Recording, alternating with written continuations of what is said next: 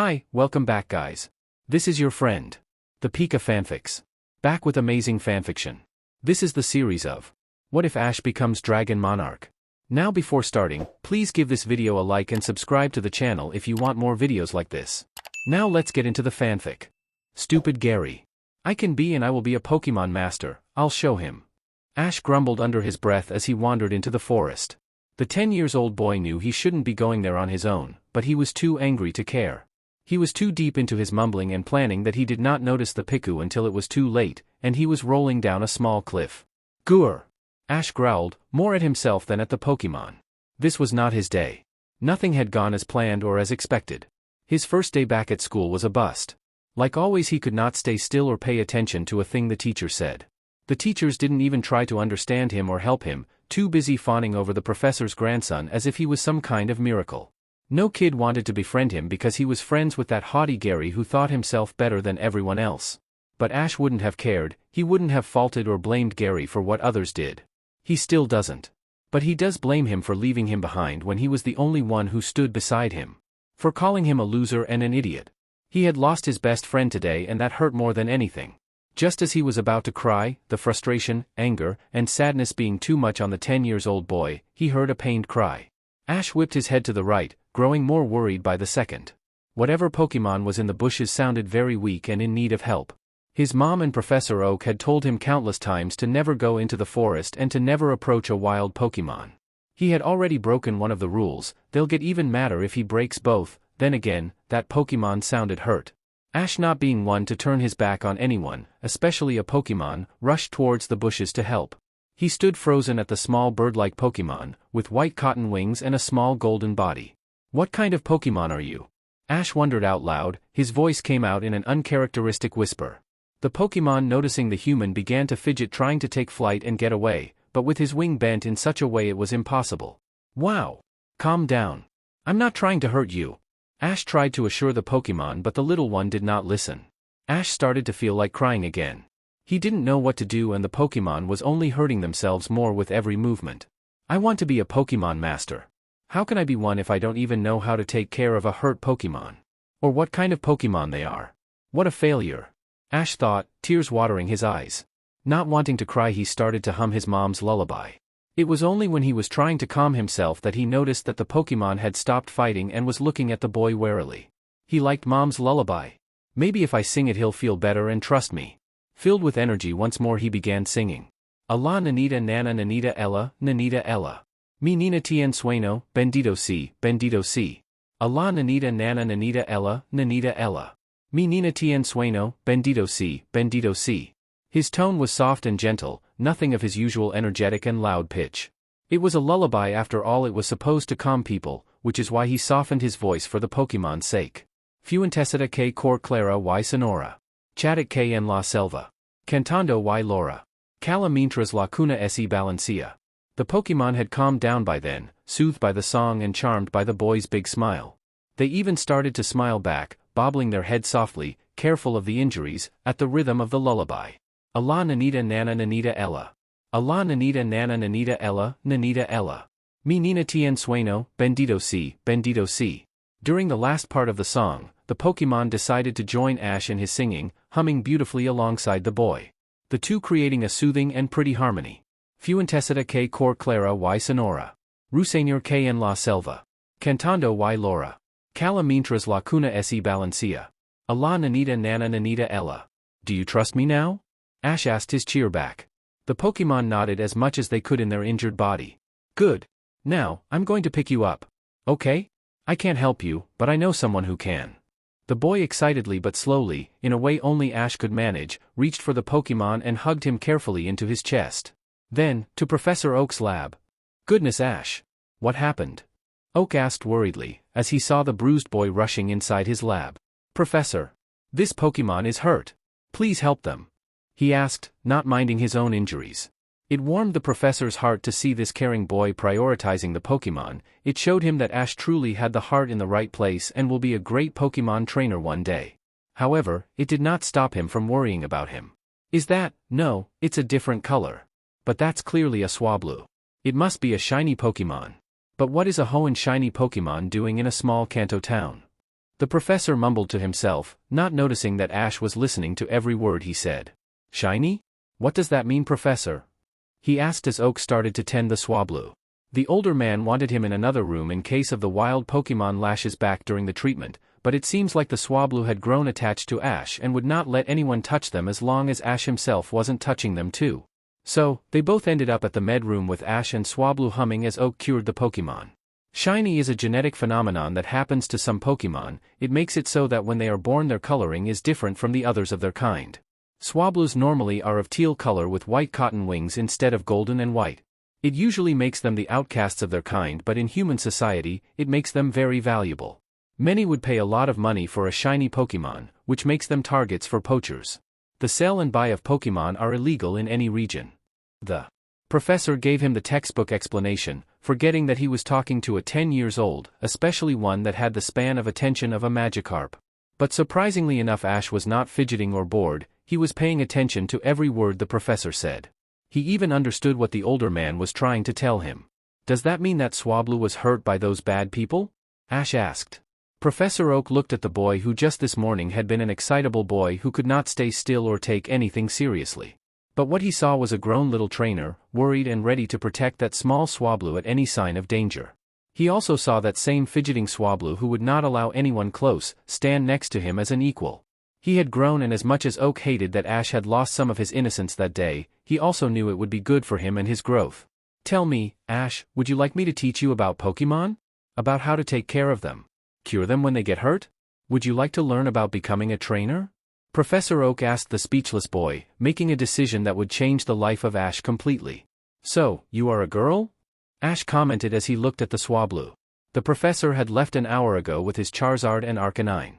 She was munching on an orange berry to regain her strength, not minding much the newly placed cast on her right wing. What about giving you a nickname? Would you like that? Swablu stopped eating for a moment and chippered back happily. You like that? Ash laughed joyfully. Let's see, you have a golden body, so what about Goldie? Swablu gave Ash a glare that the boy could only interpret as, are you serious, making him laugh. I guess not. Then what about Nephili? Mom told me a story one time about this old god, Zeus, of a faraway region who created a nymph, a type of fairy, in the image of his wife out of a cloud. I thought it would be fitting with those pretty cloud-like wings. Swablu seemed to like the compliment and agreed to the nickname. So, Nephili it is. ELE for short. Both Pokemon and human smiled, but their happiness was short-lived when the professor finally returned and opened the door of the infirmary room. His normally smiling face was sporting a frown, while Charizard, Arcanine, and Exeggutor entered carrying various injured Pokemon inside. Come with me, Ash, there's still more Pokemon out in need of healing, he told him. Oak did not even wait for the boy's response before leaving the lab once more. Ash rapidly followed him, after patting ELE one last time. ELE herself looked longingly at the human boy, not liking the idea of being apart, but seeing that her comrades were saved but in need of help, she knew it was for the best. What's happening, Professor? Ash asked. He was getting worried. What could have happened that had the professor leaving him on his own at the lab after offering to mentor him? Only to come back with so many injured Pokemon that he would need 3 of his Pokemon and 2 humans to carry inside. What he saw made his jaw drop. A big van filled with many Pokemon he had never seen, in all kinds of states, hungry, scared, angry, injured, you mention it. On the floor, next to the van, 10 men knocked out while being watched by Professor Oak's menacing Gyarados and his Tauros. It seems like you stumbled upon a trafficking ring of dragon-type Pokemon, the older man answered with a frown. From what I was able to deduce in the little time I had, these poachers capture them from all over the regions of Kanto, Hoenn, Sinnoh, Unova, Kalos, and Galar. Swablu being originally from Hoenn. Ash's eyes widened at the number of regions, many he had never heard about. They then collected them in forests around small towns in the middle of nowhere. Even if they get caught, no one would have been able to put up a fight against them. Does that mean they had been coming to Pallet Town for a while now? Ash exclaimed, shocked. No, I would have noticed. Oak refuted. It seems they changed the location to avoid detection. Unluckily for them, they chose the town of a previous Indigo champion. He glared at the unconscious men. I already contacted Officer Jenny and Nurse Joy from Viridian City and the League about this issue. I also called your mom and told her you'll be staying in the lab for the next 2 weeks. The professor turned his gaze to the surprised little boy. I hope you are ready, your lessons start now. Yes, sir. Ash replied, eyes shining with determination. The following weeks were arduous and complicated. He barely slept, being awakened by the Pokemon's cries of pain or them panicking and hurting themselves during a nightmare. He barely had any time to eat, too busy running after the Pokemon trying to make sure they did not escape or hurt themselves by being reckless. But he persevered. He managed to slowly earn their trust with ELE by his side. Ash also learned a lot during these 2 weeks. He learned about the law of abuse of Pokemon and poaching from Officer Jenny first, and then the league officials that kept on coming and going to take a look at the trafficking ring Professor Oak had discovered with his help. He learned first aid and grooming from Nurse Joy, who had stayed with them during these weeks, while tending the Pokemon by her side.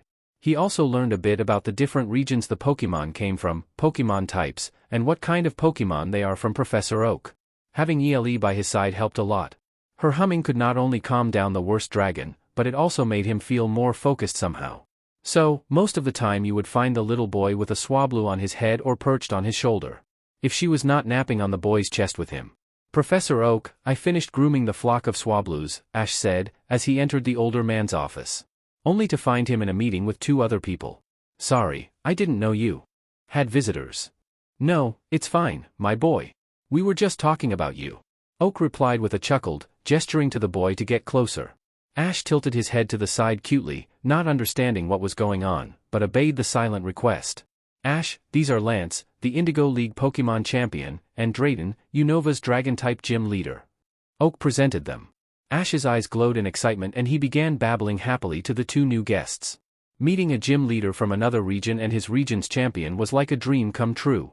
The shiny Swablu chippered on the boy's head, noticing how the second youngest male in the room blushed slightly. That trainer was an enemy and she needed to protect her boy from the predator.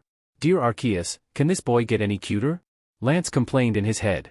Not only did he look adorable going around tending dragon after dragon with a fluffy Swablu on his head, but his face just had to split into a sunflora smile and his eyes shine like the sun. He then proceeded to glare at the older men who chuckled at his situation, as he was the main focus of the slaughter of attention. Oh, no. Even the boy's Swablu noticed and is giving me the stink eye. Okay, Ash, my boy, I think that's enough for now. Let Lance breathe a little bit, please. Oak finally intervened, taking pity on the flustered champion. As you know, we've done all we can for the dragons that ended up in our care. However, after all they've been through, we can't allow them to simply return to nature. They need to go through rehabilitation. Rehabilitation? The boy asked confused. Yes, it is when Pokemon who had suffered at the hands of humans by various reasons like poaching, abuse, or abandonment, are treated so they can trust humans again. Otherwise, they'll remain untrusting and sometimes even react violently to the presence of humans. There are cases that Pokemon did not suffer from humans and are simply too violent to be left in the wild, attacking humans for no reason. In those cases, these Pokemon are also sent to rehabilitation centers. Professor Oak explained. Normally Ash would have stopped paying attention by now, but ELE's humming kept him focused. Drayden here is in charge of not only a gym but he is also in charge of a part of the nature preserve that surrounds Unova. His part is dedicated to Dragon-type Pokemon. The plan is to take the Pokemon there for their rehabilitation with the help and protection of Lance. Does that mean that ELE will leave? Ash asked, fearfully, taking the shiny Pokemon into his arms as she chippered worriedly. This was her boy, she was not leaving him, he had nothing to worry about. She tried to assure him with her humming. No, calm down Ash, Oak told the boy. Don't you think it is strange that your mom allowed you to skip 2 weeks of school? Or that even school would let you do that? When I contacted Delia, I told her I was trying to figure out something. That something is that you have ADHD. That means that you have higher levels of hyperactive and impulsive behavior, which is why you can't sit around in class or pay attention for long times without doing other stuff. Which is why I remember more when I am on my feet. Is that why you had me learn about Pokemon types while helping you restock the infirmary room? Or about the different regions while running after the dragons? Ash asked curiously and relieved to finally have answers. Yes, the professor answered. I also noticed that whenever ELE is around, you are more focused and pay more attention. I believe that has to do with her evolution. He continued, taking out his Pokédex. Let me show you. Altaria dances and wheels through the sky among billowing, cotton-like clouds. By singing melodies in its crystal-clear voice, this Pokemon makes its listeners experience dreamy wonderment. As you are still young to have your own Pokemon, I had to make an official request, through Nurse Joy to the League, showing that ELE is more helpful to you than any kind of medication, not to mention much healthier. They allowed you to keep her as your own Pokemon for medical reasons and you will be allowed to have her during class. Oak smiled, giving him a Pokeball. This is a heal ball. It's a remedial Pokeball that restores the caught Pokemon's HP and eliminates any status problem. Thank you, Professor. Ash exclaimed happily, allowing ELE to return to his head and hugging the heal ball to his chest. But then I don't understand what all of this has to do with me. Ash asked, confused about his part on all of this. Well, I've noticed how you've gained the trust of the Pokemon and their friendship, Drayden cut in. That is not a small feat when it comes to dragons, especially injured ones. That shows raw talent, boy. The old man's praised the blushing boy. It is also what we need during our trip to Unova and the first few months in the nature preserve. They will not trust anyone and their experience of being transported around is not good. Having you around will help things go smoothly and they trust us a little bit easier. This way no one will get hurt. It will also be a good experience for you, learning firsthand about rehabilitation. Really? I can? Ash exclaimed, excitedly, but then his expression dimmed. Will Mom let me? What about school? In moments like that, Ash wanted the times in which one could start your Pokemon journey at 10 to come back. But at the same time, he knew that it was a necessity, as 10-year-old children have not matured emotionally to be on the road on their own. Delia had no problem letting you go. She was very proud and excited for you. She was only worried about where you will be staying and if it will be safe. Once we told her that you'll be staying in the same house as a gym leader, she was all for it. Oak explained to the boy. As for school, I've been given the rights to your education. I'll continue mentoring you through video chats. And whenever you don't understand something about your homework or need help, Drayden will be there to explain it. He is also the dean of Oplucid Academy, a very prestigious school in Unova. Wow! Ash sighed, looking at the gym leader with twinkling eyes, ELE not hiding her admiration either. The older Dragon Master chuckled at the adorable boy and his Swablu, before grumbling, so what do you say? Will you be coming to Unova with us? He left without saying a single goodbye. He didn't have time. As soon as he got home, his new Pokeball belt around his waist with the heal ball comfortably sitting there, Ash's mom had him packing and kept him home the following day. Not that anyone would fault Delia, his baby boy was leaving for half a year for a faraway region. She just wanted to spend every remaining second with him. However, none of them will understand how much that would affect the future of not only Ash but Gary as well until it was already too late. The journey to Unova was peaceful, there were no external complications, and while some Pokemon were restless during the flight, Ash and ELE's singing kept them calm for most of the time. The good thing was that they loved the nature preserve and felt at home being surrounded by more of their kind. Ash, on the other hand, was so excited at being in a whole new region and meeting so many rare Pokemon. Or at least rare in Kanto, that is. Nephili, on her part, did her job as protector and friend of her human perfectly. She was never too far, always on his head or shoulder, though she preferred the top of his head the most. Humming for her human whenever he was learning something new and singing with her human whenever a dragon was out of control. She was also healing rapidly, her cast would come out any day now. Her human was very excited, she not that much. Ash, come closer, Drayden called out. They were both at the Dragon Master's house. It's been a month since the boy had come to his care and it was finally time for Swablu's cast to come off. As you know, we are taking ELE tomorrow to the Pokemon Center so she can her cast off. That's when her process of rehabilitation will start, he warned the boy, who looked at his Pokemon with care and worry. She had the other dragons to focus on and forget about her own issues, but as I know you've noticed, Pokemon's traumas can be focused on a different matter which impeds them of their normal growth. She was injured in a traumatic event, hurt by humans. It is a miracle that she opened up her heart so fast and so much, you should be proud. Ash beamed at his teacher and at his Pokemon, who snuggled him back in return. But she has been bounded to Earth for more than a month now, and with all the trauma it might take her some time to regain the courage to fly once more. You'll have to be patient but strict, it will be hard. I know, sir, but I am ready, Ash replied, determinedly. Good, Drayden said, a small smile making way into his usually frowning face. Then what about I analyze ELE with my Pokédex feature so I can help you plan a training regime for her? You can? Thank you, Ash exclaimed, excitedly. Just pass me her Pokeball, the dean asked, taking the ball and reading it with his Pokédex. It said, Pokemon, Swablu. Gender, female. Ability, Natural Cure. Type, Normal Flying. Moveset, Peck, Astonish, Sing, and Fury Attack. The Pokemon knows the egg moves Steel Wing and Dragon Rush. Note, this Pokemon is shiny. Egg moves have yet to been unlocked. Not bad, Drayden praised, both Ash and ELE preening. They've known the man enough to know that getting praises from him is a big deal. Her ability with your heal ball will be a deadly combination. Natural Cure is an ability that heals all status problems when it switches out. Heal Ball will only boost that and help her regain some of her strength, if not all, if you leave her enough time in. I recommend having her start learning Refresh. It's a move that cures paralysis, poison, and burns. With her ability, it will come easy for her to learn and you won't need to switch her so much. It will only make her deadlier and her health status rise to the maximum. I would normally tell you to start teaching her Safeguard and Take Down after Refresh, as she's already used to her normal type energy and they won't be as taxing as other moves. But I'd rather you leave that for later and teach her Perish Song first. I know it is a complicated move, but she has the vocal cords for it and quite the talent for singing. Not to mention it will be a deadly move to have in your roster. Then I should also teach her Disarming Voice, while she learns Perish Song before teaching her Safeguard and Take Down. Then I will follow with Mirror Move, Ash cut in. You've been looking up Swablu's move set, haven't you? Drayden commented, amusedly. We've also been practicing, Ash admitted. She still hasn't gotten it down, which might be why it isn't in the Pokédex, but I am sure that she'll manage to use Disarming Voice by the end of the week. Well, as long as no one got hurt, Drayden sighed. But don't do it again. Especially with Perish Song, that is a dangerous move. Got it. Ash saluted. Now go to sleep, we have a long day tomorrow. Oh, how right he was. It was a long day indeed. For the first time, ELE had a tantrum not wanting to go to the Pokemon Center. She only relented when Ash promised that he would not make her fly for at least 2 weeks. Which didn't really put them behind on their training schedule, as she needed 1 week off the cast for her wing to get used before even attempting to fly, and she still had to learn all the singing moves. So, for the next 2 weeks, they decided to train her vocal cords. As Ash had expected, ELE learned Disarming Voice by the end of the week, but she went and exceeded everyone's expectations by mastering the move Sing 2. She had also learned Refresh and had made leaps of progress with Perish Song.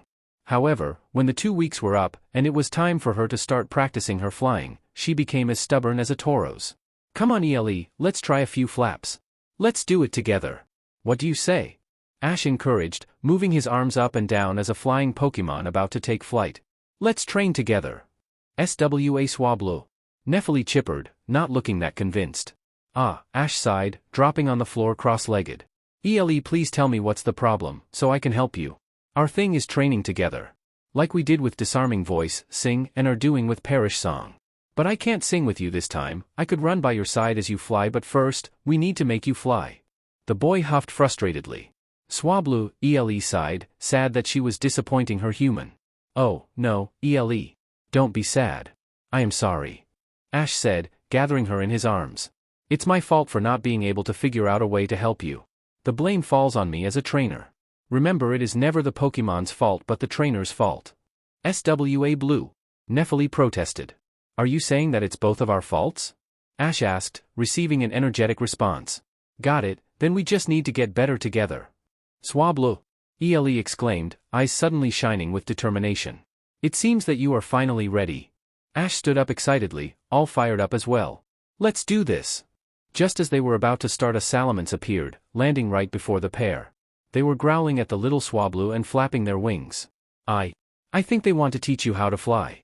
Salamence grumbled in approval and continued their grunting and gesturing. Together they managed to have her up in the air constantly in a week, flying as if she had never left the sky. Salamence became a constant training partner for Ash and ELE. In a month they had finally learned Perish Song and Safeguard, and mastered Peck and Astonish. In 2 months, she had learned Take Down and Mirror Move, mastering Fury Attack. In 3 months, ELE had mastered Perish Song, Safeguard, and Take Down. In the 6th month of Ash's stay, they were training hard to master Mirror Move while trying to unlock her egg move, Steel Wing. They had been so focused on their training and helping the Pokemon move on from their trauma, that they did not notice that their time together with their new friends and new life was coming to an end, until it was already too late. Lance and his cousin Claire will be coming to transport the rescued Pokemon back to their natural habitat. They'll have the help of Drake, the leader of the Hoenn Elite Four. He is also a Dragon Master. Drayden informed Ash, one night over dinner. By now they trust us and know that transportation will not mean pain and misery. But just in case, we would like you there, as you are still the dragon's favorite. Okay, Ash replied, stunned by the revelation. He had totally forgotten about time. His 6 months in Unova were finally coming to an end, and he didn't know if he wanted them to end. There was so much he could learn here. ELE was going to be a dragon-flying dual-type Pokemon and Drayden was a Dragon Master. Who better to teach him how to take care and raise her? Not to mention his academy is prepared to teach students who have ADHD, unlike in Pallet Town where teachers didn't even care about him. As much as he loves Professor Oak, Ash wasn't sure the professor knows how to handle him sometimes. But what was sadder was the fact that all the friends he had made during these months will leave, even Salamence, who had become like an older brother to ELE. Talking about ELE, she was inconsolable, she could not stop crying. Her big brother, the one who had helped her fly once more, the one who was teaching her steel wing, was leaving. But she was also happy for him. He was going back home. He had told her about how he was stolen away from his mate and kids. He deserves to go back and be happy with his family. Like she was with her human. But there is no way she is letting him go without showing him what she could do. SWA Lulu, Nephili pulled on Ash's shirt. ELE? What's wrong? Her trainer asked, finally relenting and following her out. Swablu! The shiny Pokemon exclaimed, before taking flight and doing pirouettes in the air, her wings taking a silvery shine for a few seconds before disappearing. Oh. You want to show Salamence that you completed your training before he leaves, Ash said. Okay, then. Let's work hard. He exclaimed alongside his Pokemon. First of all, let's do what Drayden-sensei told us, try to focus on your steel-type energy. I know it's hard, as it's not your type of energy, but once you find it, all you need to do is let it flow through your wings. When that did not help, Ash commented, ELE, let's try something else. Sit in front of me and close your eyes, let's try to meditate and do this step by step. First, find your steel-type energy and focus on it. Have you found it? Swablu. Good. Then, you let it flow to your body. Don't force it. He warned rapidly, figuring out what was the issue ELE was having. From what Drayden-sensei told me, type energy is like a river, one you can't force. You simply need to let it flow. As he had his eyes closed, meditating with ELE, he could not see but he felt the change. The final step is to focus the energy on your wings. Swablu. Nephili exclaimed, wings straightening in two firm silver shining weapons. Excellent. Ash opened his eyes in excitement and jumped on his feet. The wings lost their shine after a little while. Let's try to build up the momentum and strength behind the attack with some acrobatics in the sky before attacking, what do you say? Swablu. They spent the rest of the night training Steel Wing. By the end they fell asleep exhausted, and if it hadn't been for Drayden they might have missed the departure of the dragon-type Pokemon. Rushing through all the helpers of the nature preserve, dragons, Lance, Claire, Drake, and Drayden, Ash and ELE only had one thing in their minds, Salamence. Mence? The dragon Pokemon grumbled, confused but happy to see the little ones, one last time before returning home. Let's do this, ELE. Steel Wing. Ash commanded, throwing a training disc into the air. Nephili took flight, making some pirouettes to build up power before striking the disc with her shining silver wings, breaking it into two. Before returning safely back to her trainer's head. Salamence, the dragon said, surprised, just yesterday she was struggling with the move and now she was capable of using it easily.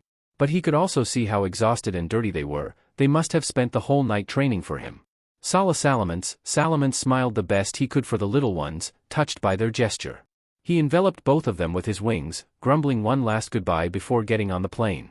Swablu chose that moment to let out a soprano cry, as tears poured down her eyes and light enveloped her.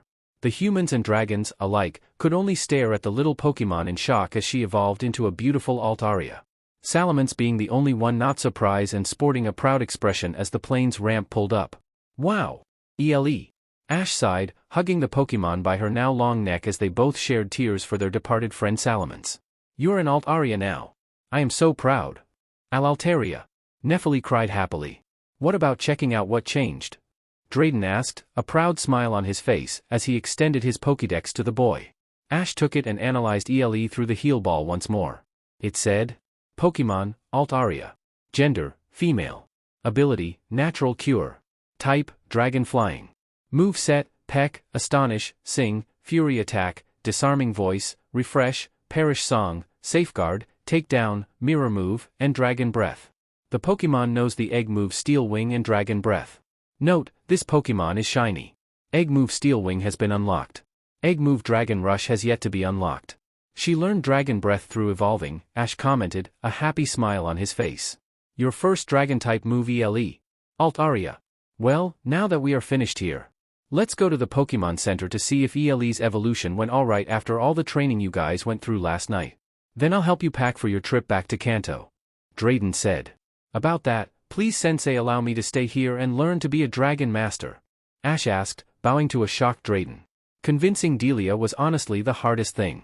Drayden loved having Ash as his pupil, and Professor Oak knew that the boy would wither in Pallet Town but flower at the academy. However, how can you convince a mother to leave her son in another country for over 5 years and then some more when he goes on his journey? She would have only been with him for 10 years before losing him. Thankfully, Delia used to be an assistant in Professor Oak's lab before Ash was born, and his name always makes a good impression in anyone's resume.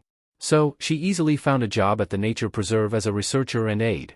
She sold her cafe, and with that money and Drayden's help she bought a house in Oplucid City for her and Ash. She then left their house for rent, so they could have a nice extra source of income and could start saving for Ash's journey. Many people from Viridian City loved going to Pallet City for the weekend or a week vacation to relax in the peaceful town. So, there were always people ready to rent. As for Ash, he had been studying English for half a year now and was picking up the language very fast. He seems to have quite the affinity for languages. But he still needed some time before he would be proficient enough to attend the academy, so he would continue being homeschooled the rest of the year while helping out at the preserve and training his alt aria. Talking about ELE, during the following 6 months she mastered Dragon Breath and Dragon Dance. She also learned 3 more moves: Aerial Ace, Double Team, and Dragon Claw. She advanced incredibly in her training, especially since Ash wanted to take it easy after she evolved and get used to her new body. He had her learn no new move, not even practice the one she had learned through evolving, and only practice the ones she already knew, and that only after he had her flying everywhere for 2 weeks straight. But it did work. ELE now flies as if she had always been an alt aria. If Nephili and Ash were inseparable when she was a Swablu, once she became an alt aria they never left each other's side. Delia would enter his room and find them cuddling. He looked so adorable, all bundled up in ELE's fluffy cotton-like wings. This leads them to the situation they are in, Delia and Drayden leaning against the door of Ash's room as he naps on his alt aria. However, ELE was not asleep. If anything, she was enveloping Ash with her wings protectively as she glared at the adult humans, daring them to wake up her charge. Unfortunately, as adorable as they are, they needed to wake up Ash for this. "Ash, sweetie, wake up." Delia shaking her almost 11 years old boy. And what's wrong, Mom?" yawned Ash, blinking as he woke up. "There are some issues we need to attend in Sinnoh. As we can't leave you on your own, you'll need to come with us," the Dragon Master explained. "Drayden-sensei?" Ash asked, confused. "I already packed you a bag, sweetie." Delia comforted him. "Why don't you wash up and change? We'll explain everything in our way there." It seems like an old friend from Drayden, Wilma, from the Dragon Tribe, needed their assistance. She had moved to Sinnoh to become a move tutor, a very sought-after move tutor for her success rate in the difficult move Draco Meteor. But she stumbled upon a trainer who severely abused her dragon Pokemon. The trainer was smart and knew how to hide the abuse, but Wilma was older and more experienced, she noticed, and reported it to Officer Jenny, who arrested the trainer. However, now Wilma had an abused and scared alt aria in her possession in dire need of help.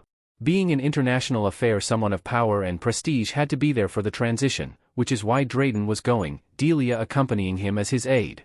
They took an Alakazam teleportation to Sinnoh, and then Drayden and Delia got into a car to Wilma's house. Ash decided to mount ELE and follow the car from the air.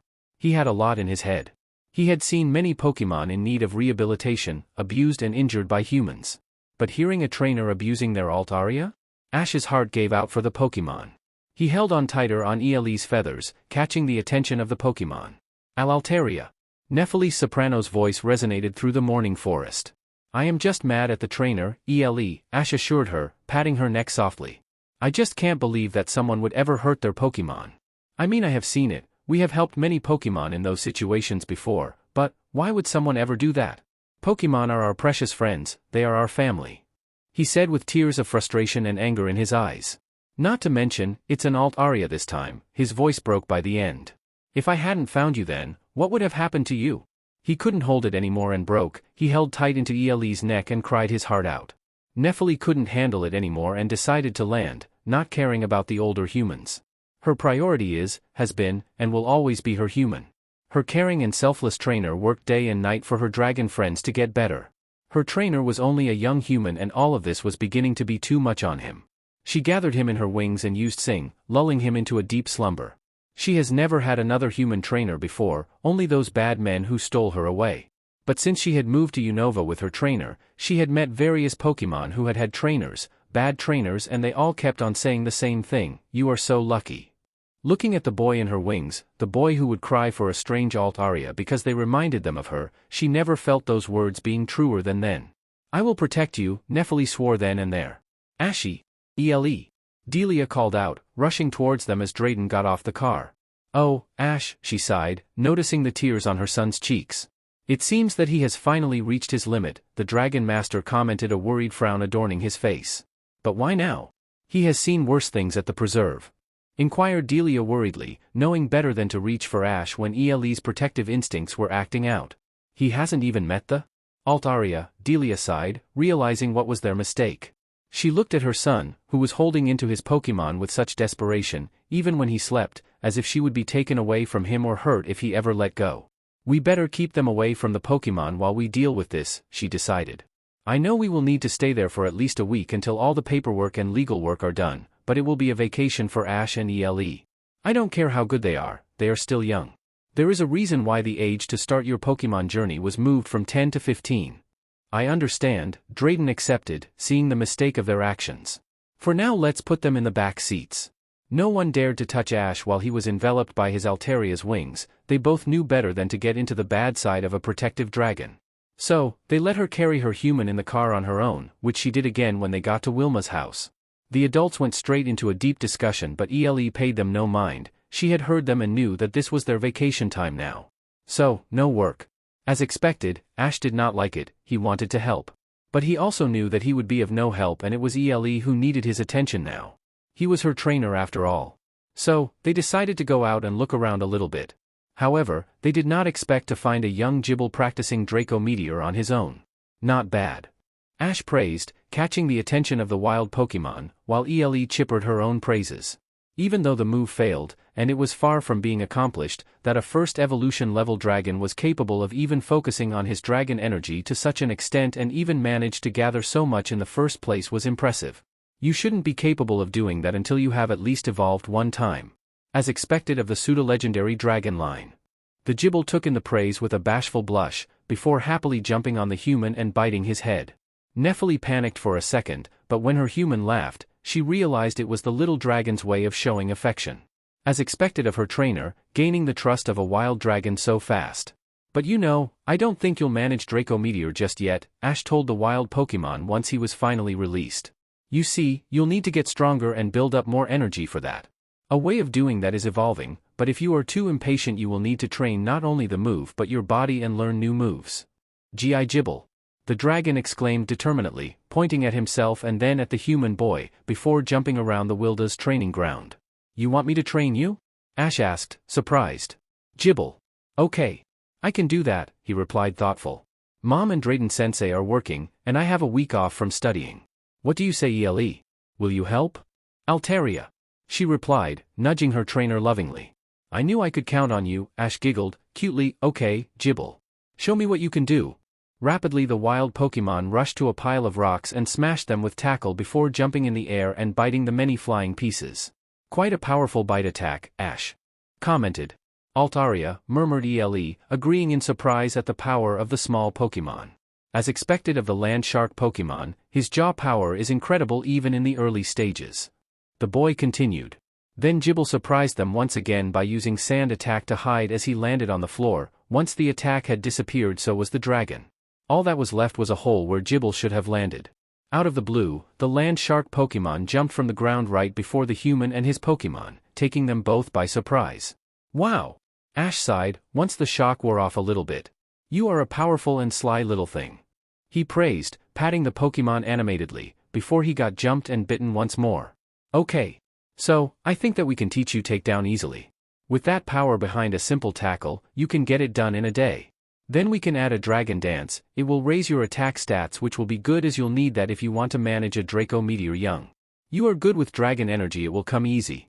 If you master both moves, as I can see you did with the rest of your roster, I'll have Ele tutoring you in the art of Dragon Claw. Imagine having caught your enemy in a powerful bite attack before starting to land various Dragon Claw attacks, it would be awesome. Ash exclaimed, gaining a cheer from Gible, who had stars in his eyes. If you have any problems you can always go to Ele, she knows all those moves and can give you a hand for better understanding. They got to work right after that. They spent every free time training that young Gible until he had mastered Takedown and Dragon Dance. Then they moved to Dragon Claw for the last 2 days of their stay in Sinnoh, Jibble at the verge of learning the move, when their training session was interrupted by Delia, Drayden, and Wilda. "Stop!" Ash commanded. One of the few times he ever gave orders was during training because he knew how important and dangerous it was to train dragons. Both dragons obeyed him immediately. "Take 5, he told Ele and Jibble, before turning to his mother, Sensei, and a new friend. "What's wrong?" "Nothing, sweetie," Delia assured him, with a proud and kind smile. "We just finished all the paperwork and legal work," Wilda informed him. "It's time to go back home," Drayden finished for the women, being the bearer of bad news. "But, that means I'll have to say goodbye to Jibble," Ash said, at the edge of tears now.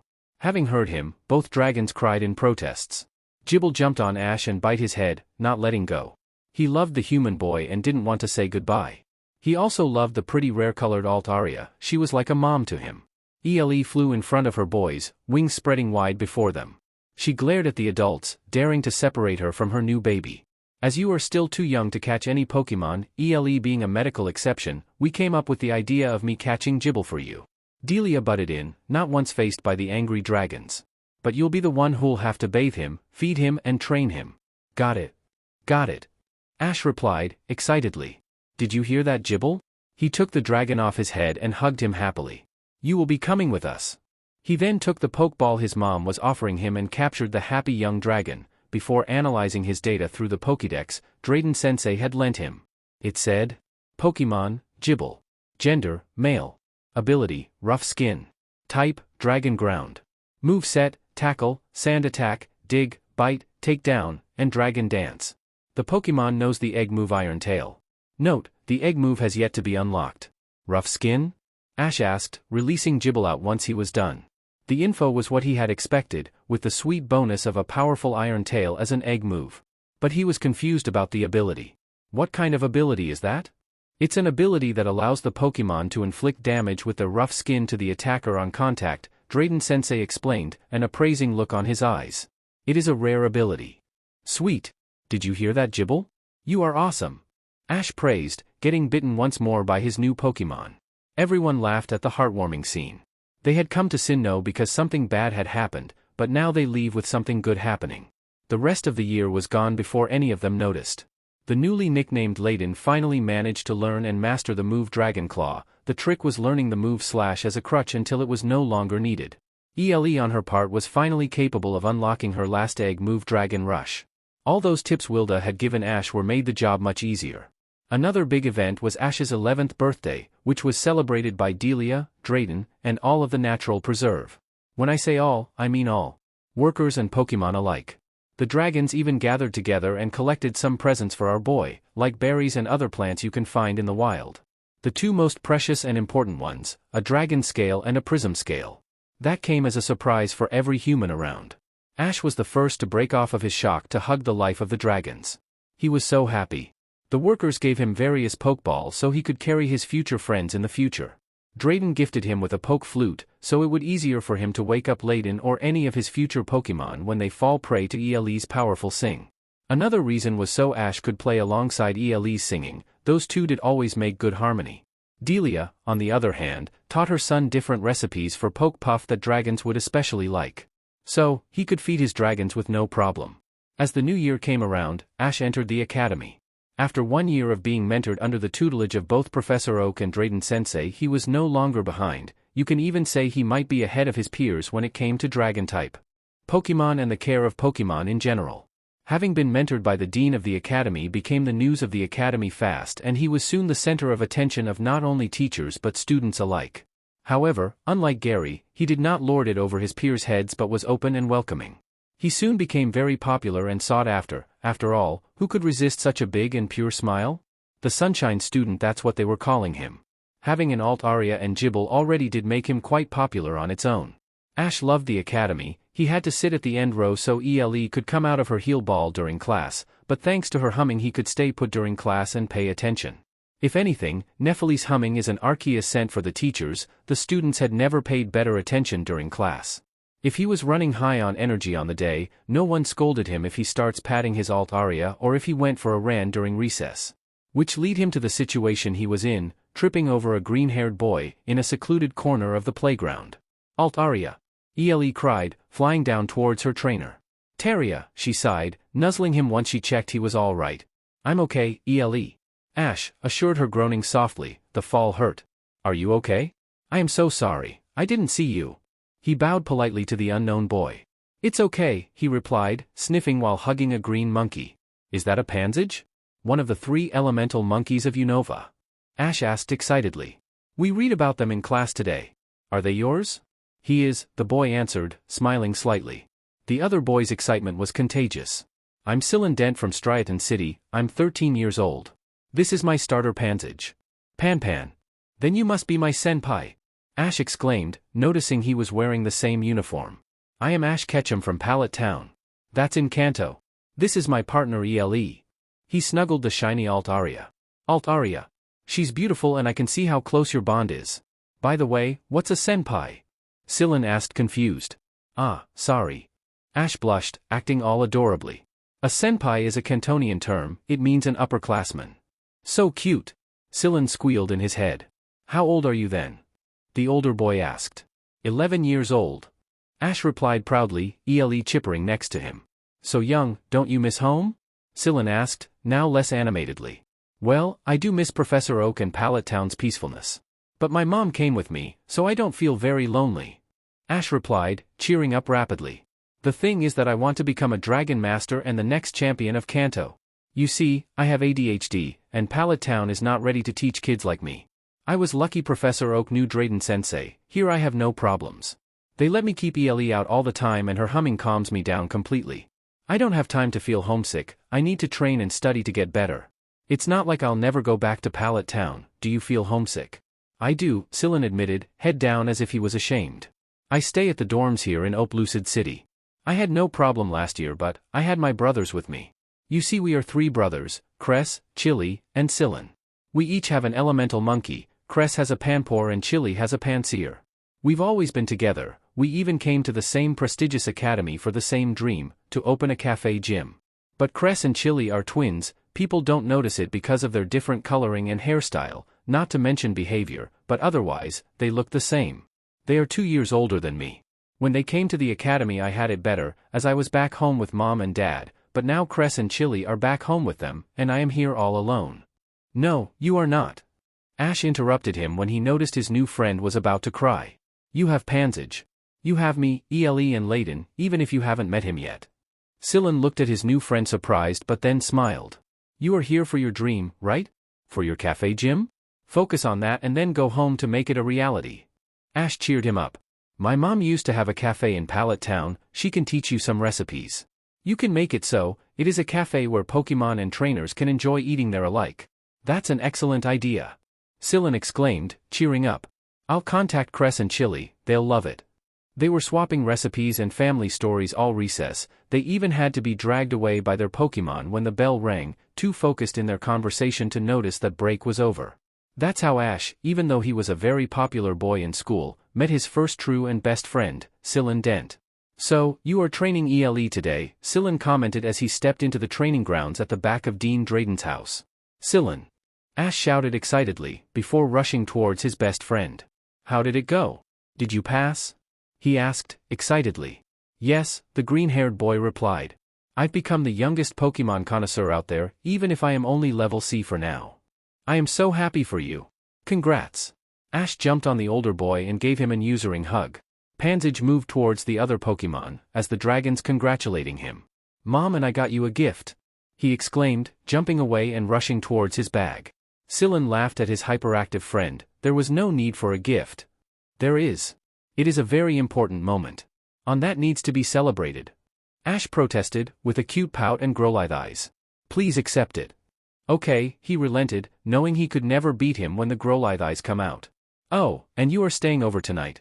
Mom is gonna make you a feast to celebrate. Ash informed him while handing him a small box. Am I ever gonna win against you Ketchums? Silan asked, to no one in particular, chuckling slightly as he took the box. N.O.P., Ash popped the P, smirking slyly. He was almost shaking from excitement, as he watched. His friend opened the box and revealed the present within. Wow, Silan gasped, looking shockingly at the leaf stone within the box. You shouldn't have. You really didn't need to. I don't know what to say. He stuttered, not being able to snap out of his stunned state. I can't accept this, he finally said. Evolutionary stones are too expensive. Well, you will, Ash told him firmly. You managed to become the youngest Pokemon connoisseur ever. That needs to be celebrated big. This is why you will accept the leaf stone. Sure. Ash shushed his friend as he opened his mouth to protest. I am gonna be a dragon master, Sillin. I have no use for a leaf stone, not now, not ever. He told him. If you are worried about the price, don't be.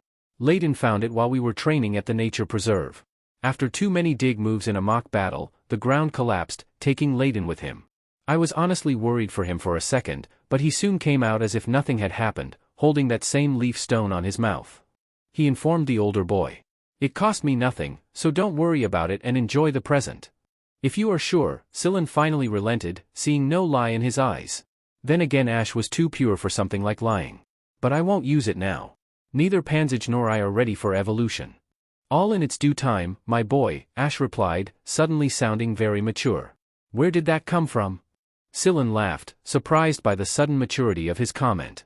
Ash always showed a mature side when it came to the care of Pokemon and his view of the world, but he never said things like that. That's what Drayden-sensei is always telling Layden, Ash answered.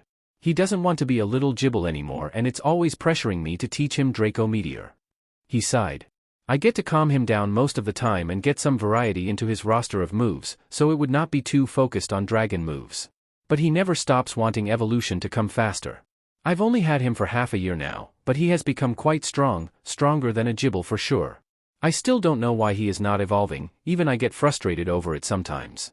I just feel sad for Layden. But Drayden-sensei is always there telling us that we should be calm and that everything will come in its due time. I think he knows what's the problem but won't say it. Ash sighed once more, recalling how hard it was to have Layden focus on something other than his dragon energy. It took him forever to manage the move Double Team, even with ELE showing him how. He only relented and learned Sand Tomb and Sandstorm, after Ash promised him he would learn a very powerful dragon move as a reward if he mastered those moves. Dragon Rush was an easy choice, after Wilda's pointers and already having taught it to ELE. However, it took Layden having his pseudo-mother Alt Aria teaching him for him to learn it. However, it took a long time to find the right way to handle Layden, him being much more difficult than ELE, which took a lot of time from ELE's training regime.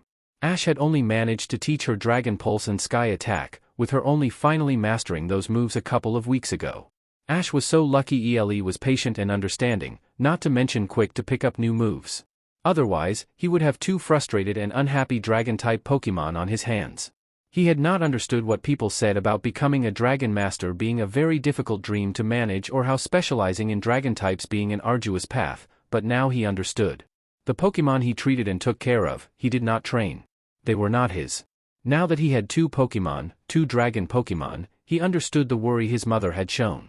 Dragons are very intelligent creatures, who knew what they want and have an emotional maturity that could be compared to humans. They are not SBMSSV but stubborn and will fight you tooth and claw until you give them what they think they deserve. If he was having trouble managing two dragons, how would he manage a full team? How will he manage to schedule training sessions for everyone without a fight breaking out or someone feeling dissatisfied? For now, he was lucky, ELE was way ahead of Layden and considers him her child. But what will happen in the future? He could not allow her to fall behind simply because he was lacking as a trainer. So, he decided to put Layden in his place. He was family, but Ash was still his trainer. He was the one who made the decisions and gave out orders. Not the other way around. So, that's why you are training ELE today. Making sure she doesn't fall behind now that you managed to calm Layden down, or at least enough for the moment. Sillin thought out loud, noticing the troubled look on his friend's face. It was that ability of deduction that helped him achieve the title of youngest Pokemon connoisseur. You know that you have nothing to feel ashamed of, he told his friend, noticing how stressed he was about the whole issue. Which made him doubt his abilities as a trainer, even if he was not officially one yet. You are making an excellent job training ELE and raising Layden, you should be proud. Not many people your age have Pokemon or even are training them. Even less, Dragon Pokemon, 2 of them. It took you a while, but you found a way around it, you should be proud. He insisted. Drayden-sensei said something similar, Ash finally replied, his eyes never leaving the 3 Pokemon chatting happily. He was very proud and impressed that it only took me 6 months to accommodate to a new dragon, a Gibble at that. Even managing to get him to train the way I wanted him to. Even if it took a lot of insistence. Layden is very stubborn. They both laughed at that. That I even made a little of time for ELE, he was very proud. As you should, Sillin insisted. How can I? When I see how out of practice ELE is. He finally snapped, angrier at himself than anything else. She always picks up moves fast or at least shows signs of improvement fast. But this time nothing. A whole training session and not a single sign. Ah. He sighed, tiredly. Let's see if I can help. What move are you teaching her? The older boy asked, gently. Drayden-sensei told me that they both need more diversity in their rosters of moves. Layden is still young and new, so I can wait until he evolves for that. But it was time for ELE to start expanding. So, I chose a grass move, Solar Beam. Ash answered. What? He asked when he saw his friend's bewildered expression. It's a difficult move, but she has the power to pack it up. Ash defended himself. I don't doubt that, Sillin replied, raising his hands in defense, to placate his, unusually, very emotional friend. But you are trying to teach her how to tap into a whole new type of energy that doesn't even belong to her type, not to mention teaching her a new move that it's very difficult for even grass Pokemon. No wonder she shows no sign of improvement, Ash. She is good, but you can't ask her for miracles.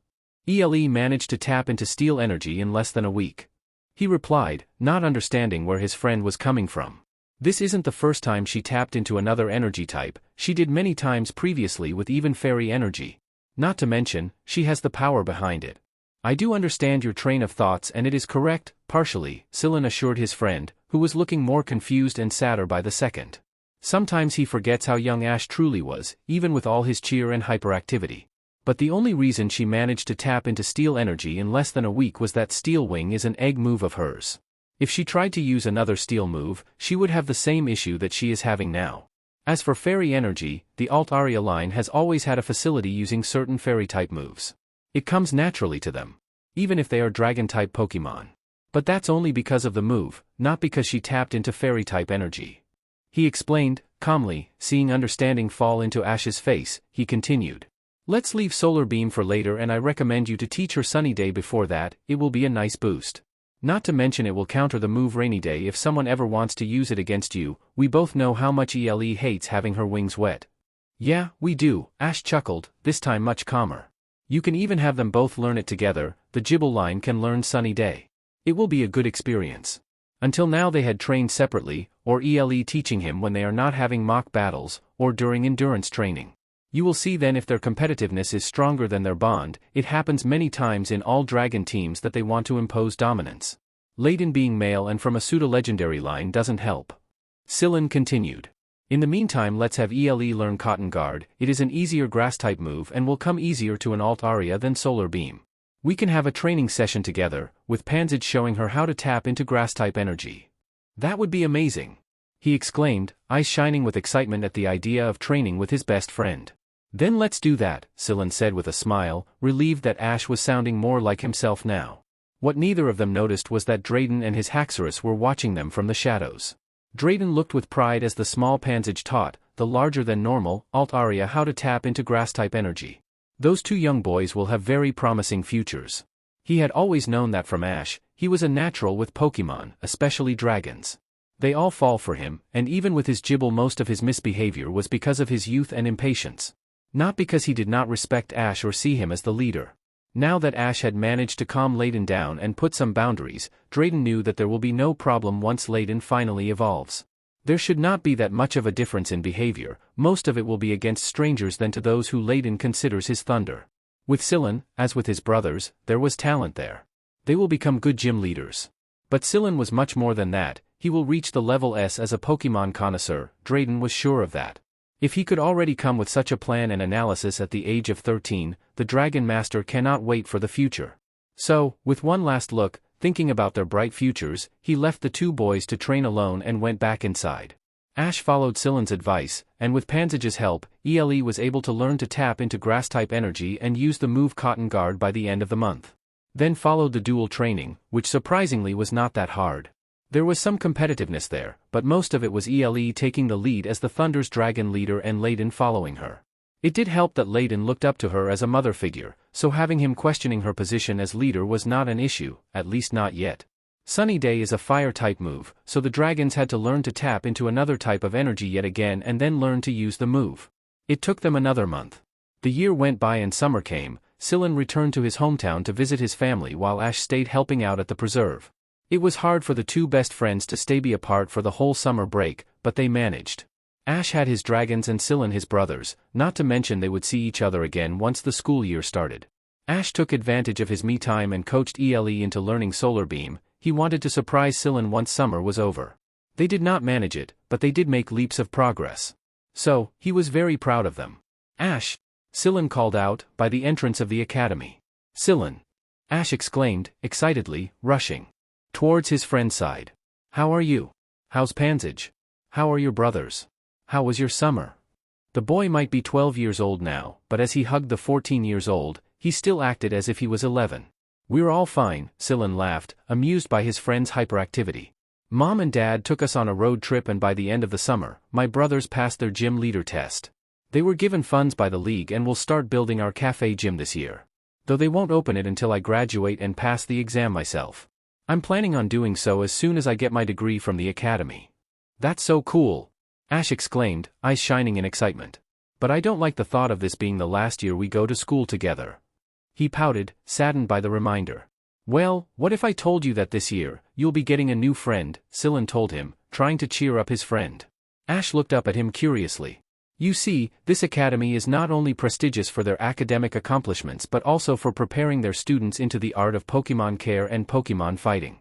I think they are even adding a few extracurriculars for those interested in Pokémon contests too. So, when the students enter their last 3 years of school, they are presented with a large variety of Pokémon from which to choose. That Pokémon is the one that will accompany them throughout the rest of their academy experience and the one they'll be given by the school board when they graduate. Really? Ash exclaimed, shocked and excited at the same time. Why didn't I know that? Because students aren't supposed to know, Scylla replied. Otherwise, they'll choose the Pokémon because of their strength or because they are rare or something like that.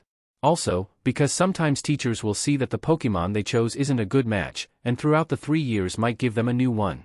What do you think will happen to the boy or girl who had thought that Pokémon was going to be their starter is later taken from them? If they are just a Pokémon they befriended and train with for schoolwork they'll be sad, but if they were supposed to be their starter, they'll be devastated. Then why tell me? How do you even know? Ash asked, confused. Because you already have a starter Pokémon and there is no way that the Pokémon and you won't get along. Scylla ruffled his hair, making him giggle cutely. I know because when I went back home for the summer, I saw the same Pokémon my brothers used during their time in the academy with them. They explained everything to me then. What Pokémon did they get? What Pokémon will you get? The younger boy asked, barely stopping himself from jumping from excitement. Chili got a Litwick that evolved into a Lampent. Dean Drayden also gave him a Dusk Stone when he graduated alongside his Pokémon. He now possesses a Chandelure. They are a dual Ghost Fire Pokémon type. Cress got a Tympole that evolved all the way to a Seismitoad. He is a Water Ground Pokémon. I got a Sawaddle. She is now a Levany. She is a Bug Grass Pokémon. Scylla answered. Will I get to meet her? Ash's eyes shined, barely containing his excitement. One day, Scylla laughed. Now, you better get to class. Yes, sir. Ash saluted, rushing towards his classroom. The two boys were in their own world laughing and joking, not really noticing the big impact that they were creating around them. Most of the students in the corridor had stopped talking to turn around and look at the pair. But they were not any pair, they were the popular pair. Scylla Dent, not only was he handsome and the top student of the academy, but he was also the youngest Pokémon connoisseur in the history of Unova. He already had a starter and rumor has it that he will be joining his brothers running a gym as soon as he graduates from the academy. He had every girl swooning after him and every boy envying him. Ash Ketchum, cute adorable Ash, who had won everyone's heart with his Sunflora smile and his kindness for everyone. Always giving a helping hand to anyone in need. He was at the top student of his class, not to mention that he was being mentored by the dean of the academy himself, the strongest gym leader of Unova and a dragon master. He already had a starter and another Pokémon, both dragons. On their own, they are stunning, but together they were a breathtaking view. Turning necks and stopping conversations. They don't even know it. The king and the prince of the academy. Good morning everyone. Ash greeted, as he entered the room, not wasting a second releasing Ele from her heal ball. Alria. The majestic Pokémon greeted alongside her human. The classroom quieted down at the grand entrance and took a moment to look at the angelic picture the two of them made. Before they all rushed to return the greeting. But soon enough the class had to shut up and sit down, as it was about to start. Surprisingly, it was not their teacher who came in but Dean Drayden. Many students turned towards Ash in question, but the boy simply shrugged, as confused as them. He knew that today was the day they were receiving Pokemon, but he did not expect Drayden-sensei to be the one to be giving them out. "Hello class, today we will be having a very interesting activity," the Dragon Master began. As you know, the Academy is very well known for preparing their students into the art of Pokemon care and Pokemon fighting. But how can we do that without you having any experience? So, whenever the students enter their last 3 years of school, we present them with a large variety of Pokemon from which you'll choose a Pokemon that will accompany you during your schoolwork.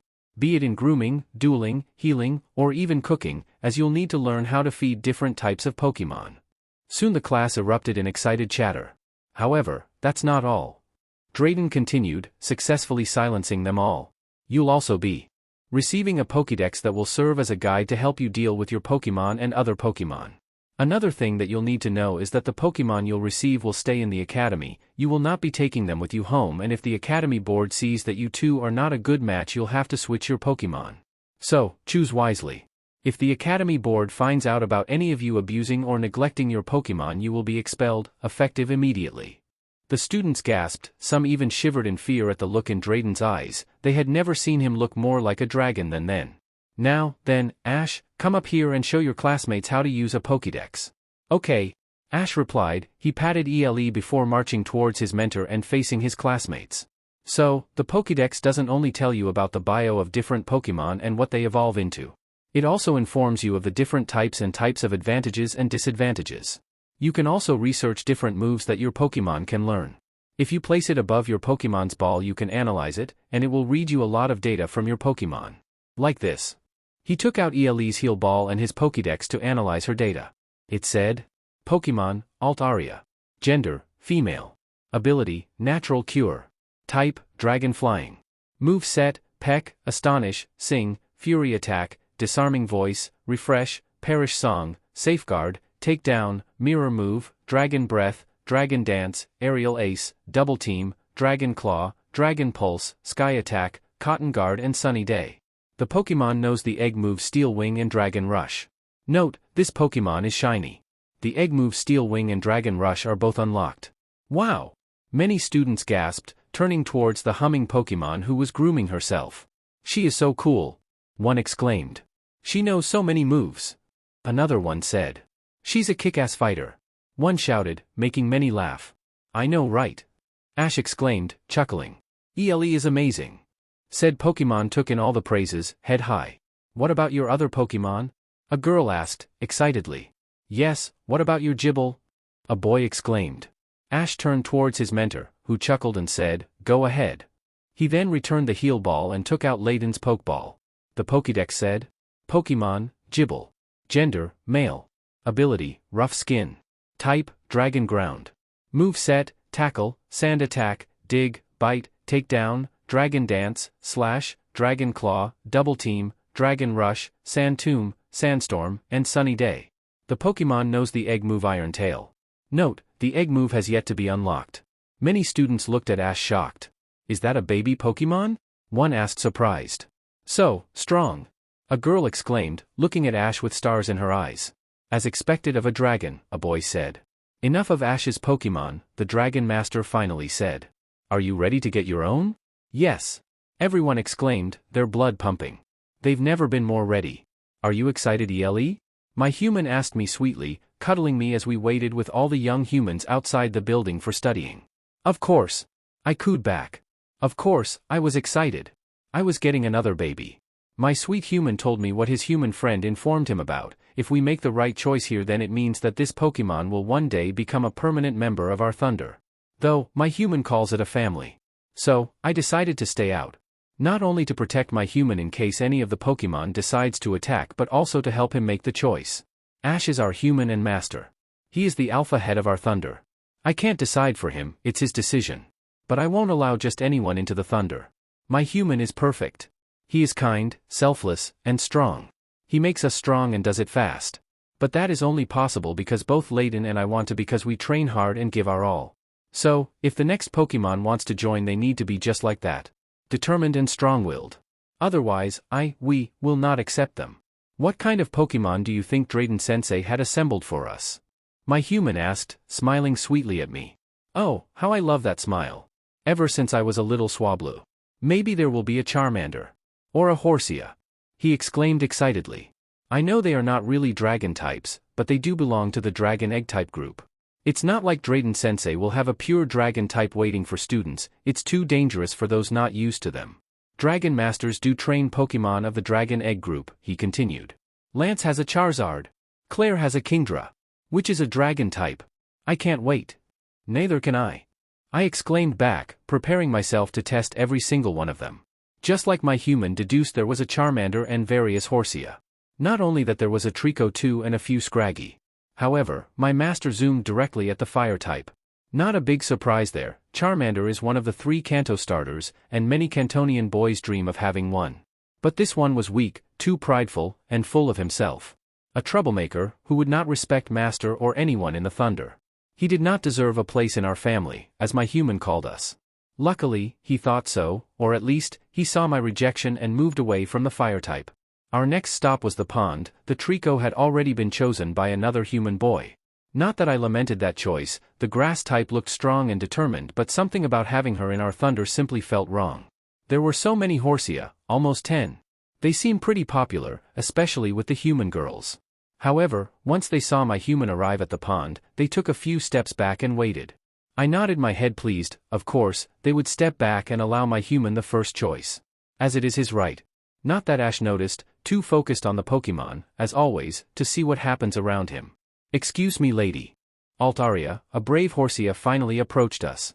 Why did the human girl suddenly step back when the human boy arrived? He asked.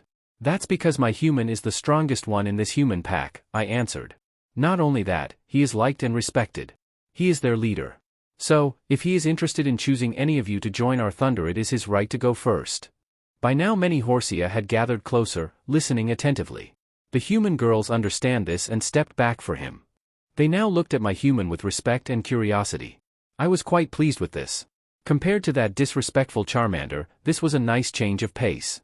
Now if we end up choosing one of them, there will be fewer possibilities of problems arising in the future. There was one Horsia who caught my eye. She swam in the middle of the pond, proudly with an air of royalty. As I was about to call out for her, a human girl approached us and interrupted. Ash, she called out, shyly. Yes, Ashley. My human turned around and smiled brightly, making her and many others blush brightly. I scoffed but could not really blame them. My human was the cutest, one must be blind not to see that. I'm simply wondering why you are here and not at the rocky field? She asked. Well, Horsia evolves into Seadra, and then with a dragon scale, they become Kingdra, a dual water dragon type. My human informed her. No, I already knew that. I mean, why would you choose a Horsia when there's an Axu? Her words froze us both. I mean, everyone knows you'll want to have the same Pokemon as your mentor, so they left the Axu alone for you to choose. There is an Axu. There is an Axu. We both exclaimed at the same time, jumping on our feet to stand before the human girl. Why would Drayden-sensei allow a pure dragon-type Pokemon to mingle in this group? Ash asked abashed. That's too dangerous for normal students. But you aren't a normal student, another girl entered the conversation. Laura is right, Ashley continued. I'm sure the dean had Axu in the group for you, of course, only if you want to choose them. If you prefer a Horsia you can too. She rapidly corrected herself, her face red. I don't know, Ash replied, looking down at the ground confused and lost. I looked at my human surprise, I've never seen him like this. It worried me. I really want to have an Axu, but I don't want it to seem as if I am copying Drayden-sensei. Now that's stupid. Laura chastised him. I glared at the human girl. Ready to dragon pulse her for insulting my master, but her next words stopped me. You have a shiny Altaria and a Gibble. Everyone knows you are not copying him. So, what if you get an Axu? It's not as if there are a lot of Pokemon for Dragon Masters to choose from. Also, it's not like we are keeping these Pokemon. We both tried our best not to react to those words. So, go to the rocky field and get that Axu. Got it. Ash saluted the girls, much brighter now, before rushing towards the possible new member of our Thunder. If they are no good, we can always go back to the pond and get that Horsia. There it is, ELE. There he was, in the middle of the rocky field. He looked sad with their tail and ears down. Not that I could blame him, he was being ignored by all the humans and he did not know why. When my master kneeled before him, the Axu's head snapped up and his eyes widened in shock and hope. So, young and innocent looking at master with wonder and me with worship. But there was a fire behind those baby eyes, a fire that burned with a firm determination, wanting to prove himself. He reminded me of Layden when we first met him. It was then that I realized why I was feeling off all day long, what was lacking in every other Pokemon.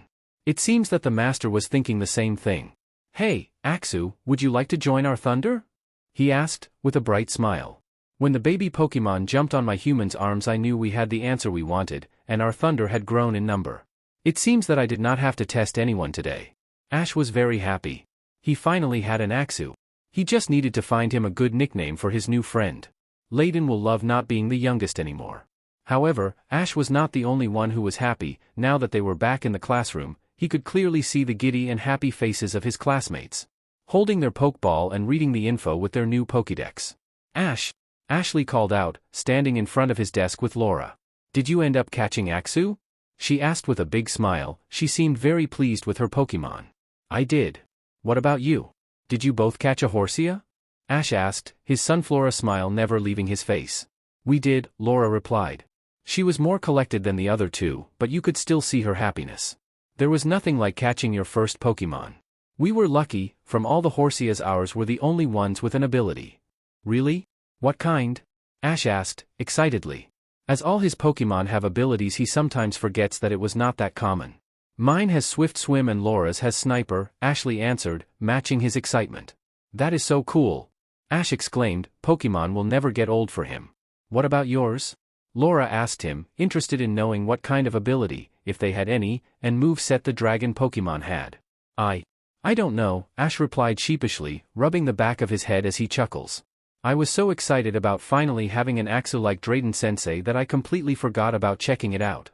Even ELE sweat dropped at her human slip. But he looked so cute being all sheepish that Ash had many girls and boys alike sighing at the sight. "Alalta." ELE nudged her human, pointing at his Pokédex. "You are right, ELE, let's do it right now," and just like that, every student stopped talking to watch Ash. Pokemon, Axu. Gender, male. Ability, Mold Breaker. Type, Dragon. Moveset, Leer. Bite, Scary Face, Fall Swipe, and Slash. The Pokemon knows the Egg's move Endeavor and Night Slash. Note, the Egg moves have yet to be unlocked. Mold Breaker? What kind of ability is that? A boy asked. "Your guess is as good as mine," Ash answered, looking as confused as the rest of the class. But ELE looked quite interested in the Pokeball in his hand. But from ELE's reaction, it seems to be an interesting ability. "It is," Drayden-sensei replied, as he entered the classroom. Every student rapidly returned to their seats. When a Pokemon with Mold Breaker uses a move, the effects of all ignorable abilities are ignored while the move is used.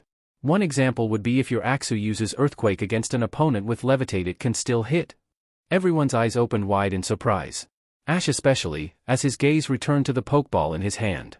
Also, abilities that prevent status conditions, such as Immunity and Oblivious, will not protect the Pokemon from receiving the status condition. However, many of these abilities also have effects to cure the Pokemon of the status condition if afflicted, which will activate immediately after being inflicted with the status condition, even if it was inflicted by a Pokemon with Mold Breaker. Like your ELE who possesses Natural Cure. "That's so cool." Now it was everyone, not only Ash, who said that. "Yeah, it is." Drayden chuckled at his students. Ash opened the moveset selection for Axu on his Pokédex and was already planning on what to teach him. Starting with Dragon Dance so he could start learning to get in touch with his dragon energy and a way to build power for the baby Pokemon. Maybe even have Layden teaching him, so he can finally begin learning how to help others. Then followed by ELE helping them both learn Dragon Pulse. He also decided to teach him Crunch and Dual Chop, as he noticed by the moves, he already knew that he had quite an ease with Dark Energy and using his claws as his main weapons. He was so deep into thoughts and making training notes on his Pokédex that the next time Drayden-sensei spoke he was startled. He would have dropped the Pokédex if it had not been for ELE. "Thank you, girl," he whispered, kissing her head as Drayden-sensei spoke. But as interesting as Ash's Axu's ability is, the Pokemon is not rare in this region. Not like Celeste's EV. Ash's eyes snapped towards the shy girl with teal hair and teal eyes, that was blushing and looking at her lap. "Eevee? The fluffy brown Pokemon I saw her with?" a guy asked. "Is it really that impressive that would overshadow a dragon?" Many other students shared their opinion. "Eevee, as in the evolution Pokemon?" Ash asked, slowly, making sure he had heard right. By now, the other students realized it was a big deal if it got such a reaction from a dragon trainer. The same Pokemon who has 8 different evolutions, which had the term evolutions created for their species specifically. The same Pokemon that cannot be found in Unova or Hoenn? Which are even hard to find in Kanto, Johto, and Sinnoh. By now every student was looking at Celeste with eyes wide open.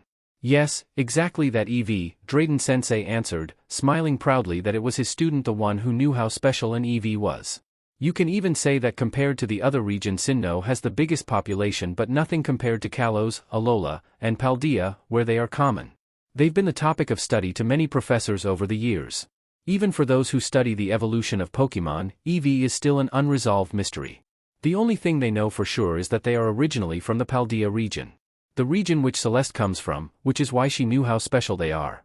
I, myself, could only find one. What am I curious about is why did you know about them, Ash? They are not that common in Kanto. My grandmother was from Paldea, he answered. She used to have an Umbreon and Espion mate pair. Tu abuela era de Paldea. Celeste turned towards Ash and asked in surprise. Si, mi mama también se crió antes de que se mudaran a Kanto, Ash answered, with a smile to his shocked classmate. Umbreon and Espion? Laura spoke up. What kind of Pokemon are those? Well, Drayden-sensei began, turning on the projector. An image of Eevee surrounded by 8 arrows pointing at different Pokemon appeared on the white blackboard. Okay, as I mentioned before, Eevee is a normal type Pokemon that can evolve into 8 different Pokemon. The more commons are Vaporeon, Jolteon, and Flareon. He pointed at the top tier of Pokemon. As you can guess, Vaporeon is a water-type Pokemon that evolves from Eevee by being in contact with a water stone. Jolteon is an electric-type Pokemon that by being in contact with a thunderstone. Flareon is a fire-type that needs a fire stone to evolve. The students could not take their eyes off the projection. They could not believe that one Pokemon can have so many evolutions. The next 2 evolutions are Umbreon and Espion. They are not that common but not that hard to find either. Umbreon is a dark-type Pokemon and Espion is a psychic-type Pokemon. If they evolve during the day without the help of any stone, they turn into an Espion, but if they do it during the night, they evolve into an Umbreon. The next ones are Glaceon, Sylveon, and Leafeon. He said, pointing at the lower tier. They are the rarest to find around. Let me guess, Leafeon needs a leaf stone to evolve, a guy interrupted with a smug expression on his face. No, Drayden-sensei deadpanned, making many students chuckle at the embarrassed student. But you did guess their type correctly. Leafeon is a grass-type Pokemon. But they need a moss rock to evolve. Glaceon is an ice type that needs an icy rock to evolve. Now, Sylveon has quite the deceiving evolution. They are fairy-type Pokemon that no one can really explain, as they evolve during the day without any evolutionary item as Espions do. The only thing that could explain this phenomenon are theories that Eevee needs to know 1 or 2 fairy-type moves before they evolve into Sylveon. But still, none of these theories were verified. Who would have guessed such a fluffy Pokemon could be so complicated? Ashley commented, many classmates agreeing with her. They are quite the evolution mystery, Drayden-sensei agreed. What I am curious about is why did you choose an EV? Was it because they are originally from your region? Ash then realized why his mentor called her out, Syllen's words from this morning echoing in his head. Did you choose EV because they are from Pina? Or because they are rare everywhere else?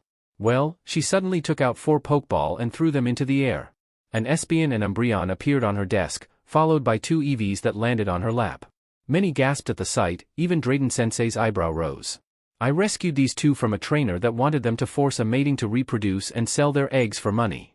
Many looked away in disgust. Ash and Drayden-sensei looked angry.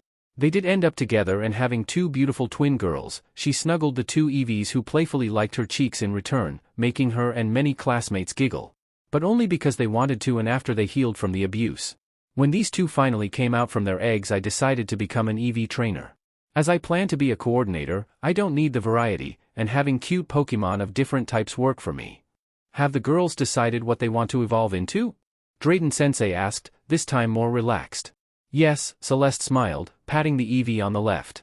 This one wants to be a Vaporeon and the other one a Flareon. Drayden-sensei's eyebrow rose for a second time. Yeah, I had the same reaction. They might be twins but they could not be more different, like water and fire. Just like that, she called back her Pokemon and the class returned to session, with their homeroom teacher. But Ash could not get Celeste's story out of his mind. The both of them were so similar, found and saved their starters from an abusive environment which lead them to decide to specialize in a Pokemon type, or one Pokemon in Celeste's case. Maybe, just maybe he can get a second friend.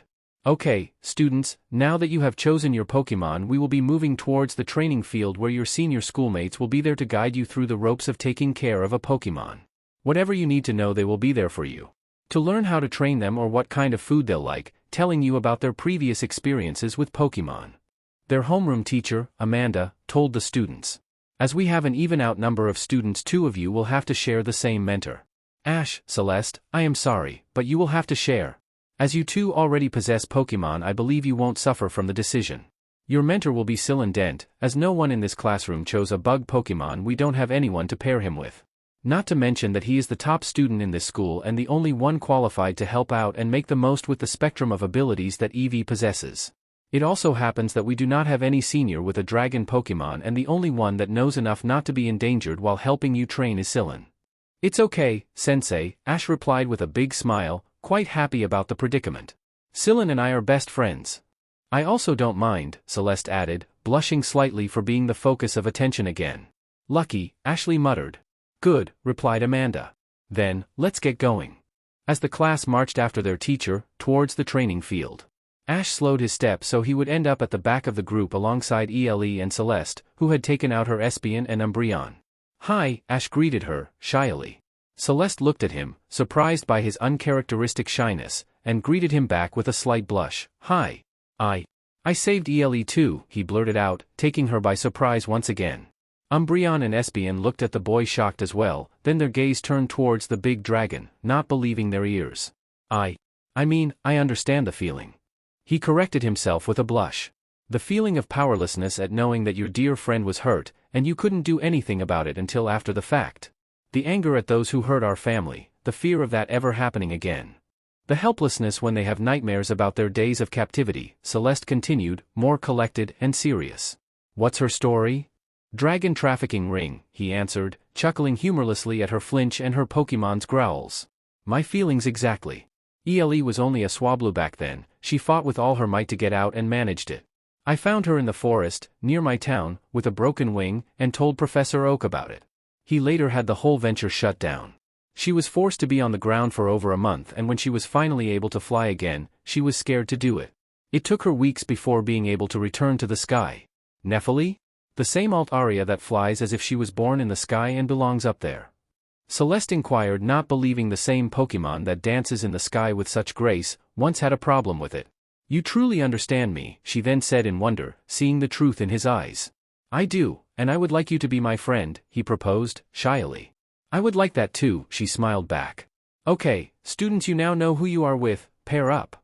Amanda called out, startling the new pair of friends. They were so focused on their conversation that they didn't notice when they've reached the training field and the teacher giving out the mentor list. They were lucky they already knew who they were paired up with. Now each of you find your mentor and get to know them and your Pokemon. You'll have the whole day to do so. Ash, Sillen called out to his friend, as the rest of the students dispersed. And you must be Celeste, he smiled charmingly at the girl, who this time did not blush because of shyness but because of how handsome the green-haired boy was. I reserved our tree, he told Ash, who smiled brightly. There, no one will bother us and we can take out all of our Pokemon. Come, you'll love it there. Ash told Celeste as they followed Sillen. Once they got there, Ash took out Layton and Axu's Pokeball and threw them in the air. Come out, guys. Celeste followed his example and suddenly there were 3 EVs alongside her other Pokemon. ELE, why don't you explain what's going on to the others? His Altaria agreed as the humans turned towards the older boy. What none of them knew was that ELE told the other Pokemon everything. Even the part that, if you are a good match once you graduate, you'll end up becoming part of the team.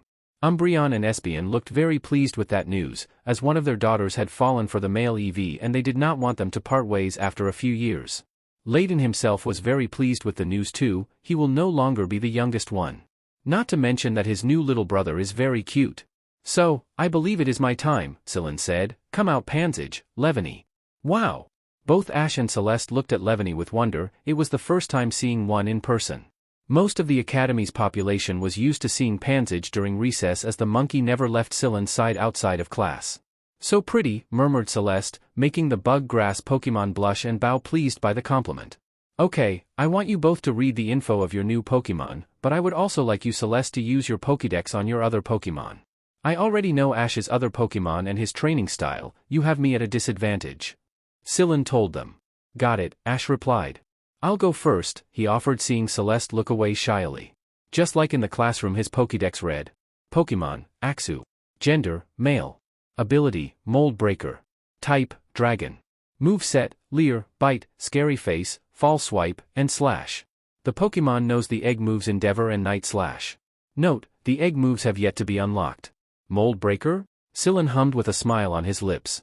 You and your luck, Ash, said the boy, chuckled sheepishly, as his Pokemon praised Axew, who basked in the compliments. You're up next. I'll go in this order. Umbreon, who I nicknamed Nyx, Espeon, Dolos, older twin Eevee with a blue bow, Naiad, younger twin Eevee with a red bow, Hestia, and the newest Eevee, Zeus, Celeste explained. So, the goddess of darkness, the personification of deception and tricks, a water nymph, the goddess of the hearth and the god of lightning, quite suiting names. Let me guess, the male Eevee wants to evolve into a Jolteon. Ash chuckled. I was expecting you to realize it, after choosing the names Nephili and Layden, Celeste commented. I was even thinking of naming Axew Draco in honor of Dracaena. Axew started to jump excitedly. It seems he likes it, Ash laughed. Then Draco will be. It is a good name, she said, finally taking out her Pokédex and reading her team. Pokemon, Umbreon. Gender, female. Ability, Synchronize. Type, Dark. Moveset, Tackle, Quick Attack, Dig, Bite, Swift, Takedown, Body Slam, Sand Attack, Endure, Substitute, Agility, Work Up, Stored Power, Helping Hand, Double Kick, Crunch, Assurance, Dark Pulse, Foul Play and Shadow Ball. Pokemon, Espeon. Gender, male. Ability, Magic Bounce. Type, Psychic. Moveset, Tackle, Quick Attack, Dig, Bite, Swift, Takedown, Body Slam, Sand Attack, Endure, Substitute, Agility, Work Up, Stored Power, Helping Hand, Double Kick, Confusion, Psybeam, Power Swap, Future Sight, and Psychic. Pokemon, Eevee. Gender, female. Ability, Adaptability. Type, Normal. Moveset, Tackle, Quick Attack, Dig, Bite, Swift, Takedown, Body Slam, Sand Attack, Endure, Substitute, Agility, Work Up, Stored Power, Helping Hand, and Double Kick. The Pokemon knows the egg move Wish. Note, the egg move has yet to be unlocked. Pokemon, Eevee. Gender, female. Ability, Anticipation. Type, Normal. Moveset, Tackle, Quick Attack, Dig, Bite, Swift, Takedown, Body Slam, Sand Attack, Endure, Substitute, Agility, Work Up, Stored Power, Helping Hand, and Double Kick. The Pokemon knows the egg move Detect. Note, the egg move has yet to be unlocked. Pokemon, Eevee. Gender, male. Ability, None. Type, Normal. Moveset, Tackle, Sand Attack, Dig, Bite, and Swift. The Pokemon knows the egg move Tickle. Note, the egg move has yet to be unlocked. It seems that you already have a specific method to handle EVs, commented Sylvan, impressed by the methodic procedure that such a young student, other than Ash, had. You chose a varied selection of moves that taught your Pokemon to be agile, defensive, and offensive, both long-range and short-range. They must be some kind of requirement before they are allowed to evolve, so you can bring out the most of your Pokemon in every stage of their evolution. Why haven't you evolved the girls yet? They still need to master the moves and improve their speed and strength. She answered, surprised by how with so little information he was capable of deducing her training plan so fast. Though they already have stamina and grace down, she continued, more collected now. So, this was the youngest Pokemon connoisseur. I also don't have any of the evolutionary stones to do so. Though I will make sure to find them during summer when I get back home, they will both be ready to evolve for next year. Good. I suppose you'll use the same methods with Zeus, was it? Sylvan asked. Yes, Zeus. And no, she answered. While the training plan is the same, to bring out the best of an EV, one needs to know that each EV is different, and the methods I use are different for each other. Heck, Naiad and Hestia cannot be more different. One move that was easy for one will be difficult for the other.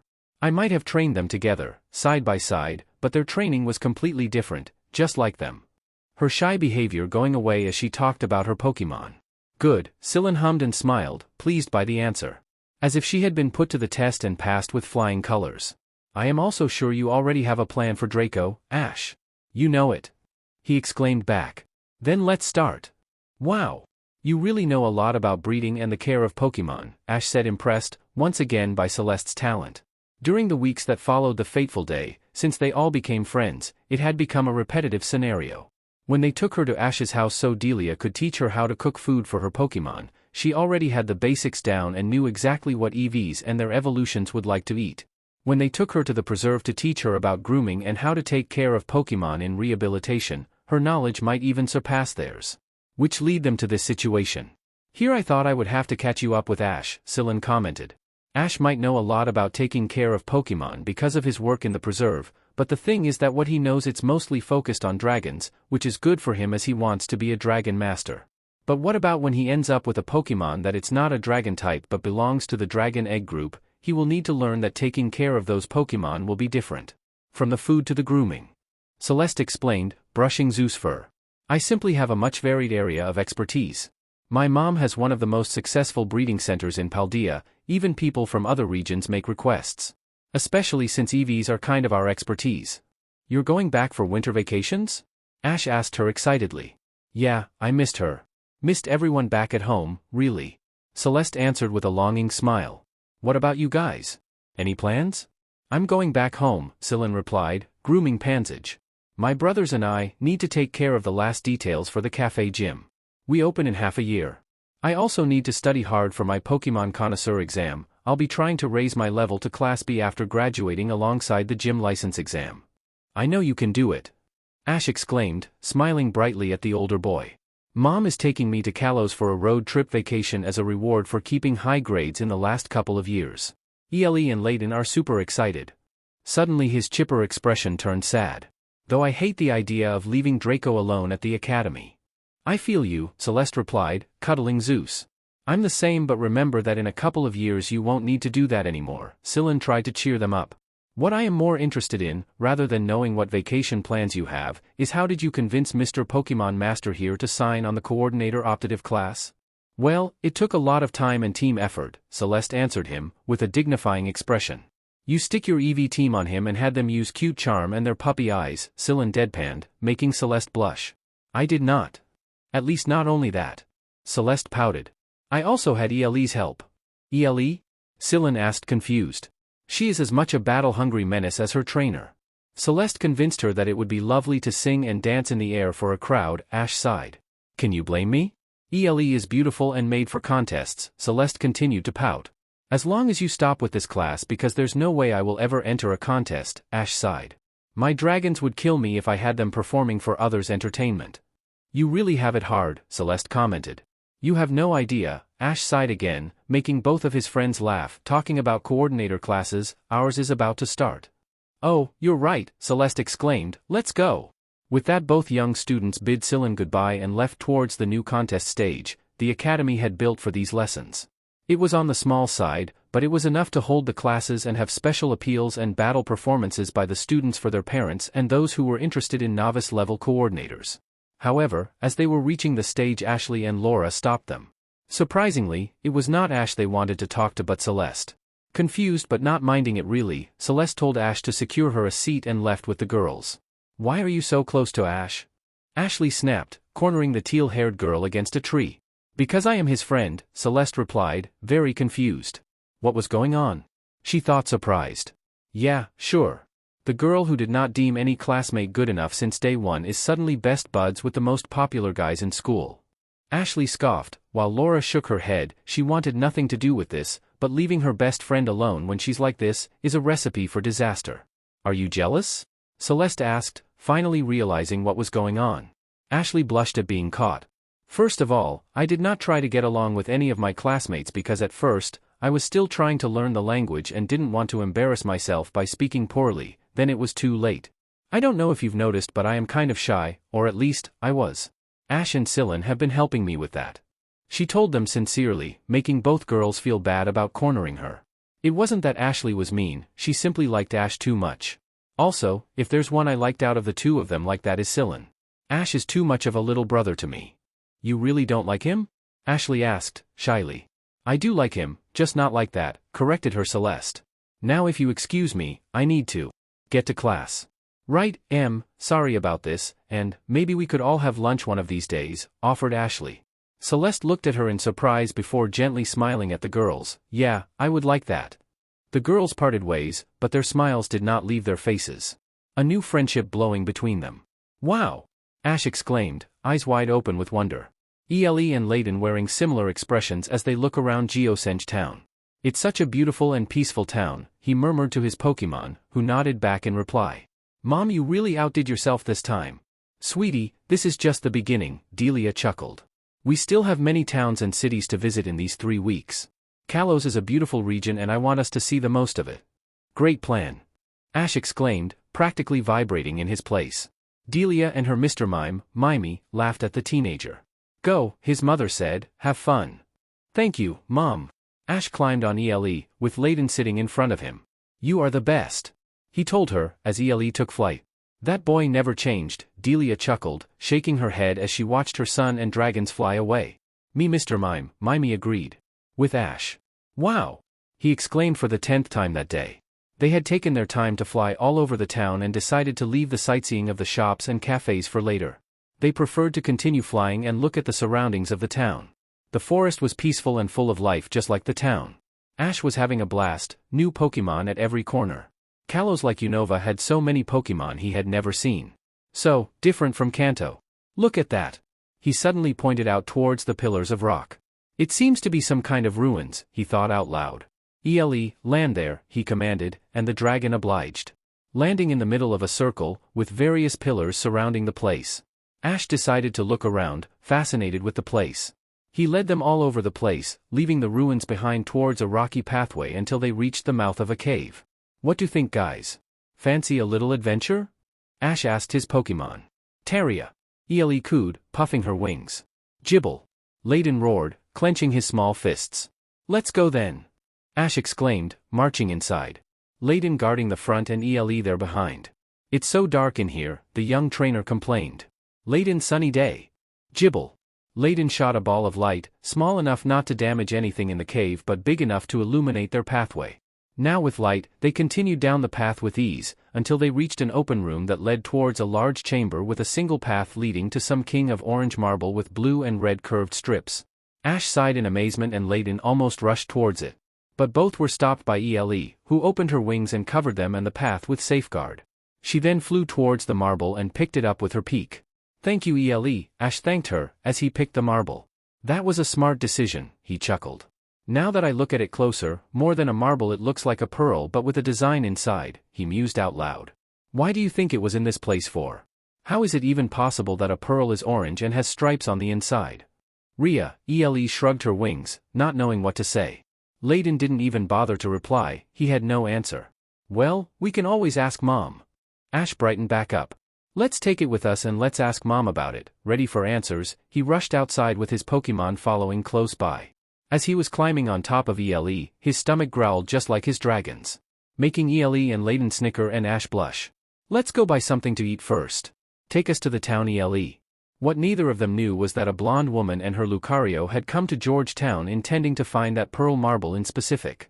They searched every stone seller shop, only finding a pink megastone with white and teal curved strips.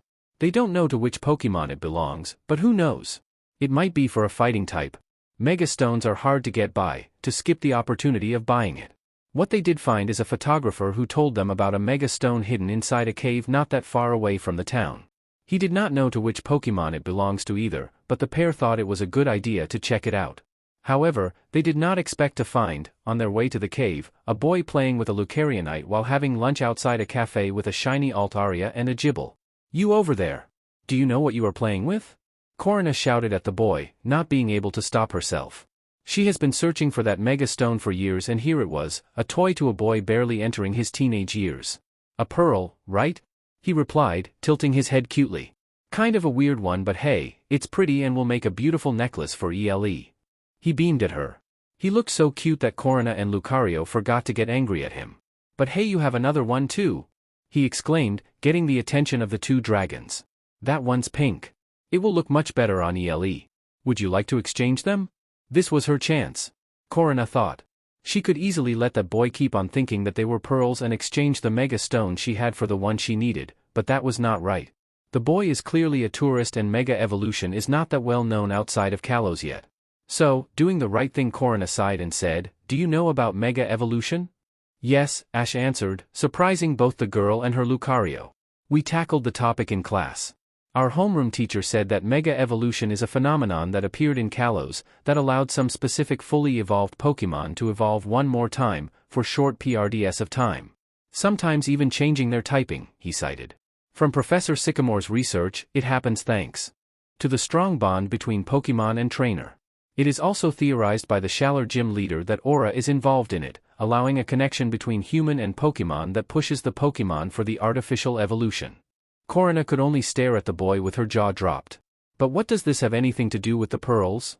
Well, for the Mega Evolution to happen, the trainer needs a key stone and the Pokémon needs their respective Mega Stone.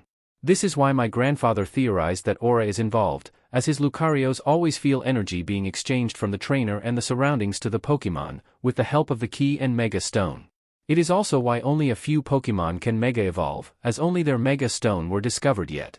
Korina explained once she regained her composure. This, she rose the pink Mega Stone, is a Mega Stone, for what Pokémon? I don't know.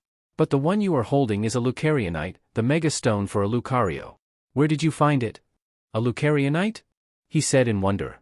I found it at a cave outside the town limits, he answered. Korina and Lucario sighed, they were too late. Wait, your grandfather is the gym leader of Shalar City? He exclaimed. That's so cool. Yeah, it is. Korina chuckled, at the adorable boy. Smiling despite knowing the fact that she had lost another Lucarionite.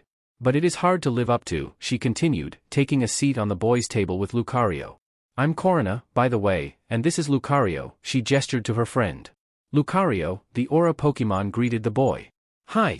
I'm Ash Ketchum from Pallet Town in Kanto, but my mom and I are living in Oplucid City at the moment. This is my starter Nephili, but you can call her Ele, he pointed at the shiny Altaria. This is Layden, he pointed at the Gible. Altaria Gible. They both greeted the newcomers. By the way, do you still want to exchange the Mega Stones? Ash asked, taking both Korina and Lucario by surprise. Really? But that's a Lucarionite. They are one of the hardest Mega Stones to find, and Mega Stones are very hard to find. Korina exclaimed, shocked. Well, it is useless to me, Ash replied, shrugging. I want to be a Dragon Master, I will never catch a Lucario. That Mega Stone you have might be for a Dragon type, he explained. Dragon types do have Mega Stones, right? Oh, yes. She answered once she snapped out of her shock. Incidentally, both Altaria and Garchomp can Mega Evolve. Ele cooed, tilting her head in interest, while Layden growled, eyes burning with desire. Cool. Let's hope that Mega Stone is an Altarionite or a Garchompite, Ash said, exchanging stones with Korina. Or at least, I can always use it to exchange with someone who does have one of them. That's a good idea, Korina told him, giving the Mega Stone to Lucario, who put it on his wristband. We finally got it, Lucario. We got it. Both trainer and Pokémon cheered. Well done, Korina, someone congratulated her. They both snapped their heads towards the voice, only to find Gherkin, the gym leader of Shalar City, standing there with a smile on his face. I was expecting to test you with a fight against Blaziken, but when I got to the cave the stone was missing. He looked at Ash, who blushed and chuckled sheepishly. Then again, a test of temptation is as good as one of strength. It shows your character. You, young man, are lucky. The Mega Stone my granddaughter found is an Altarionite. Ele cooed happily at the news, while Layden was a bit disappointed but happy for his mom. Gherkin looked at the young dragon with assessment, knowing the Gible was walking a thin line between desiring power and losing control. Don't worry, Layden, I'll try and find you a Garchompite soon, Ash assured the Gible, who perked up immediately. We have time and you still need to evolve 2 times for it to be of use. Gherkin was surprised by the control the boy had over the dragon. The Gible might desire power, but his love and respect for his Thunder Alpha and trainer kept him under control, for now at least. Who knows what will happen once he evolves?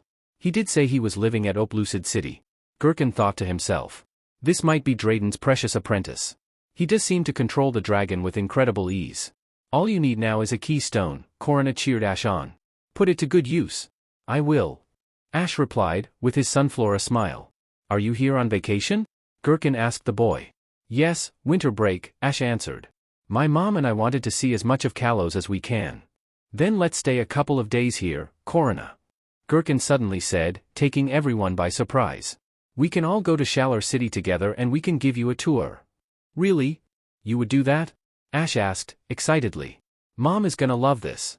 He jumped off, climbing on Ele with Layden in his arms. Let's go tell her, Ele. As the fighting-type specialist watched them go, Kurenoh turned towards her grandfather and asked him about the sudden change of plans. That boy is Drayden's apprentice, he answered, surprising Kurenoh, who knew about the Dragon Master's very high standards. I want to see what he is made of. I can already see he has potential and will make it far. Delia loved the idea of having a gym leader being their tour guide. Not to mention she was so proud of Ash for finally having a Mega Stone that was one step closer to his dream of becoming a Dragon Master. So, after finishing off in Geosenge Town, they left for Shalar City, where they had a blast. The first thing they did was visit the Tower of Mastery and then the Shalar Gym, before hitting the stores with Kurenoh and Delia on the front. Luckily, Ash had Gherkin and he did not get bored with the gym leader teaching him everything he knew about Mega Evolution. He told Ash about how to connect correctly with his Pokemon and to be careful, because out of all the Pokemon types, Dragon, Ghost, and Dark are the ones that are more prone to go wrong. The bust of power is huge and tends to cloud their mind. So, he needs to think of a specific memory or feeling that will serve as an anchor for Ele and Layden in the future.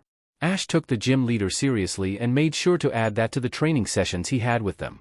Luckily, Gherkin allowed him to use the training fields in the gym, so he didn't have to waste time trying to find a place to train as he did in Georgetown. Speaking of training, he had made leaps of progress with Scyllane's help. Like his academy mentor, Ele finally mastered Solar Beam plus Flamethrower. If Ash talked about progress thanks to Scyllane, he had to mention Draco, who thanks to Scyllane's excellent advice on time management, was capable of learning and mastering Dragon Dance, Dig, Taunt, Assurance, Dragon Pulse, Dragon Claw, Dual Chop, and Sunny Day. They were 6 very difficult months for the young adult, but he loved every moment. Layden also adored being the teacher for once, teaching Draco how to use Dragon Claw and Dig. Ele took care of teaching him Dragon Pulse and Sunny Day, while Ash was solely in charge of teaching him the other moves, in private lessons. Layden, on his part, mastered Metal Claw and Iron Head. Not to mention the huge progress he had done in unlocking his egg move Iron Tail, which they had finally managed to do while training in Shalar Gym's training fields. They were still far from mastering it, but at least it was finally unlocked and learned. Altaria also took advantage of the training field to make progress on her Dazzling Gleam. She had managed to get in touch with her Fairy-type energy, but she still could not manipulate it around her body. But there was still time for that, and Ash had learned his lesson about getting frustrated and pushing her with the Solar Beam incident. Their next stop, Coumarine City, was a stop for resting and enjoying the big bodies of water the city offered. Of course, Ash had to visit the city's gym, which had been informed of Ash's impending visit from Gherkin. The old man and his granddaughter fell in love with the boy after his visit. They even exchanged numbers to keep in contact.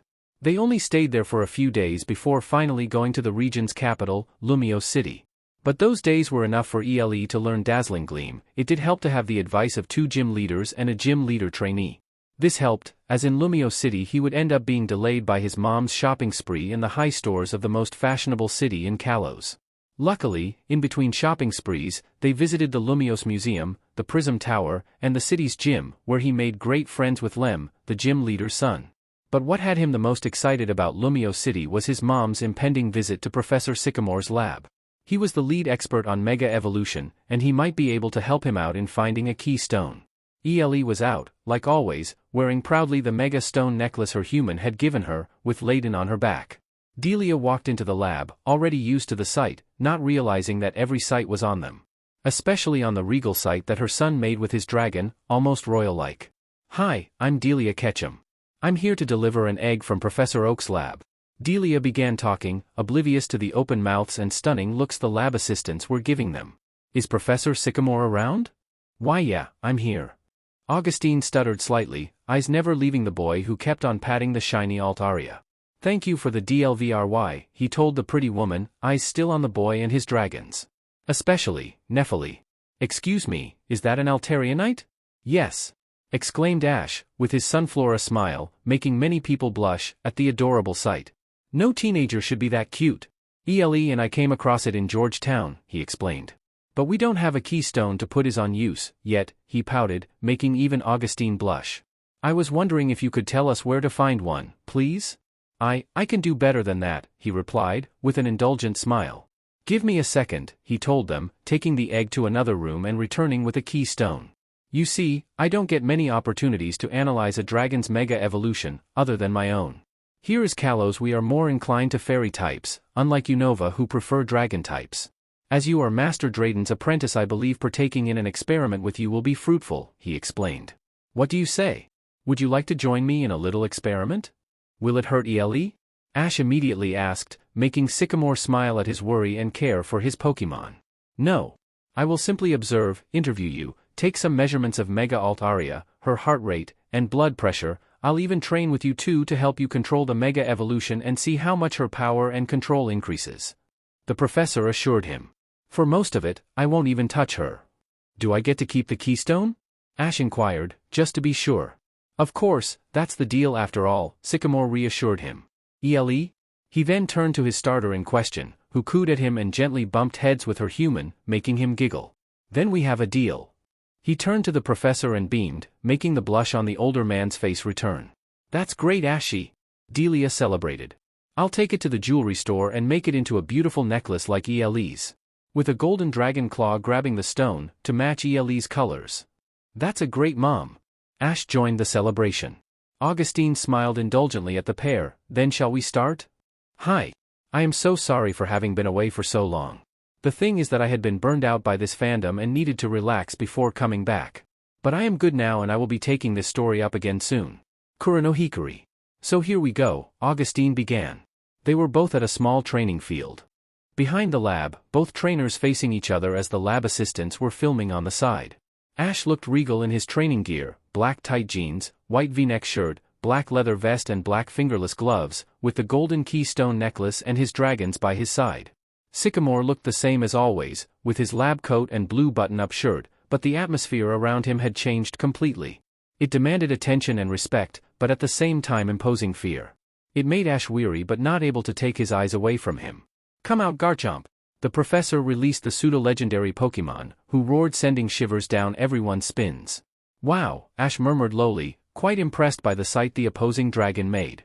He could not wait until Layden evolved. He was already powerful as a Gible and looking at the Garchomp in front of it made him wonder how much stronger he'll become.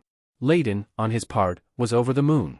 It was the first time he was meeting another Pokemon from the Gible line. In the nature preserve he usually met other types of dragons. Seeing such a powerful Garchomp had him excited all over again for his evolution. Which he still did not understand why it had not happened yet. His human and alpha had trained him hard and he was too powerful to stay a Gible, most others would have already evolved. They even took him to the Pokemon Center in case something was wrong with him, but the pink-haired woman had said he was completely healthy. So, why had he not evolved yet? Ele could not stop herself from feeling jealous. She had been the only female in the Thunder since the start. Now there was a pseudo-legendary Garchomp who had her human and cub sighing in amazement. What if she was no longer enough? What if Layden no longer looked up at her as a mother figure? Hey sweetheart, you do know you are still the best girl, right? Ash whispered to Ele, when he noticed her weird behavior. You are my starter and Layden and Draco's mom, he assured her, seeing as she was feeling insecure. Right, Layden? Layden snapped out of his train of thoughts to look at his mother figure, wondering how the strong and powerful alpha could end up looking so small and insecure. He was starstruck for a moment, but that didn't mean he would start seeing the Garchomp as Thunder. That's ridiculous. Gible. He assured his alpha, who smiled back, looking more like herself now. Everything okay over there? Augustine asked, worriedly. He knew more than anyone how dangerous mega-evolving a dragon could be. If they were not ready or in the right state of mind, the result could be disastrous. Yeah, just a small issue, Ash answered, but it's already resolved. Good. Then let's start. Replied Sycamore, taking out his keystone. Let's mega-evolve Garchomp. An orange light enveloped Garchomp. The very ground seemed to tremble as the energy radiating from Garchomp intensified. As the light slowly faded, Ash's eyes widened in astonishment. Garchomp's form had undergone a magnificent metamorphosis. His once sleek and formidable figure had become even more angular, exuding an air of heightened aggression and power. His head and shoulders boasted a sharper and more menacing appearance, emphasizing its dominance. What truly caught Ash's attention were the additions that adorned his body. Sprouting from each side of his abdomen were rows of 5 tooth-like spikes, lending an even more ferocious aspect to Garchomp's already intimidating presence. Red spikes jutted forth from his knees, further enhancing his aura of danger. In that moment, Ash couldn't help but feel an overwhelming sense of awe and respect for Garchomp's mega-evolution. He had become a force to be reckoned with, a symbol of untamed power and unyielding determination. Truly, witnessing Garchomp in his mega-evolved form was an experience that left an indelible mark on Ash's journey. However, Ash was not the only one overwhelmed. Landon's eyes were sparkling with admiration and awe. He wanted that, he wanted to mega-evolve more than anything in the world. Even Nephili was breathless, heart-pumping with excitement as she knew she was about to be able to do that. You see, Mega Evolution does not only power up Pokémon, Professor Sycamore began explaining, as he took a step next to his Garchomp and smiled proudly at his dragon. Their senses get sharper and they even change anatomy to a certain degree. Some Pokémon can get out of control when that happens, so you need to be careful about that. Suddenly, the Mega Evolution got cut off and the professor smiled encouragingly at Ash. Now it's your turn. As a young and aspiring Pokémon trainer, Ash found himself on the precipice of a life-changing moment. His partner, the graceful Nephili, and he stood side by side, their hearts intertwined with a bond that ran deeper than any mere friendship. Together, they were about to embark on a journey that would transcend their limits and reveal the true extent of their connection. With bated breath and trembling anticipation, he watched as Nephili's form shimmered and radiated with an ethereal light. The very air crackled with energy, and Ash could feel the intensity of their bond growing stronger by the second. In that transformative moment, Altaria mega-evolved, and his awe knew no bounds. Nephili's once elegant and serene figure underwent a remarkable metamorphosis. Her cloud-like plumage, already a thing of beauty, now expanded into a more extensive and enchanting display. A large, fluffy mass emerged from her back, resembling a celestial canopy that shimmered with an iridescent sheen. The feathers, now grown as a protective measure, seemed to defy gravity as they swayed with an ethereal grace. The cottony wings that were once delicate and ethereal became even more distinct, their intricate patterns accentuated by the mega-evolution. Nephili's golden belly, once hidden, was now proudly exposed, exuding a regal air. A collar of additional fluff encircled her neck, resembling a symbol of her newfound power and majesty. Adorning her head was a hat-like crest, further emphasizing her royal presence. A single, small feather curled out from her forehead, an elegant touch that retained Nephili's innate charm. But perhaps the most breathtaking transformation was found in her tail feathers. Once ordinary and slender, they had now grown into a resplendent and mesmerizing wavy streamer. 3 longer central plumes cascaded gracefully amidst the cascading waves, adding a touch of grandeur to Mega Altaria's appearance. Yet, it was not just the physical changes that captivated Ash. As Mega Altaria, his Nephili, stood before him, emanating a newfound aura of strength and grace, Ash could feel their bond deepening. The Mega Evolution had opened a door to their connection, allowing them to understand each other on a profound level. It was as if their hearts beat in perfect synchrony, their thoughts intertwined in a harmony that transcended words. And when Nephili began to sing, her voice resonated through the very depths of his being. Her song, more beautiful than ever before, carried a power that stirred Ash's soul. The melodious notes filled the air, evoking a sense of wonder and serenity that could only be experienced firsthand. In that awe-inspiring moment, Ash realized that their bond had become something extraordinary. The trust and understanding they shared had transcended the limits of trainer and Pokémon, intertwining them in a dance of strength, beauty, and unwavering loyalty. Nephili, Ash murmured, silent tears rolling down his cheeks. That song. Allah Nanita Nana. The song I first sang to you. Our song. Ash could almost hear the melodious voice whisper in his soul. Ash giggled, wrapping his arms around her neck and pressing his face on her fluffy feathers. Our song. He tried to imitate her and project his feelings. By her melodious giggle, Ash knew it reached her. Wow! Outstanding! Professor Sycamore exclaimed, startling Ash. He had completely forgotten that they were not alone. To be able to do it on your first try and so smoothly. You two must have quite the Dio bond. We do, Ash beamed at the professor. Is everything okay with Nephili? Let me see, Professor Sycamore smiled at him kindly, taking out his notebook. The professor gasped as he looked at her states. Magnifique. Altaria has passed from a dragon-flying dual type to a dragon-fairy dual type. She is a fairy now? Altaria? Both Ash and Nephili exclaimed at the same time. While Ash looked excited, Nephili looked as if she did not know what to do with those news. She was now part of the same Pokémon type that has immunity against dragons and has been terrorizing her kind for centuries. Well, at least, while Mega-evolved, she does not need to worry about fairy Pokémon and moves. There's more. Professor Sycamore continued, hyped up. Her ability has changed to Pixelate, which makes normal-type moves become fairy-type moves. This is getting better and better. Nephili deflated, there was only so much fairy a dragon can handle after all. Dendemil Town was a beautiful place.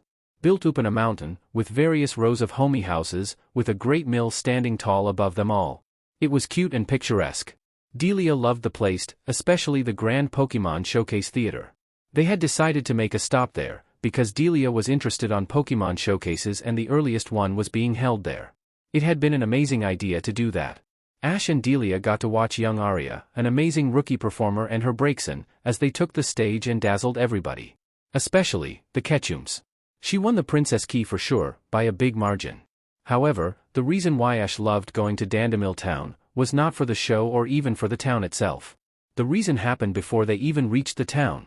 On their way there, Delia had to hit the brakes before running over a Pokemon egg that had been rolling down the hills.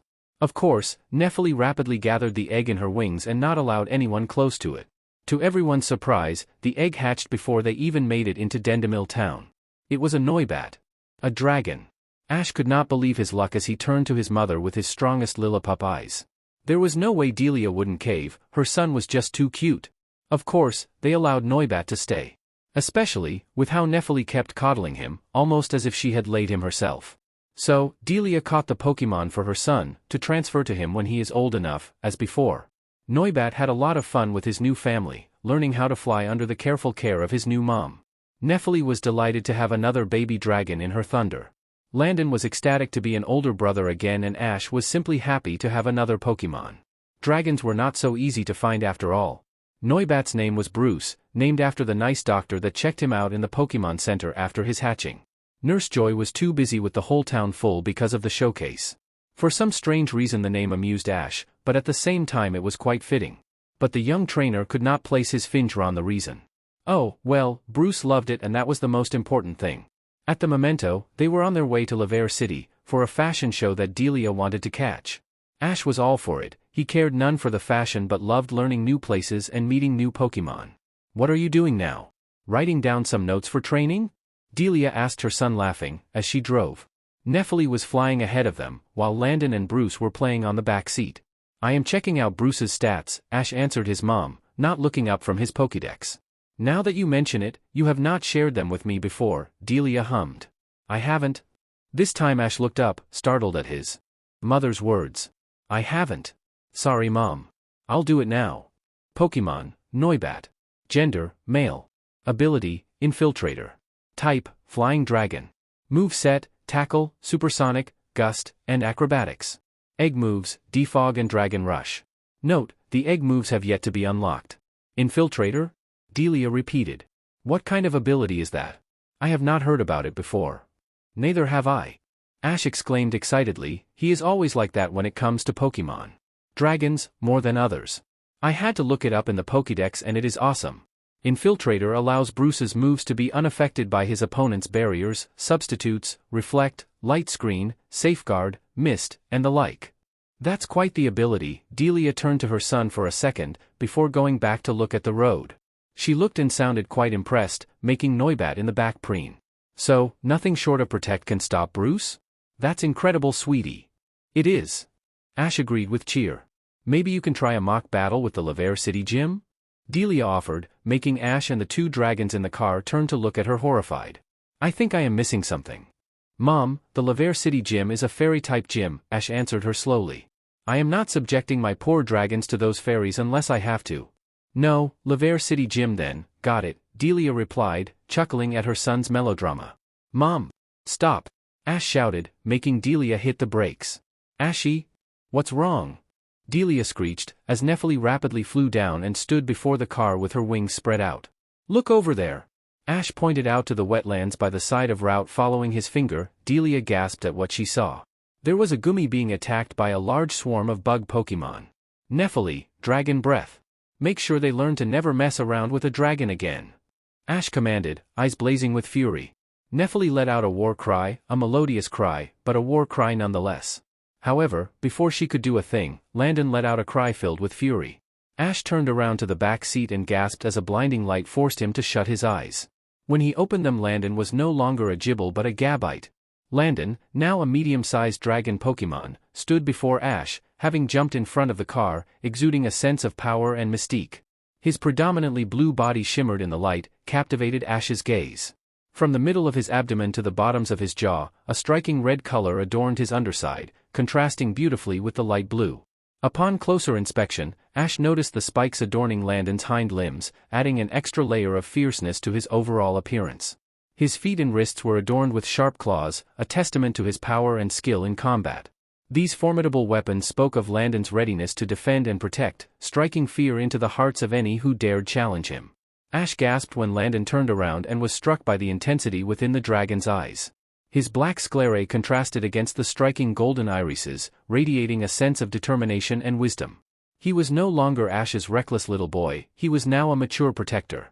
In that awe-inspiring moment, Ash couldn't help but feel a surge of pride and wonder. His once small and playful Gibble had transformed into a magnificent Gabite, showcasing his inherent strength and potential. The anatomical changes that unfolded before him were a testament to his training, a physical embodiment of his growth and transformation. Landon. Dragon Pulse. Ash commanded. His smirk growing when Landon unleashed a powerful move that had all those nasty bugs screaming in pain. Ash did not wait for a second before jumping off the car and running towards the gummy, as the bugs scattered away. As much as he would love to stay and praise Landon, he had a Pokemon to take care of. "Hey, buddy, how are sweetheart?" Ash asked her gently, but the poor thing was too hurt. "Don't panic, this might sting a little bit, but it will heal you," Ash warned Gummy, before giving her a potion. Gummy whined, before melting in Ash's arms. "There we go," Ash smiled. "Good girl. Nephili will love having another girl in the thunder. But what should I call you? Nefertite maybe? To match with Nephili?" Gummy made a pleasant sound. "Do you like that? Nefertite it is." "You know Ashy, you should ask me before making decisions like this," Delia said, after pulling the car to the side. Even though she said that, she still had an empty Pokeball outside for him. "Thanks Mom." Ash beamed, taking the Pokeball. He then turned to Nefertite and offered it to her excitedly. "Would you like to join us?" "Goo Gummy."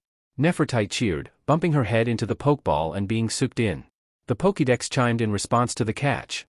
Pokemon, Gummy. Gender, female. Ability, hydration. Type, dragon. Moveset, rain dance, bide, absorb, tackle, and water gun. Egg moves, counter and life dew. Note, the egg moves have yet to be unlocked. Best vacation ever. Ash cheered, as him Mom giggled and his Pokemon celebrated. Celeste. Ash rushed forward and threw his arms around his friend. "Ash!" Celeste greeted him, just as excited.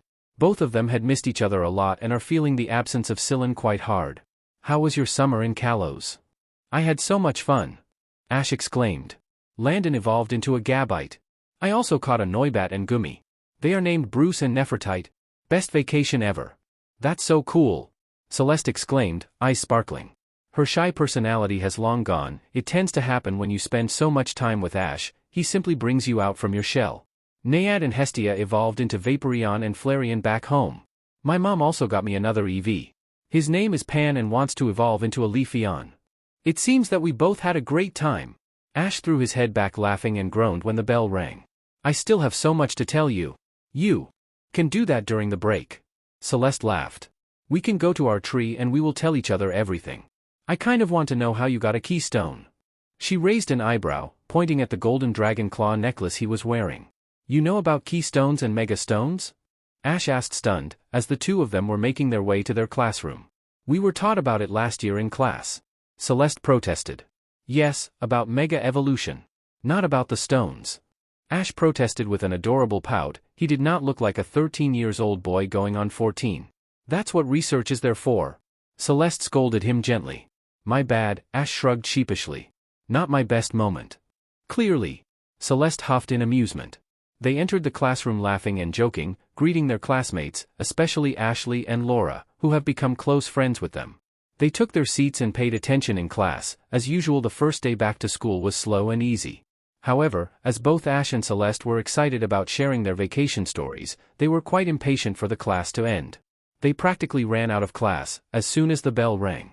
They gathered under their tree, missing the absence of Syllan, but still quite content about being in each other's company, sharing their tales, as their Pokemon did the same. Of course, they made a pit stop to take Draco and Zeus. The two Pokemon were quite happy to meet their trainers and Pokemon friends again. "Wow! You had quite a busy vacation," Celeste murmured in awe. "And Landon, you evolved to save your friend, such an honorable way to evolve. I am so proud of you." Landon blushed at the praise, but puffed his chest in pride. Also, Alt Aria becomes part fairy when she mega evolves? That's so cool. I know. Ash agreed. It took her a while to get used to it, but when she did, she mastered Moonblast in only a couple of weeks. Mega evolution is just on another level. Celeste whistled. You also bought TMs? Yes, there was a store in Kalos and I have quite a lot saved from helping at the preserve, Ash told her. I bought Sleep Talk, Substitute, and Protect.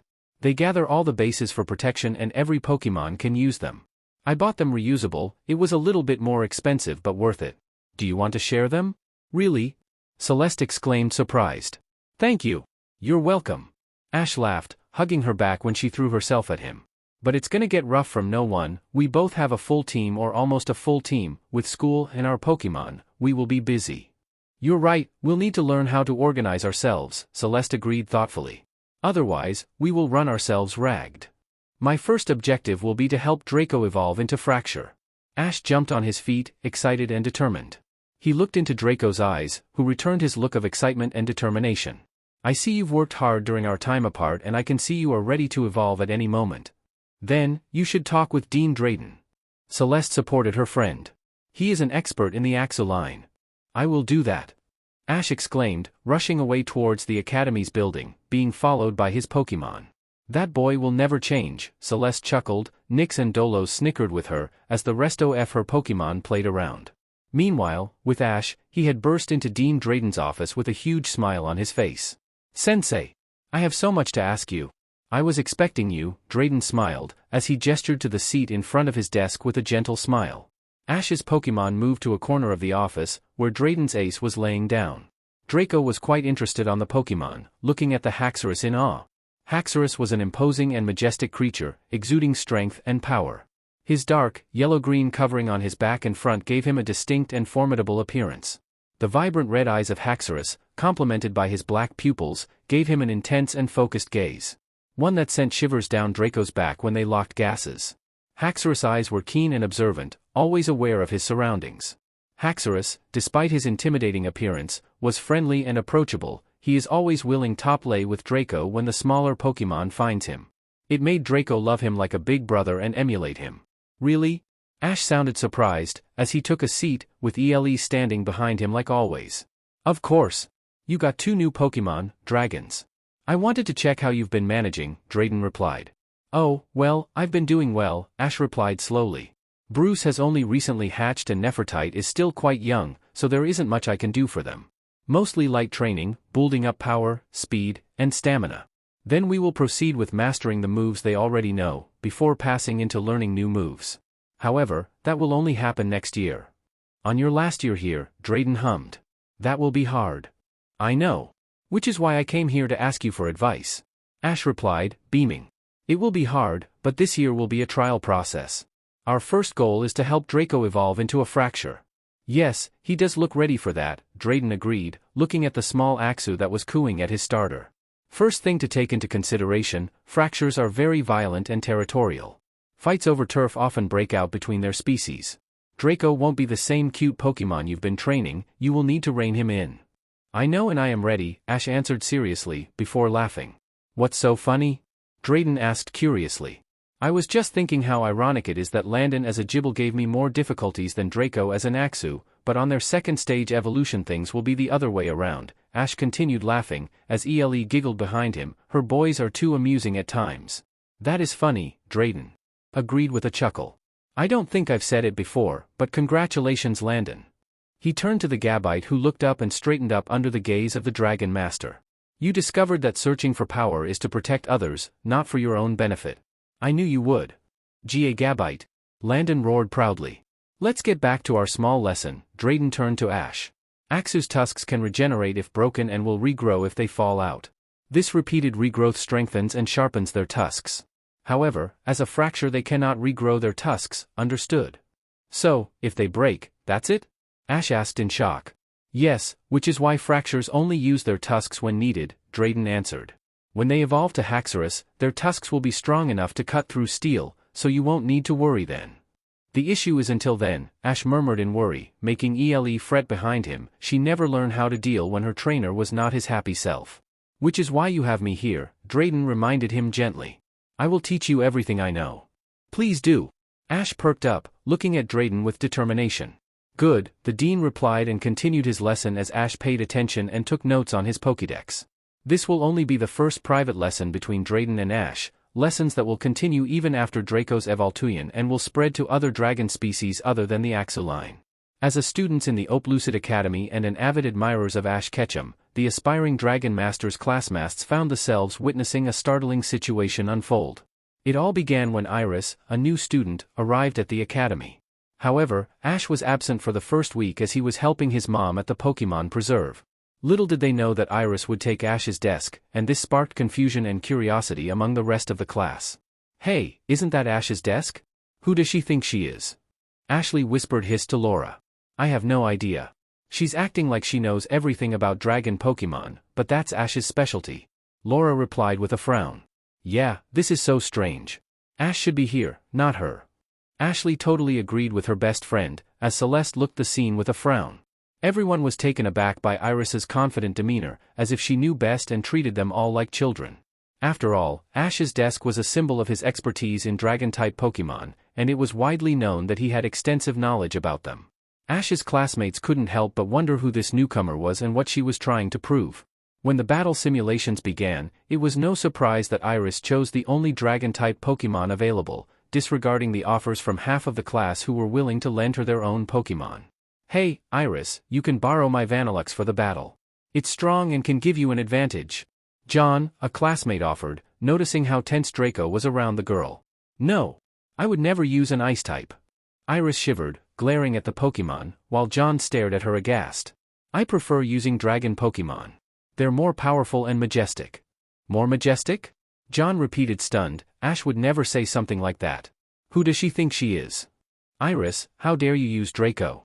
That Pokémon belongs to Ash. This decision frustrated Celeste, who was not only a classmate but also Ash's best friend. Celeste was infuriated that Iris seemingly poached her friend's Pokémon for the battle. Well, Ash isn't here, and I need a strong dragon-type Pokémon. Fracture will do. Iris waved her off, uncaringly. Draco will do? Celeste repeated shocked. First of all, his name is Draco and he a powerful Pokémon, one you wish you could ever train. It is a Fracture, not a Draco, little girl. Iris snarled back, getting angry at being underestimated. Are you hearing yourself? Also, you are a little girl. Celeste screamed, in an uncharacteristic outburst. Now listen here. Iris seethed. Enough. Drayden commanded with a disappointed frown. Let us begin with the exercise. Haxorus, you are up. He called out one of the Haxorus he has on reserve, no need to bring out his starter with students. I will prove them all that I am the best. Iris promised under her breath with one last glare. I'll show them all. They are all little boys and girls with no real experience with Pokémon compared to me. Meanwhile, poor Draco, who had been assigned to Ash, felt nervous and sad but decided to follow Iris's lead, wanting to be a good Pokémon for Ash, even in his absence. As Iris pushed Draco beyond his limits and struggled to command him effectively, the tension reached its peak. It was at that moment that Celeste has had enough. Enough, Iris. You're pushing Fracture too hard. You don't know what you're doing. Celeste shouted, glaring angrily at her. Stay out of this, Celeste. I know what I'm doing. Fracture just needs to listen to me. Iris glared back. There's a reason he is not listening, and that is because you are not worthy. Celeste snarled, startling everyone into silence. The normally polite and calm Celeste is gone, and now this person full of fury was on her place. Dragons know when someone is worthy or not, and you are clearly not. You know nothing. Iris snarled back, glaring hatefully at this girl that came out of nowhere and was tearing her dream apart, not realizing that she was the one that had come from nowhere. Clearly you are the one that knows nothing. Celeste took a step forward, Nyx and Dolos growling on each side of her, ready to attack whenever Celeste gives them their order. However, just as everyone turned their attention to the commotion, a commanding voice surprised them all. It was Ash, arriving with Nephili gracefully perched on her back. The atmosphere in the class shifted immediately. No longer seeing the Sunshine Prince and his cuddly Altaria, they now saw a formidable Dragon Master and his fiercely protective starter Pokémon. That's enough. You're not treating Draco properly. Let me take over. Ash jumped off Nephili and marched forward, his classmates parting readily to make way for him. Iris was starstruck by Ash's presence. Finally she had a classmate worthy of her time. However, before she could even say a word, she froze at the cold glare she received from Ash. She started shaking in fear, as the shiny Altaria loomed menacingly from behind her trainer. Draco, listen to me. You've done well, but it's time to rest. Return to your Pokeball for now. Poor Draco looked relieved as he was called back, smiling weakly at his trainer. Ash then turned to Drayden with an expressionless face, but that still showed how angry the boy was. Drayden-sensei, next time you want to test a student, leave my Pokemon out of it. Ash did not shout or glare as he said those words, he simply stared at his mentor coldly and spoke with an even tone. It made him more scary than it should have been possible for the Sunshine Prince. Well, now he was clearly the king. I understand, Drayden gulped, answering carefully. He knew that at any given moment Nephili was ready to come at him, and he was not sure this Haxorus was enough to protect him from an overprotective and angry mother dragon. My apologies. Ash simply nodded his head, before turning his back on both of them and marching into the Academy's building. Celeste gave Iris one last glare, as her Pokemon growled one last time, before following her best friend. There was no king without his princess, after all. Iris stared as her classmates shocked, not understanding what had just happened. She was supposed to come here and show everyone how superior dragon-type Pokemon were. Her experience from the dragon tribe should have pushed her ahead and had everyone admiring her. So, why was nothing going on as planned? Ash sighed as he entered Dean Drayden's office. He stayed quiet, face expressionless as he waited for his mentor to speak. Iris has returned to the dragon tribe. She did not find what she was looking for here, Drayden informed his mentee, ignoring the viciously delighted look Nephili was wearing behind the young boy. Drayden once thought Landon would be an issue, but after his evolution he had settled down. Nephili, though, she became more protective and cruel than you would expect from one of her species. Maybe it is because of her past, still something had to be done before she crosses a line. Not that Drayden could say a thing right now, he was walking on thin ice with Ash at the moment. I would like to apologize for using Draco to test Iris. She just wanted to become a dragon master, but was too cocky and childish about it. It could have ended up with her getting really hurt. I thought that maybe if she saw how difficult it was to command a dragon in battle she would realize her mistakes. Which is why you used Draco, who would have not reacted badly if only to please me, Ash cut him off drily. Did she learn her lesson at the end? Or did she leave with her tail between her legs in shame? Drayden did not answer, making Ash snort humorlessly. Typical.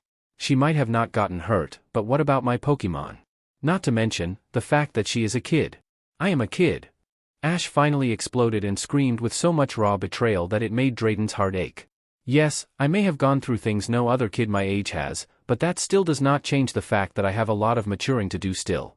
If she was acting cocky or recklessly, teach her. Don't make this tests and throw her into the water to see if she sinks or swims. Drayden looked down in shame, he had not only failed Ash but both of them. Sensei, I respect you a lot. I truly do look up to you and am very grateful for your guidance. But this is not something I can overlook. You put my Draco in harm. I can't forgive you so easily.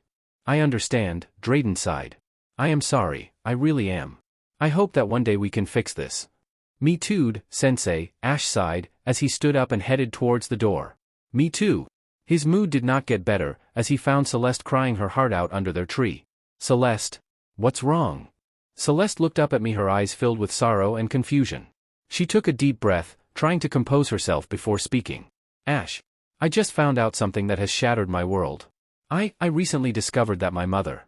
She's not actually my mother. My eyes widened in surprise and concern. I could see the pain in Celeste's face, and I knew this revelation must have been incredibly difficult for her to bear. It was difficult for me to understand. I could not start to think what she was going through. Wait, what do you mean? Who is your mother then? My biological mother. She died giving birth to me. Celeste's voice trembled as she spoke, her emotions threatening to overwhelm her.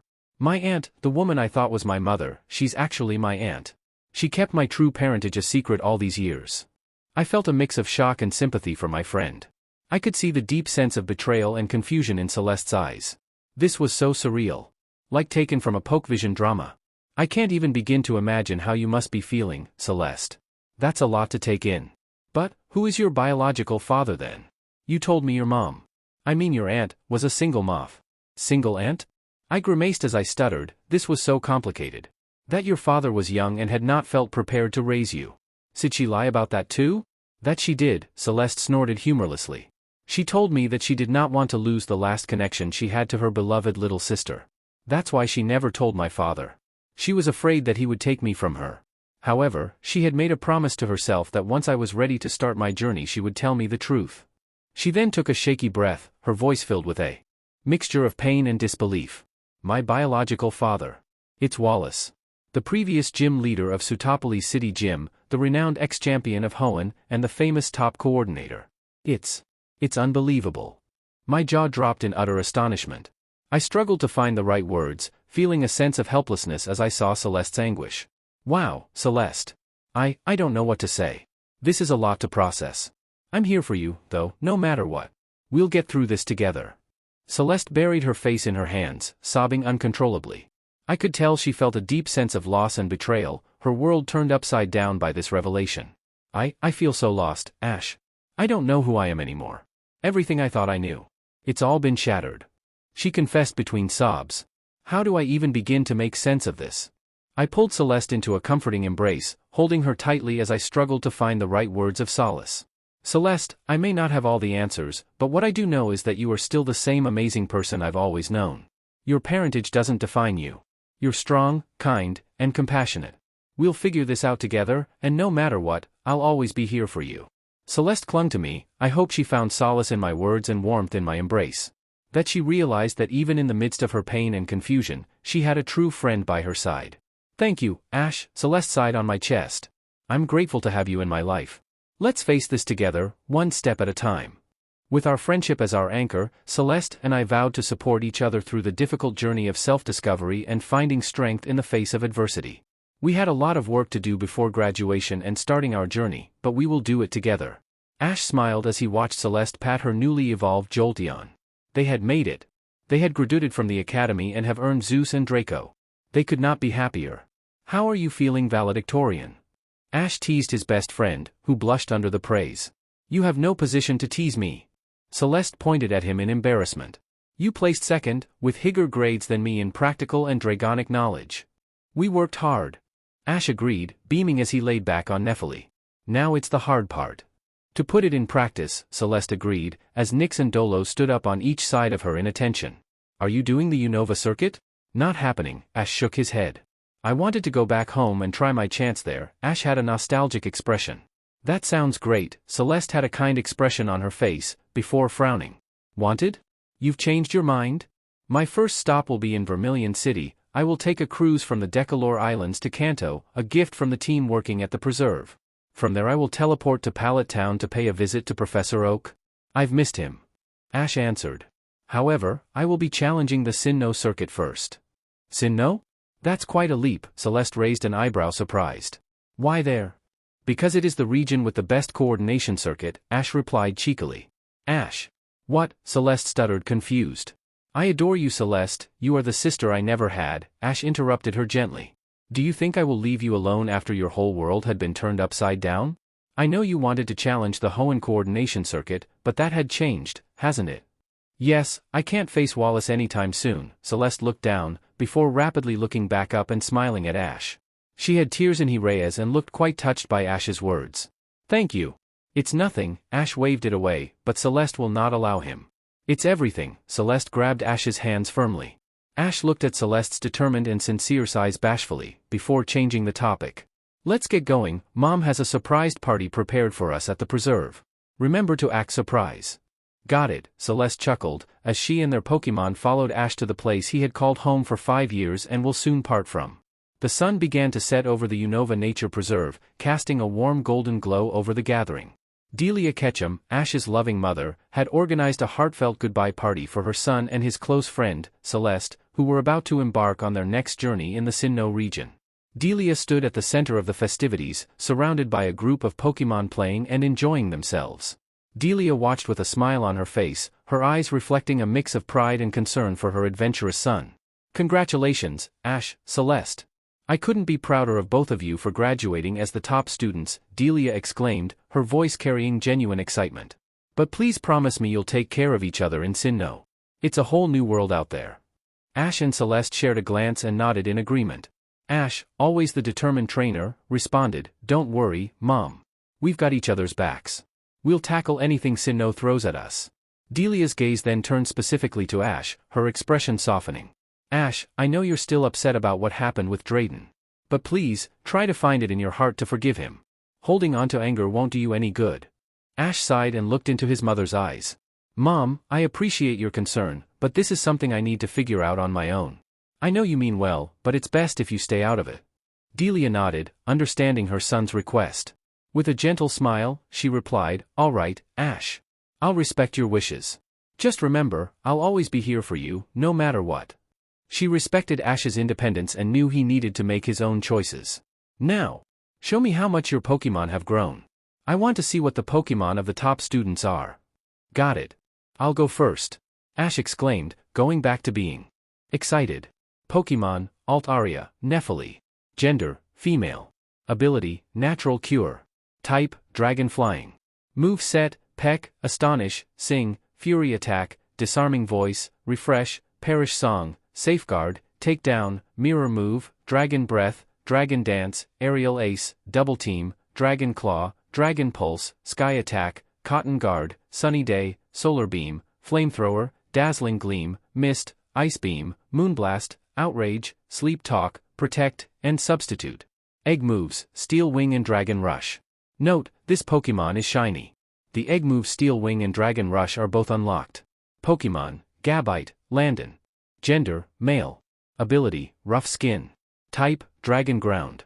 Move set, Tackle, Sand Attack, Dig, Bite, Takedown, Dragon Dance, Slash, Dragon Claw, Double Team, Dragon Rush, Sand Tomb, Sandstorm, Sunny Day, Dragon Pulse, Metal Claw, Iron Head, Iron Tail, Metal Claw, Dragon Tail, Dragon Breath, Bulldoze, Fire Fang, Thunder Fang, Aerial Ace, Stone Edge, Outrage, Earthquake, Flamethrower, Sleep Talk, Protect, and Substitute.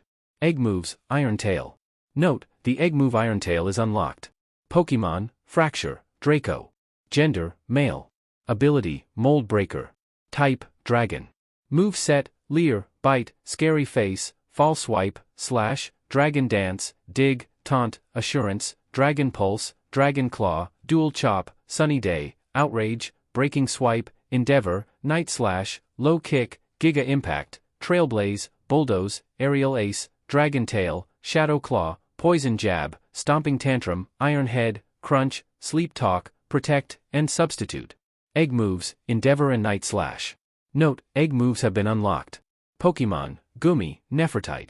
Gender, female. Ability, Hydration. Type, Dragon.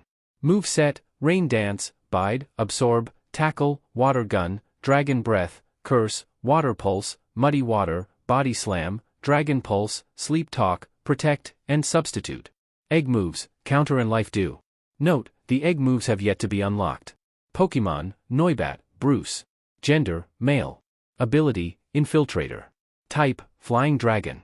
Move set, Tackle, Supersonic, Gust, Acrobatics, Air Slash, Roost, Tailwind, Super Fang, Double Team, Wing Attack, Agility, Sunny Day, Sleep Talk, Protect, and Substitute. Egg moves, Defog and Dragon Rush. Note, the egg moves have yet to be unlocked. Delia had tears in her eyes, as she looked at her son in pride. My boys. You've grown so much. Mom. Ash hummed in embarrassment as her mom hugged him, forcing his face in her chest. Stop it. Celeste still hasn't shown you her Pokémon. That's right. Delia finally released her son and turned to the cute girl, eyes sparkling in excitement. You turn, my dear. I can see the family resemblance, Celeste chuckled, as she took out her Pokédex. Both of you glow too much. Pokémon, Umbreon, Nyx. Gender, female. Ability, Synchronize. Type, Dark. Move set, Tackle, Quick Attack, Dig, Bite, Swift, Takedown, Body Slam, Sand Attack, Endure, Substitute, Agility, Work Up, Stored Power, Helping Hand, Double Kick, Crunch, Assurance, Dark Pulse, Foul Play, Shadow Ball, Double Team, Protect, Sleep Talk, Confuse Ray, Moonlight, Thunder Wave, Snarl, Hyper Voice, Trailblaze, Sunny Day, Rain Dance, and Thief. Pokémon, Espeon, Dolos. Gender, male. Ability, Magic Bounce. Type, Psychic. Move set, Tackle, Quick Attack, Dig, Bite, Swift, Takedown, Body Slam, Sand Attack, Endure, Substitute, Agility, Work Up, Stored Power, Helping Hand, Double Kick, Confusion, Psybeam, Power Swap, Future Sight, Psychic, Double Team, Sleep Talk, Protect, Draining Kiss, Magical Leaf, Psychic Fangs, Zen Headbutt, Reflect, Light Screen, Thunder Wave, Imprison, and Power Gem. Pokemon, Vaporeon, Nayad. Gender, female. Ability, Water Absorb. Type, Water. Move set, Tackle, Quick Attack, Dig, Bite, Swift, Takedown, Body Slam, Sand Attack, Endure, Substitute, Agility, Work Up, Stored Power, Helping Hand, Double Kick, Double Team, Sleep Talk, Protect, Water Gun, Muddy Water, Wish, and Acid Armor. The Pokemon knows the Egg move Wish. Note, the Egg move has been unlocked. Pokemon, Flareon, Hestia. Gender, female. Ability, Flash Fire. Type, Fire. Move set, Tackle, Quick Attack, Dig, Bite, Swift, Takedown, Body Slam, Sand Attack, Endure, Substitute, Agility, Work Up, Stored Power, Helping Hand, Double Kick, Sleep Talk, Protect, Double Team, Ember, Fire Fang, Fire Spin, Detect, and Lava Plume. The Pokemon knows the Egg move Detect. Note, the Egg move has been unlocked. Pokemon, Jolteon, Zeus. Gender, male.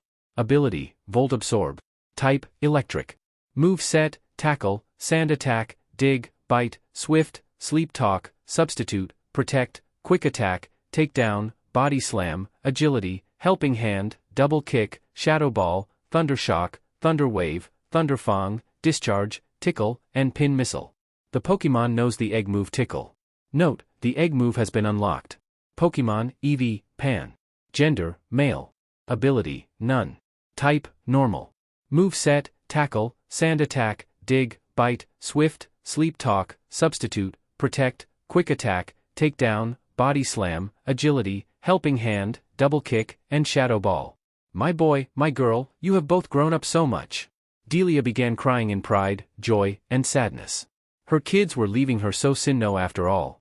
Ash and Celeste looked at each other and laughed, before trying to calm Delia down. As the conversation came to a close, the atmosphere of the party grew livelier. Pokemon chased each other playfully, their laughter filling the air, as Ash and Celeste joined in the merriment. Delia watched on, a sense of pride and nostalgia filling her heart, knowing that her son was growing up and embarking on new adventures.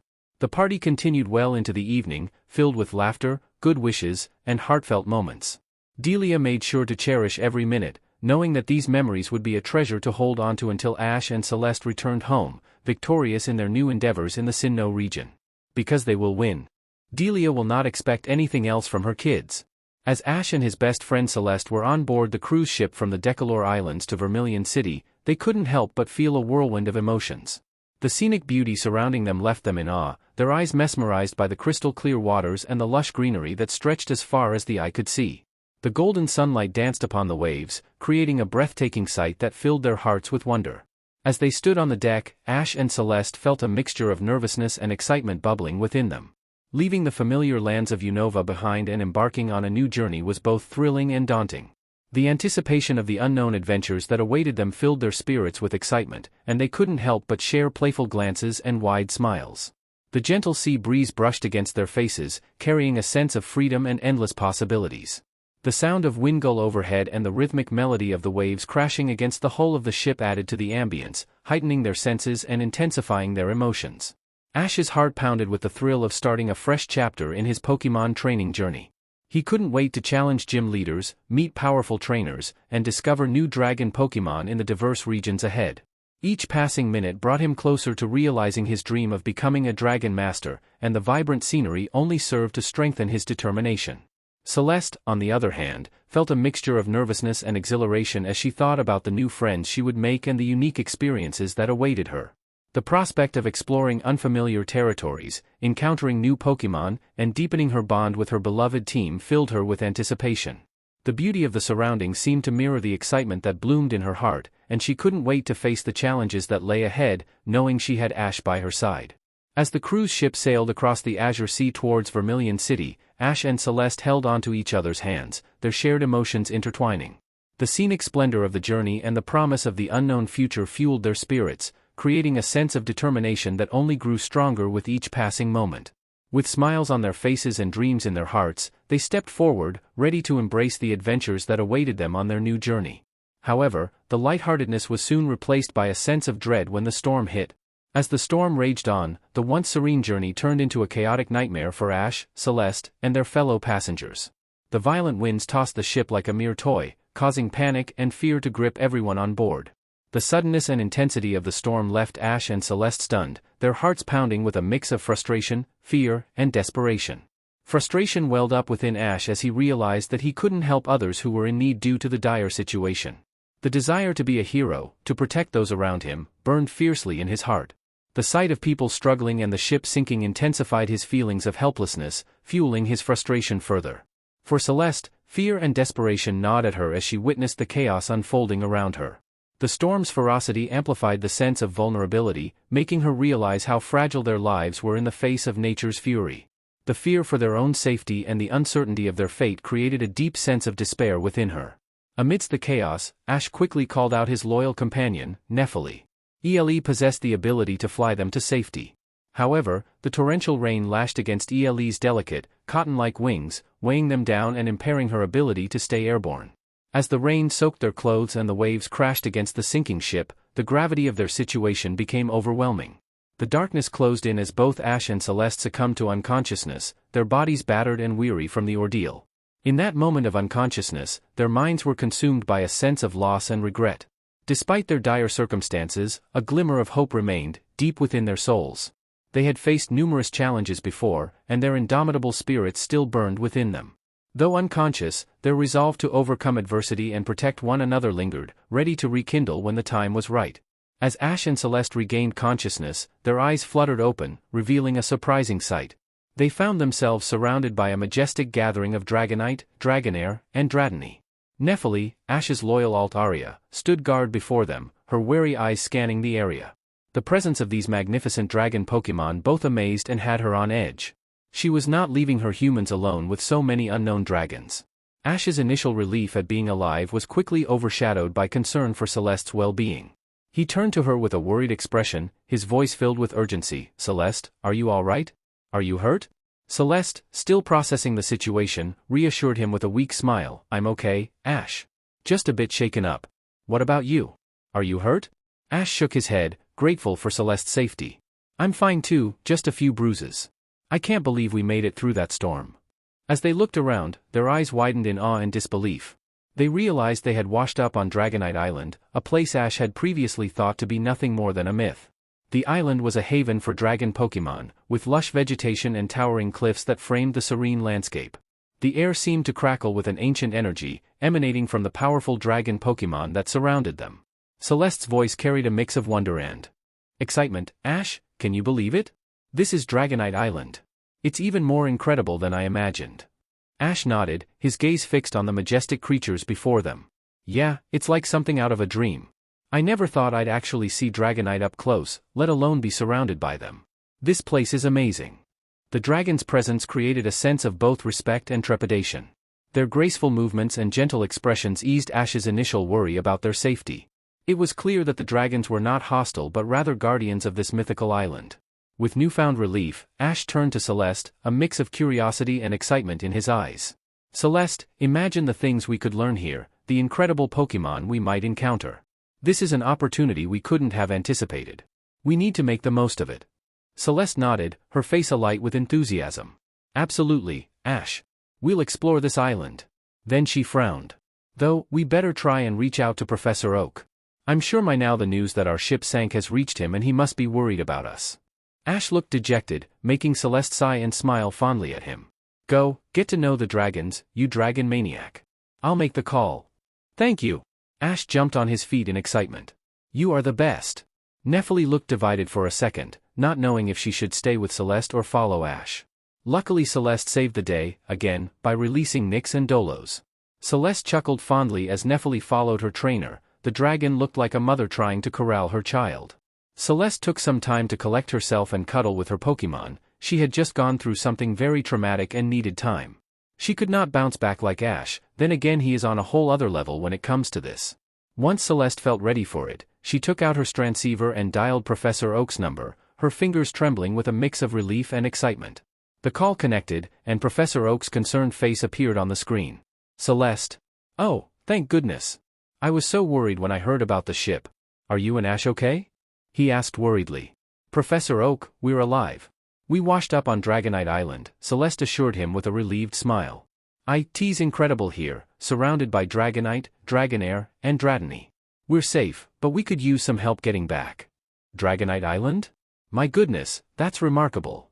Professor Oak exclaimed. I'm relieved to hear you're safe. I actually have some knowledge of that place. My Dragonite tends to visit the island from time to time. I'll make arrangements to come and get you as soon as possible. Thank you, Professor Oak. Celeste let out a sigh of relief, grateful for Professor Oak's reassurance. We'll be waiting here. Just let us know when you're on your way. Of course, Celeste, Professor Oak smiled kindly. I'm glad you are both okay. Take care, and stay safe. I'll see you soon. After ending the call, Celeste looked up, her eyes shining with anticipation. Just as she was about to share the news with Ash, he appeared before her, a wide smile spreading across his face. Celeste, you won't believe what just happened. Ash exclaimed. While I was exploring, I encountered a Dragonair. He had recently evolved, and I managed to teach it Dragon Dance. Now he can fly, and I caught him to join our team. Ash, that's incredible. Celeste's eyes widened in astonishment, her voice filled with excitement. A newly evolved Dragonair with Dragon Dance? That's an amazing addition to your team. I can't wait to see him in action. Ash's grin widened as he released the Dragonair from his Pokeball, and the elegant Pokemon took to the air, his scales gleaming in the sunlight. Isn't he awesome? I've named him Aeolus, after the god of storms. I felt it was fitting. It is, Celeste smiled gently, realizing that Ash was not as unbothered as he showed. I talked to Professor Oak, he is coming to get us. That's great. Ash beamed, relief clear in his eyes. With their spirits lifted and their team growing stronger, Ash and Celeste eagerly awaited Professor Oak's arrival. Excitement and anticipation filled the air as they prepared to continue their adventure with newfound allies and the promise of new lands waiting to be explored. I looked down to my body and frowned. I had finally achieved my dream and become a Garchomp capable of using Draco Meteor. All it took was for my trainer to almost die. Amazing! I can still feel the weight of those emotions surging through me, even as I reflect back on that fateful incident.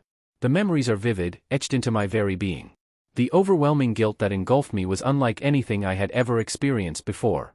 It gnawed at my core, twisting and turning, as I grappled with the idea that I could have lost my trainer, my best friend. I remember the panic and helplessness that washed over me as the ship sank beneath the unforgiving waves. As our trainer recalled us all but Nephili, who valiantly attempted to lift Ash and Celeste to safety, but her wings, delicate and cotton-like, were not built for such adversity. The water soaked through her feathers, sapping her strength, and we began to descend, our escape slipping away. And then, out of sheer luck, a savior arrived in the form of a Dragonite from Dragonite Island. Ash was saved, but the aftermath of the ordeal remained etched in my soul. The thought of losing Ash was the scariest thing I've ever faced, causing fury to surge within me. The anger was an inferno, blazing through my veins. How could this happen? How could I let my trainer be endangered like this? The flames of my rage burned brightly, fueling my determination to protect him at any cost. As the days passed, the guilt persisted, lingering like a shadow. It taunted me, reminding me of my perceived failure, of the danger Ash had faced because of me.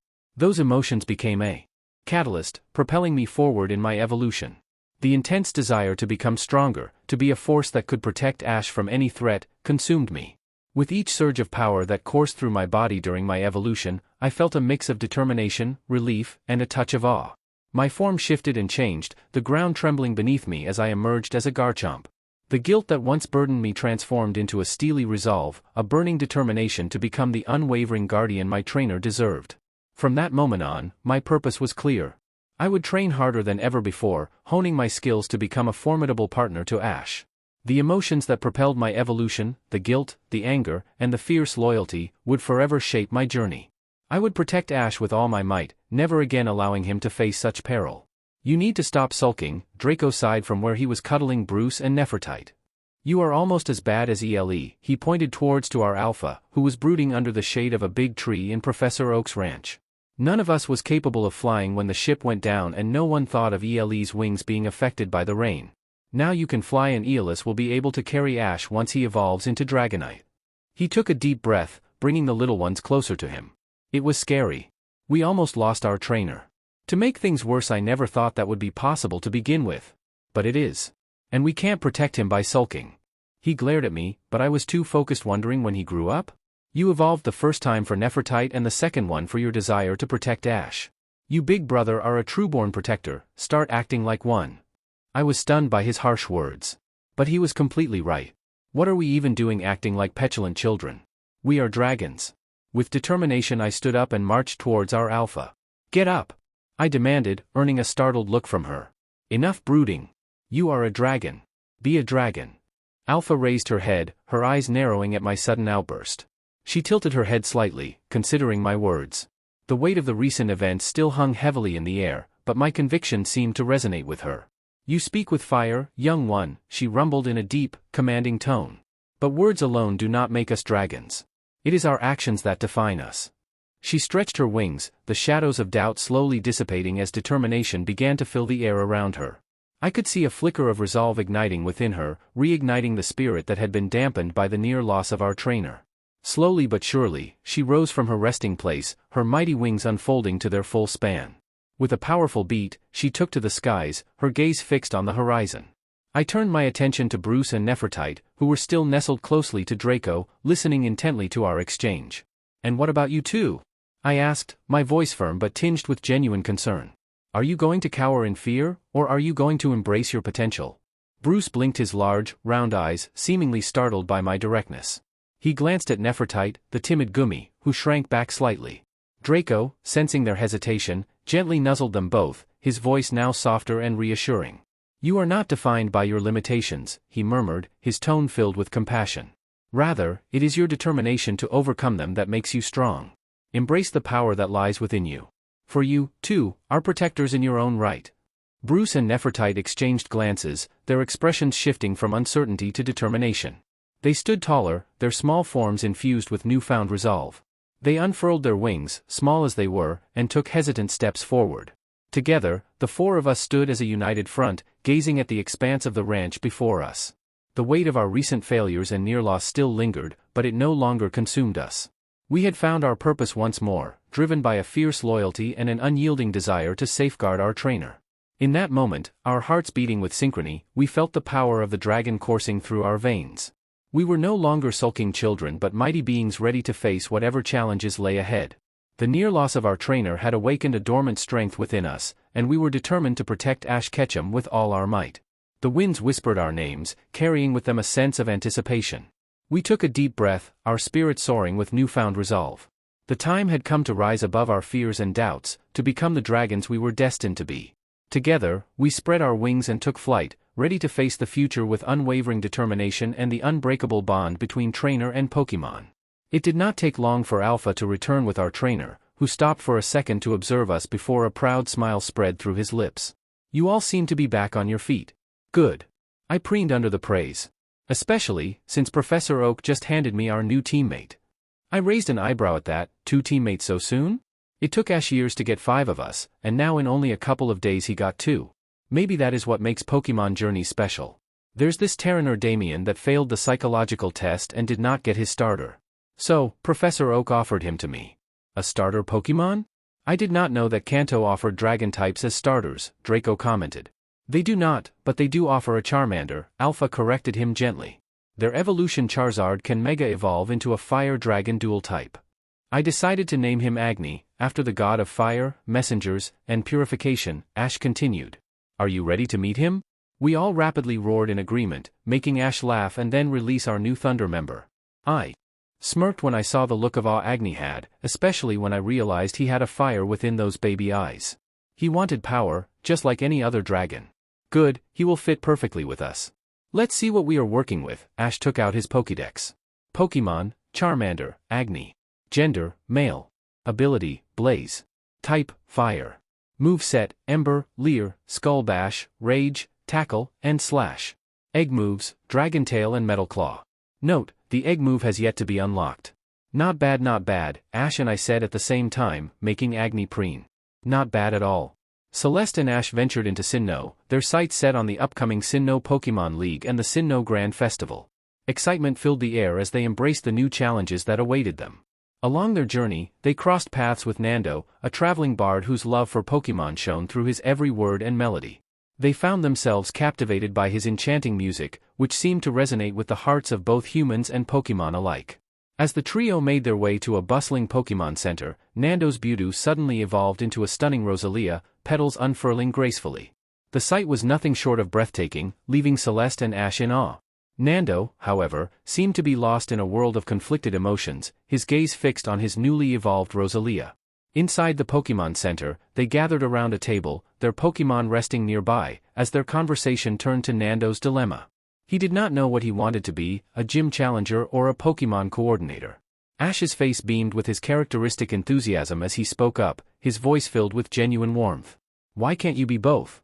Ash's words floated in the air, carrying with them an air of possibility and encouragement.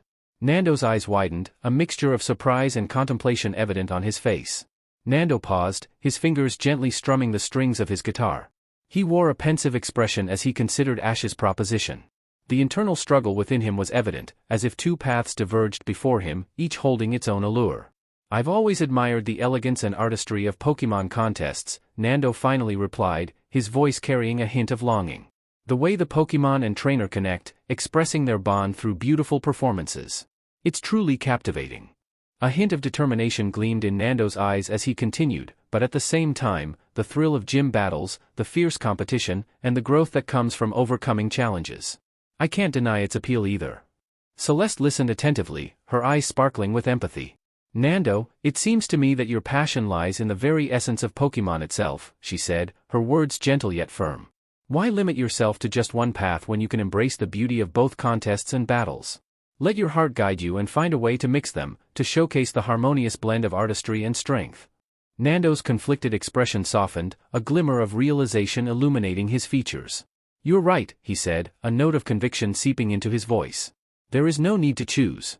I can pursue both avenues, intertwining them in a symphony of passion and dedication."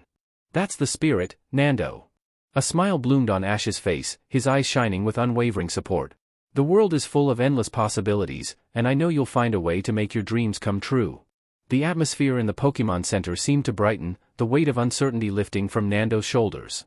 With newfound resolve, he strummed a joyful tune on his harp, the melodies echoing through the air, harmonizing with the hum of excitement that permeated the room. Celeste, Ash, and Nando shared a moment of camaraderie. In that moment, they were not just three individuals on separate paths, but kindred spirits bound by their love for Pokemon and the desire to make a difference in the world. Ash and Celeste soon parted ways with Nando, but not before the older one promised to meet them on the Lily of the Valley Conference and the Sinnoh Grand Festival. With that promise in their hearts, Ash and Celeste made their way to Jubilife, where they found themselves immersed in the vibrant atmosphere of Pokemon contests. The anticipation of Celeste's first contest was palpable, her heart fluttering with a mixture of excitement and nerves. She had poured her heart and soul into preparing for this moment, eager to showcase the bond she shared with her Pokemon. As they made their way to the contest hall, Celeste couldn't contain her enthusiasm. She twirled around, the fabric of her Eevee-inspired dress billowing gently, and beamed at Ash. "Look, Ash! What do you think of my dress?" she asked, a hint of nervousness tinging her voice. Ash's eyes widened as he took in Celeste's attire. A warm smile graced his face as he replied, "You look absolutely adorable, Celeste. The dress suits you perfectly." Celeste's cheeks flushed with a mix of delight and self-consciousness, grateful for Ash's kind words. She had poured her creativity into designing the dress, wanting it to embody the essence of her beloved Eeveevolutions and the magic they shared. Ash's simple compliment boosted her confidence, allowing her to embrace her unique style with pride. As they stepped into the contest hall, Celeste's excitement mingled with a touch of apprehension. The hall was abuzz with trainers and their Pokemon, each one preparing for their own performances. Celeste glanced around, taking in the grandeur of the stage and the expectant faces of the audience. Butterflies danced in her stomach as she realized that her moment to shine was fast approaching. Pan, adorned with a matching bow, nuzzled against her leg, offering silent reassurance. Celeste knelt down, placing a comforting hand on her partner's head. "We've trained for this, haven't we?" she whispered, her voice filled with determination. "Let's show them what we are made of, Pan." With renewed resolve, Celeste stepped onto the stage, her nerves dissipating as her love for Pokemon contests took center stage.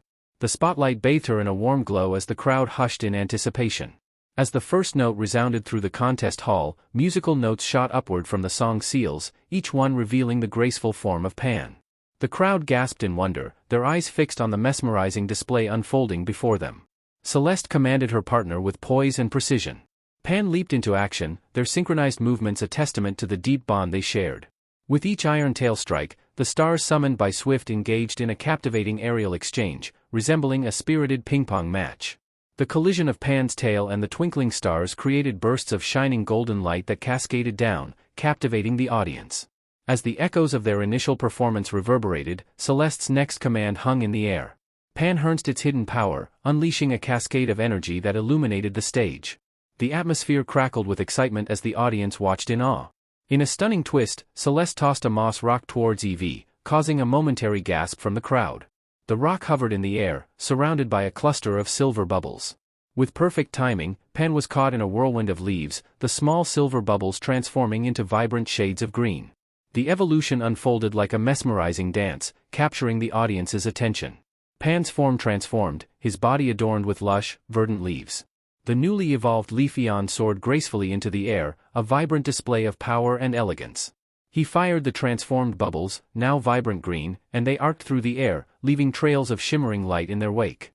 The performance reached its climax as Pan descended, landing softly on the ground next to Celeste. The bubbles that had journeyed through the air with grace and beauty landed gently, bursting into a mesmerizing display of shimmering light, which enveloped the stage.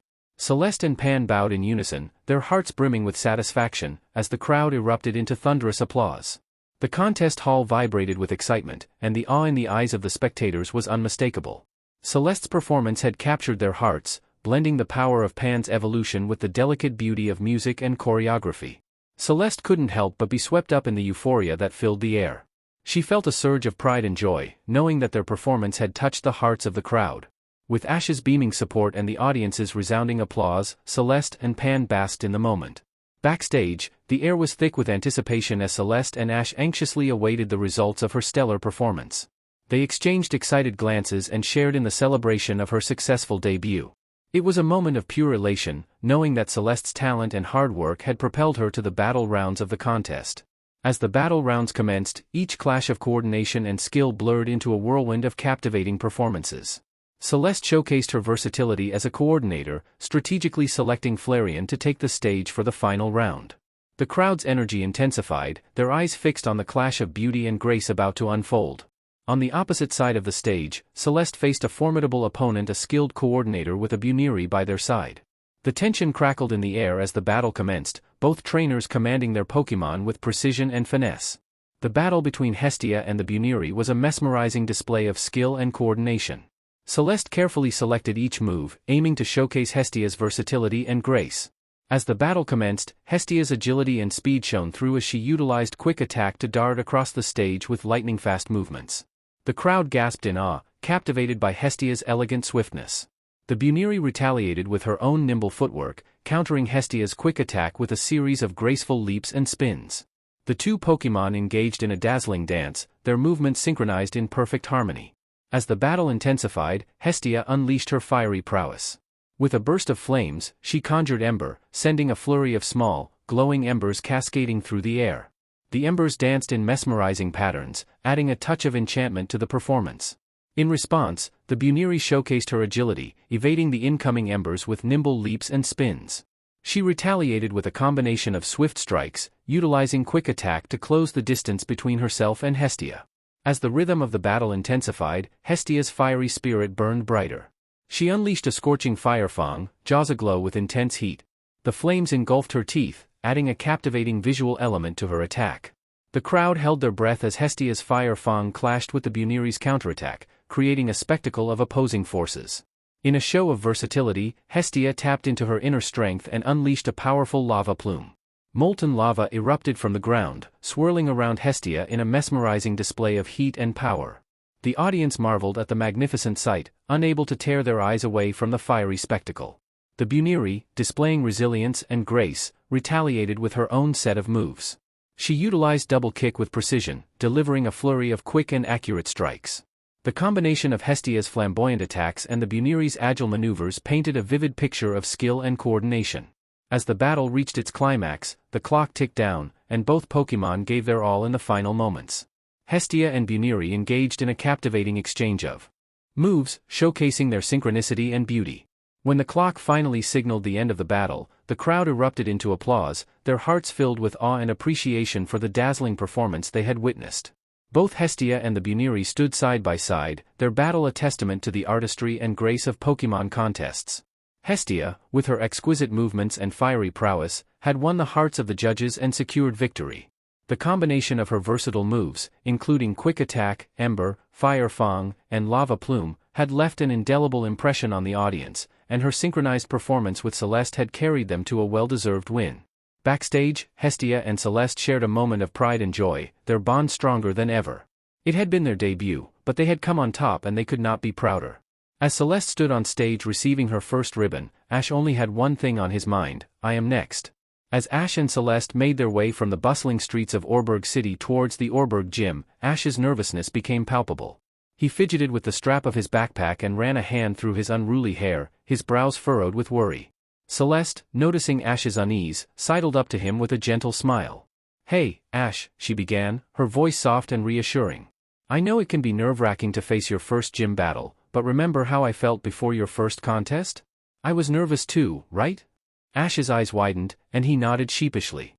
"Yeah, you were pretty nervous back then," he admitted, a slight blush coloring his cheeks. "But you looked so confident on stage, Celeste. How did you manage to shake off the nerves?" Celeste chuckled, a playful glint in her eyes. "Well, Ash, the secret is to remember that it's all about having fun," she said, her voice brimming with enthusiasm. "Once I stepped onto the stage, the excitement took over. The energy of the crowd, the bond with my Pokémon, it all blended into this incredible feeling of pure joy." Ash's shoulders relaxed a little as he absorbed her words. "Fun, huh?" he murmured, a hint of a smile tugging at the corners of his lips. "I guess I forgot that sometimes, with all the pressure to win and prove myself." Celeste nudged him gently with her elbow. "Don't worry about winning or proving anything, Ash," she said, her voice filled with sincerity. "Just focus on the experience, the thrill of the battle, and the connection you have with your Pokémon. Trust me, it makes all the difference." Ash's eyes met Celeste's, gratitude evident in his gaze. "Thanks, Celeste," he said, his voice earnest. "I needed that reminder. Let's go have fun at the gym. I'm ready to show them what we've got." With renewed determination, Ash straightened his posture and marched towards the Orberg Gym, his earlier nervousness replaced with an eagerness to embrace the challenge ahead.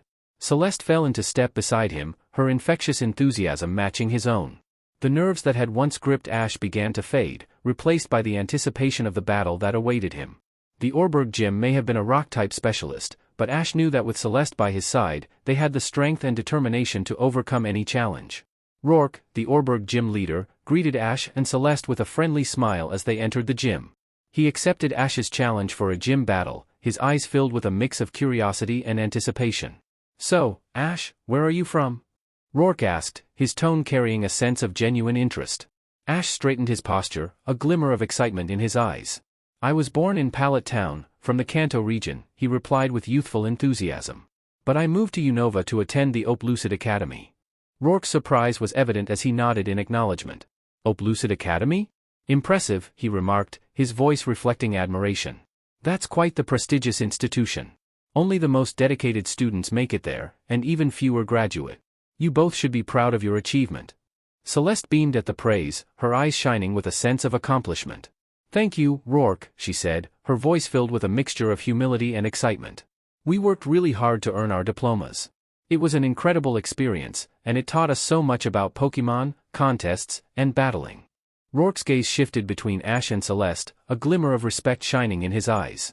"Well, it's an honor to have an Oplucid Academy graduate challenging me," he responded, his tone carrying a touch of authority. "I'm excited to see what you are capable of. Let's make this battle memorable." As the trio made their way to the battlefield, excitement coursed through the air. Ash and Rourke took their positions on opposite sides, their eyes locked in determined anticipation, while Celeste took a seat as the spectator. The referee's voice boomed across the gym, signaling the beginning of the battle between Ash and Rourke. Celeste held her breath in anticipation, eager to witness the clash between these two formidable trainers. The rules were set, a 2 versus 2 battle where only Ash, as the challenger, could recall his Pokémon. Rourke wasted no time and called forth his Geodude, a stalwart rock-type Pokémon, while Ash sent out Nefertite. The battle had begun. Ash's mind whirred with strategy as he assessed the situation. He knew Nefertite's speed was not her strong suit, but he had a plan. With unwavering confidence, he commanded Nefertite to initiate her opening move, Rain Dance. Nefertite closed her eyes, her tiny form radiating a sense of calm. She summoned her inner strength, invoking the power of Rain Dance. Dark clouds gathered above, and rain poured down, filling the arena with a refreshing drizzle. Rourke's Geodude, well-versed in battling on rocky terrain, prepared to unleash his strength. He launched a powerful rollout, aiming to take advantage of his natural environment, even if obstructed slightly by the rain. However, Ash had planned for this. Nefertite, using her keen instincts, anticipated the Geodude's attack. She spun around gracefully, kicking up muddy water from the moistened ground. The spinning water formed a protective shield, deflecting the brunt of the rollout attack. I did not know he was planning strategies like that. Celeste gasped in amazement at the ingenious defense. I am so stealing that counter shield for my contests. Ash's strategy came into play. With the rocky terrain at his disposal, he seized the opportunity. Nefertite, use muddy water to disrupt his footing, he commanded. Nefertite, quick to respond, unleashed a powerful jet of muddy water. The combination of the rain-soaked ground and the mud caused Geodude's movements to become sluggish. The once nimble rock type now struggled to maneuver effectively. Capitalizing on the opening, Ash urged Nefertite to strike. Now, Dragon Breath! Ash exclaimed. Nefertite released a stream of swirling energy, tinged with the power of Dragonfire. The attack found its mark, enveloping Geodude in a brilliant display of force. The rock-type Pokémon staggered, his defenses weakened. But Rourke, undeterred, had a plan of his own. With a roar, he commanded Geodude to retaliate with Seismic Toss. Geodude lunged forward, intent on grabbing hold of Nefertite. With a swift flick of her body, Nefertite avoided the incoming Seismic Toss.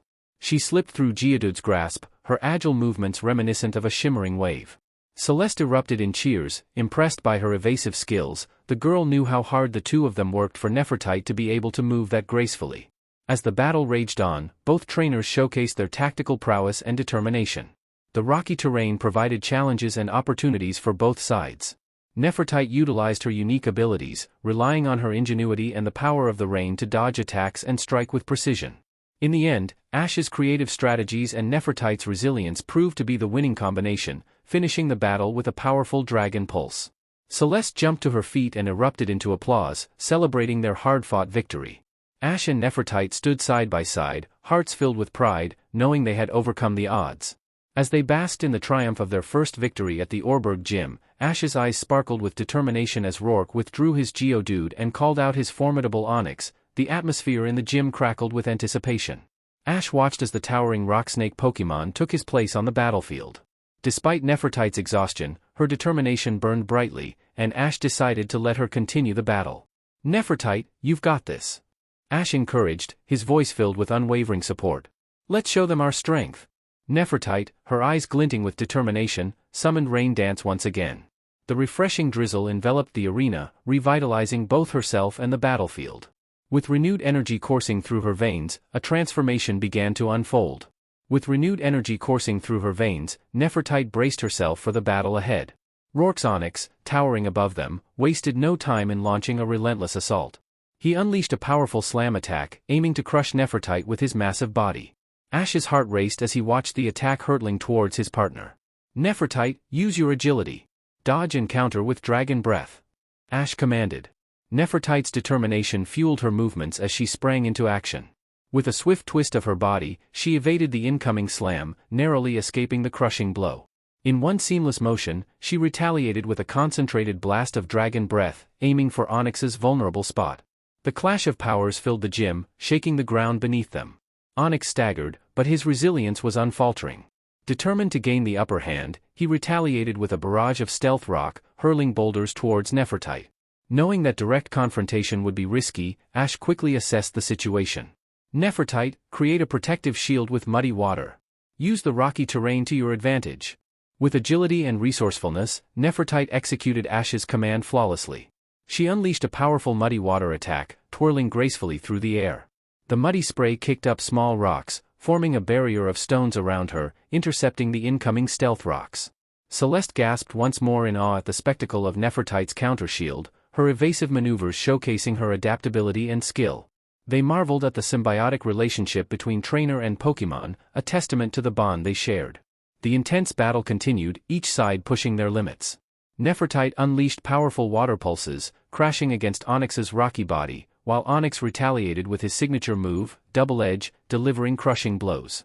As the battle raged on, Nefertiti's determination intensified. In a radiant burst of light, her form shimmered and transformed. Ash and Celeste erupted into cheers as Nefertiti evolved, her newfound power emanating from her Sliggoo form. "You've evolved. You are beautiful, Nefertiti." Ash praised her in awe. "But the battle is from over. Get ready." Eager to make use of her enhanced abilities, Nefertiti focused her determination. Especially, after the evolution had unlocked hidden potential within Nefertiti, granting her access to 2 new egg moves, Counter and Life Dew. She unleashed a healing Life Dew, enveloping herself in rejuvenating energy. Fatigue melted away as her wounds mended, restoring her vitality. However, Rourke's Onyx was undeterred, launching a devastating slam attack, aiming to crush Nefertiti with brute force. But Nefertiti, now more agile than ever, danced gracefully through the air, the raindrops guiding her movements. With the swift twirl of her body, Nefertiti created a counter shield, deflecting the full impact of Onyx's slam. Ash's creative strategy came into play once again. "Nefertiti, now's our chance. Allow the double edge to hit you and retaliate with counter," he exclaimed. With a surge of determination, Nefertiti grunted as she received the attack and rapidly launched a powerful counter-attack in response. The force of Onyx's own attack was reflected back at him, magnified in strength.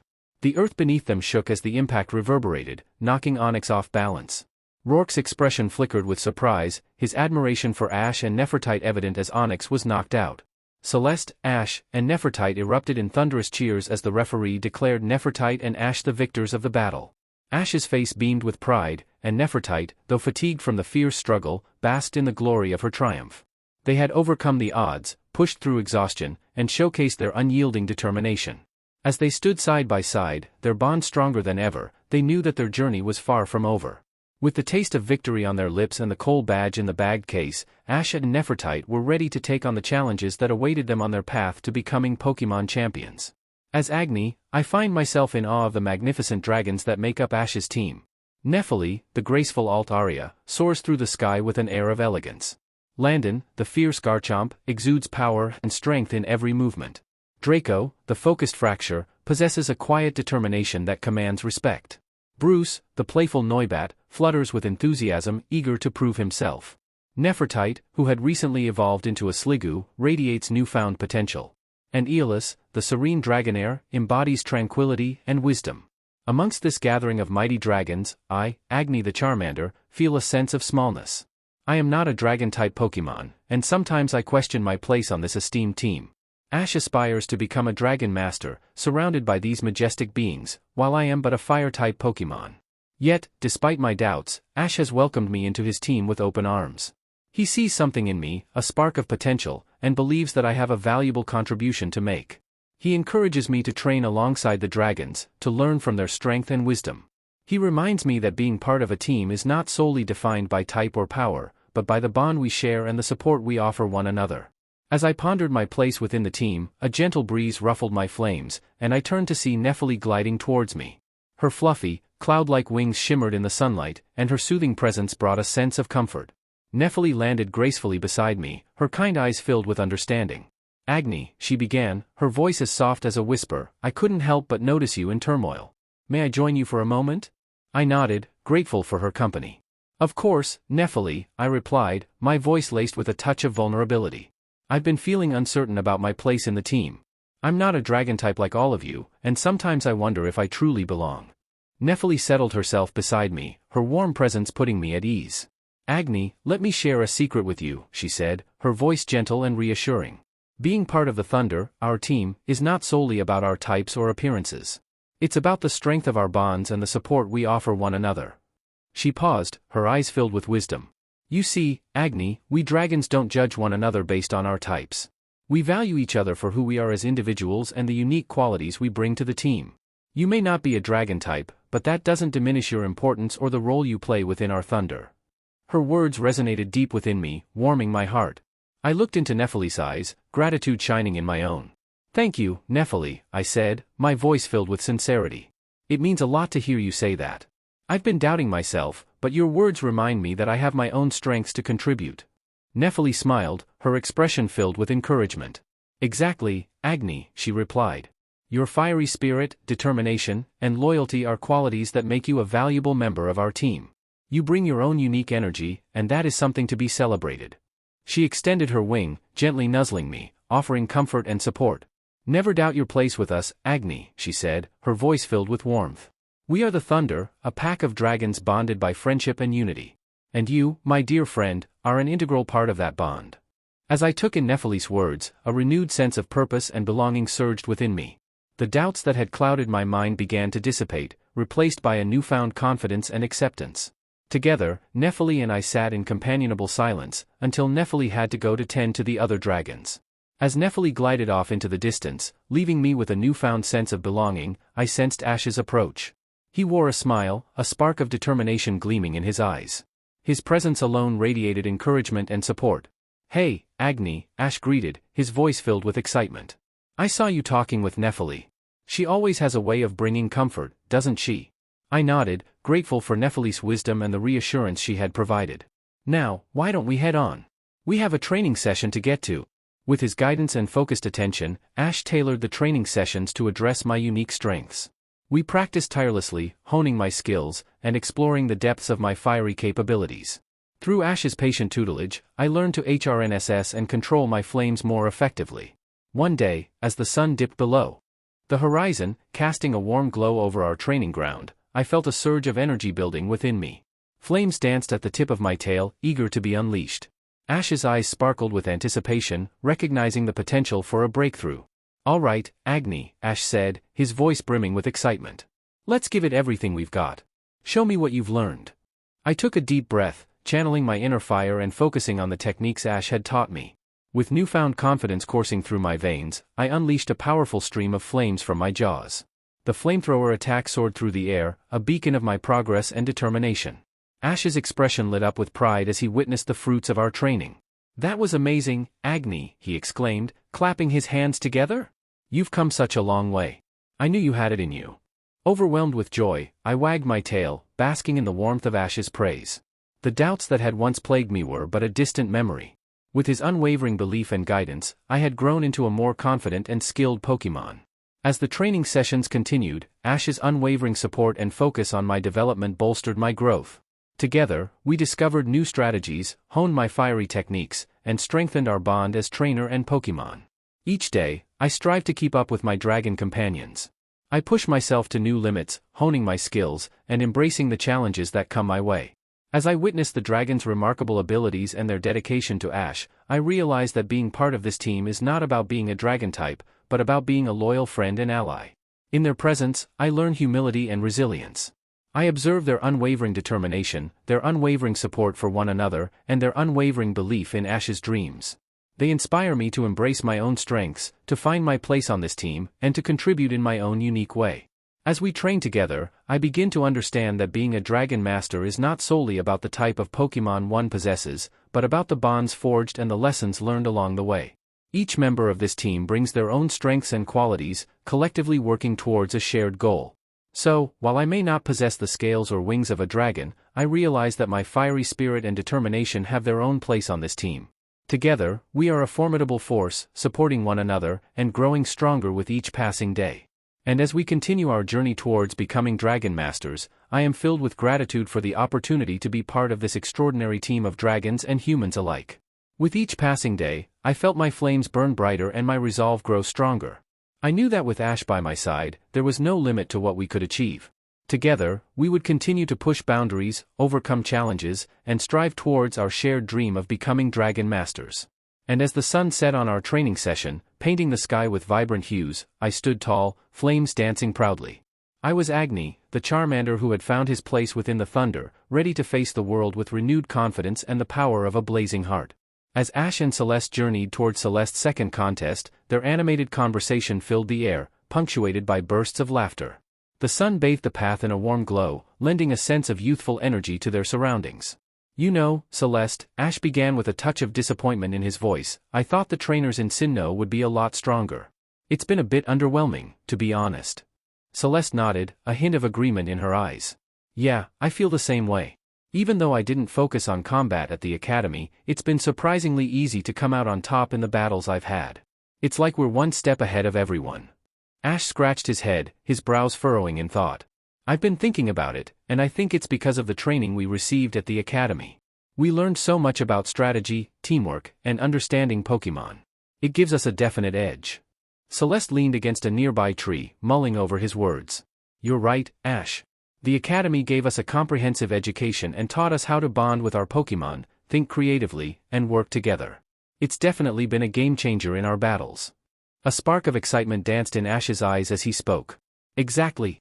It's not just about brute strength or flashy moves. Our training has taught us to tap into the deeper connections we have with our Pokemon. That's what sets us apart. A smile tugged at the corners of Celeste's lips, pride evident in her voice. It's pretty amazing when you think about it, Ash. We started as two ambitious trainers with big dreams, and now we're making waves in Sinnoh. It's all thanks to the skills and experiences we gained at the Academy. Ash's grin widened, his enthusiasm infectious. You said it, Celeste. Our journey is just beginning, and with the solid foundation we have, there's no limit to what we can achieve. We'll continue to grow, learn, and inspire others along the way. They exchanged knowing glances, a shared understanding deepening their bond as friends and fellow trainers. Together, they were a force to be reckoned with, fueled by determination, camaraderie, and the knowledge they had acquired at the Academy. As they resumed their stroll, their conversation flowed seamlessly, shifting to the upcoming contest and the strategies they planned to employ. The doubts about the strength of the trainers in Sinnoh faded into the background, replaced by a renewed sense of confidence. With laughter and banter guiding their steps, they approached the contest venue, ready to dazzle the audience with their unique flair and creativity. The Floaroma Town contest was packed and the coordinators were ready to dazzle the crowd. Especially, Celeste, who had decided to use her two most experienced Pokemon in this contest, Dolos for the appeal and Nyx for the battle rounds. Celeste couldn't help but smile as she thought about the contrast between her first contest and this one. During her debut, her nerves had nearly overwhelmed her, casting a shadow of uncertainty over her every move. But now, standing amidst the electrified atmosphere, she felt a newfound confidence blossoming within her. As Celeste watched a contestant and Pokemon pair gracefully exit the stage, Celeste's mind raced with anticipation for her turn to shine. The thought of stepping onto the stage once again, armed with the experience of her previous contest and the support of her friends, ignited a fire within her. She couldn't wait to share her passion, her creativity, and the bond she had formed with her Pokemon. The familiar feeling of butterflies fluttering in her stomach was now replaced by an electric buzz of excitement. Every fiber of her being yearned to take the stage and unleash her artistry upon the audience. This contest was an opportunity to express herself, to demonstrate the growth she had experienced since her first performance. Celeste took a deep breath, her eyes sparkling with anticipation. She was ready to embrace the spotlight, to dazzle the crowd with her creativity and the unique bond she shared with her Pokemon. This time, nerves were but a distant memory, replaced by an unwavering confidence and an unstoppable desire to showcase her skills. With each passing second, her excitement grew, her heart beating with a rhythm that matched the pulse of the crowd. She eagerly awaited her turn, ready to take center stage and immerse herself in the exhilarating world of contests. The thrill of performing and the joy of connecting with her Pokemon consumed her, making her feel invincible. As the contest continued, Celeste's anticipation reached its peak. She knew that this time, it would be a performance unlike any other. With Dolos by her side, she was prepared to leave a lasting impression and unleash her creative spirit upon the stage. With a final surge of energy, Celeste stepped forward, her eyes shining with determination. It was her time to shine, her moment to seize. The excitement that filled her heart would fuel her performance, carrying her to new heights as she shared her artistry with the world. On the grand contest stage, her enigmatic Dolos, prepared to captivate the audience with a performance that would weave magic into every moment. The atmosphere was filled with anticipation as Dolos positioned himself, ready to transport the spectators into a realm of enchantment. With a graceful flick of his tail, Dolos conjured a multitude of shimmering leaves with the move Magical Leaf. Each leaf carried the essence of nature's beauty, and with a burst of energy, he sent them cascading into the air. As the leaves twirled and danced, Dolos infused them with a gentle thunder wave, imbuing them with a captivating electricity. The leaves, now crackling with static energy, swirled and spun, creating a dazzling river of light in the air and on the stage. They flowed together seamlessly, as if nature itself had come alive, casting a radiant glow upon the enchanted setting. As the leaves continued their mesmerizing dance, Dolos centered himself amidst their ethereal beauty. With a resolute focus, he channeled his psychic energy, causing his form to shimmer and glow. He became a radiant star amidst the swirling leaves, his every movement leaving an afterimage of glittering light in the eyes of the awestruck audience. With a final flourish, Dolos summoned the power of the earth itself. He called upon the hidden strength within him and unleashed a powerful blast of power gem. The gems sparkled like celestial diamonds, intertwining with the leaves, creating a breathtaking tapestry of brilliance. As the sparkling gems melded with the leaves, Dolos infused them with a surge of psychic energy. With a burst of power, he propelled himself into the air, riding the magical leaves like a mystical chariot. The stage became his celestial playground as he glided effortlessly, leaving trails of shimmering stardust in his wake. With the audience mesmerized by the ethereal display, Dolos embraced the climax of his performance. Drawing upon the energy he had cultivated, he unleashed a tremendous surge of stored power. The stored psychic energy combined with the leaves, igniting a spectacular explosion of color and light. The enchanted leaves burst into a dazzling fireworks display, filling the stage and the sky above with a kaleidoscope of hues. The audience erupted into cheers and applause, their spirits ignited by the radiant spectacle before them. It was a crescendo of magic, a moment of pure enchantment that left everyone spellbound. As the last traces of the fireworks gently faded, Dolos descended to the stage, his presence still emanating a radiant glow. He took a bow, acknowledging the adoration of the crowd. The air was filled with a sense of wonder and awe, the memory of his performance etched in the hearts of all who had witnessed it. Dolos, the master of mystique and elegance, had painted a canvas of pure enchantment. His combination of magical leaf, thunderwave, power gem, and psychic had transformed the stage into a realm of wonder and awe. It was a performance that would be remembered as a testament to the extraordinary power and beauty of the psychic arts. As Dolos basked in the adoration of the crowd, Celeste's heart danced with excitement. She watched her espion, his elegant form glowing with radiant energy, and felt a surge of pride welling up within her. This time, she was not plagued by nerves or self-doubt. Instead, a sense of exhilaration coursed through her veins, fueling her anticipation for her own upcoming performance. The energy of the crowd, the vibrant colors dancing in the air, and the electric aura that Dolos had created, all served to amplify her excitement. The transformation within her was undeniable.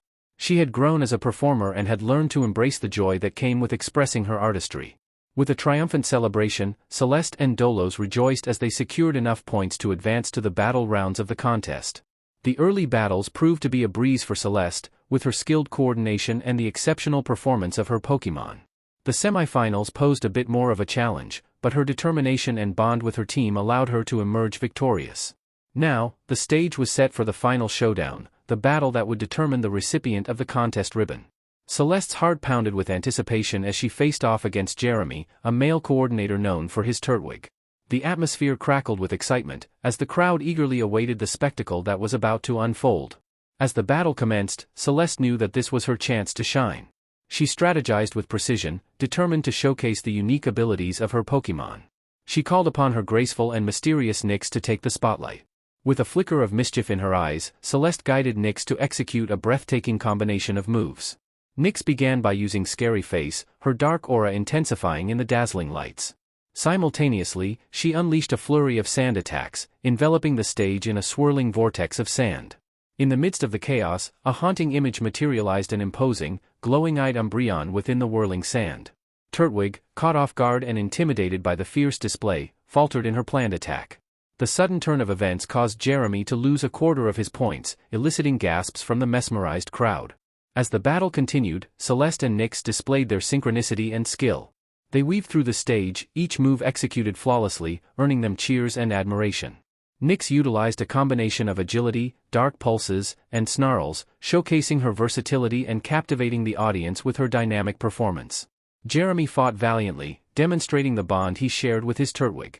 The stage was transformed into a whirlwind of dazzling displays and dynamic movements as the contestants battled for victory.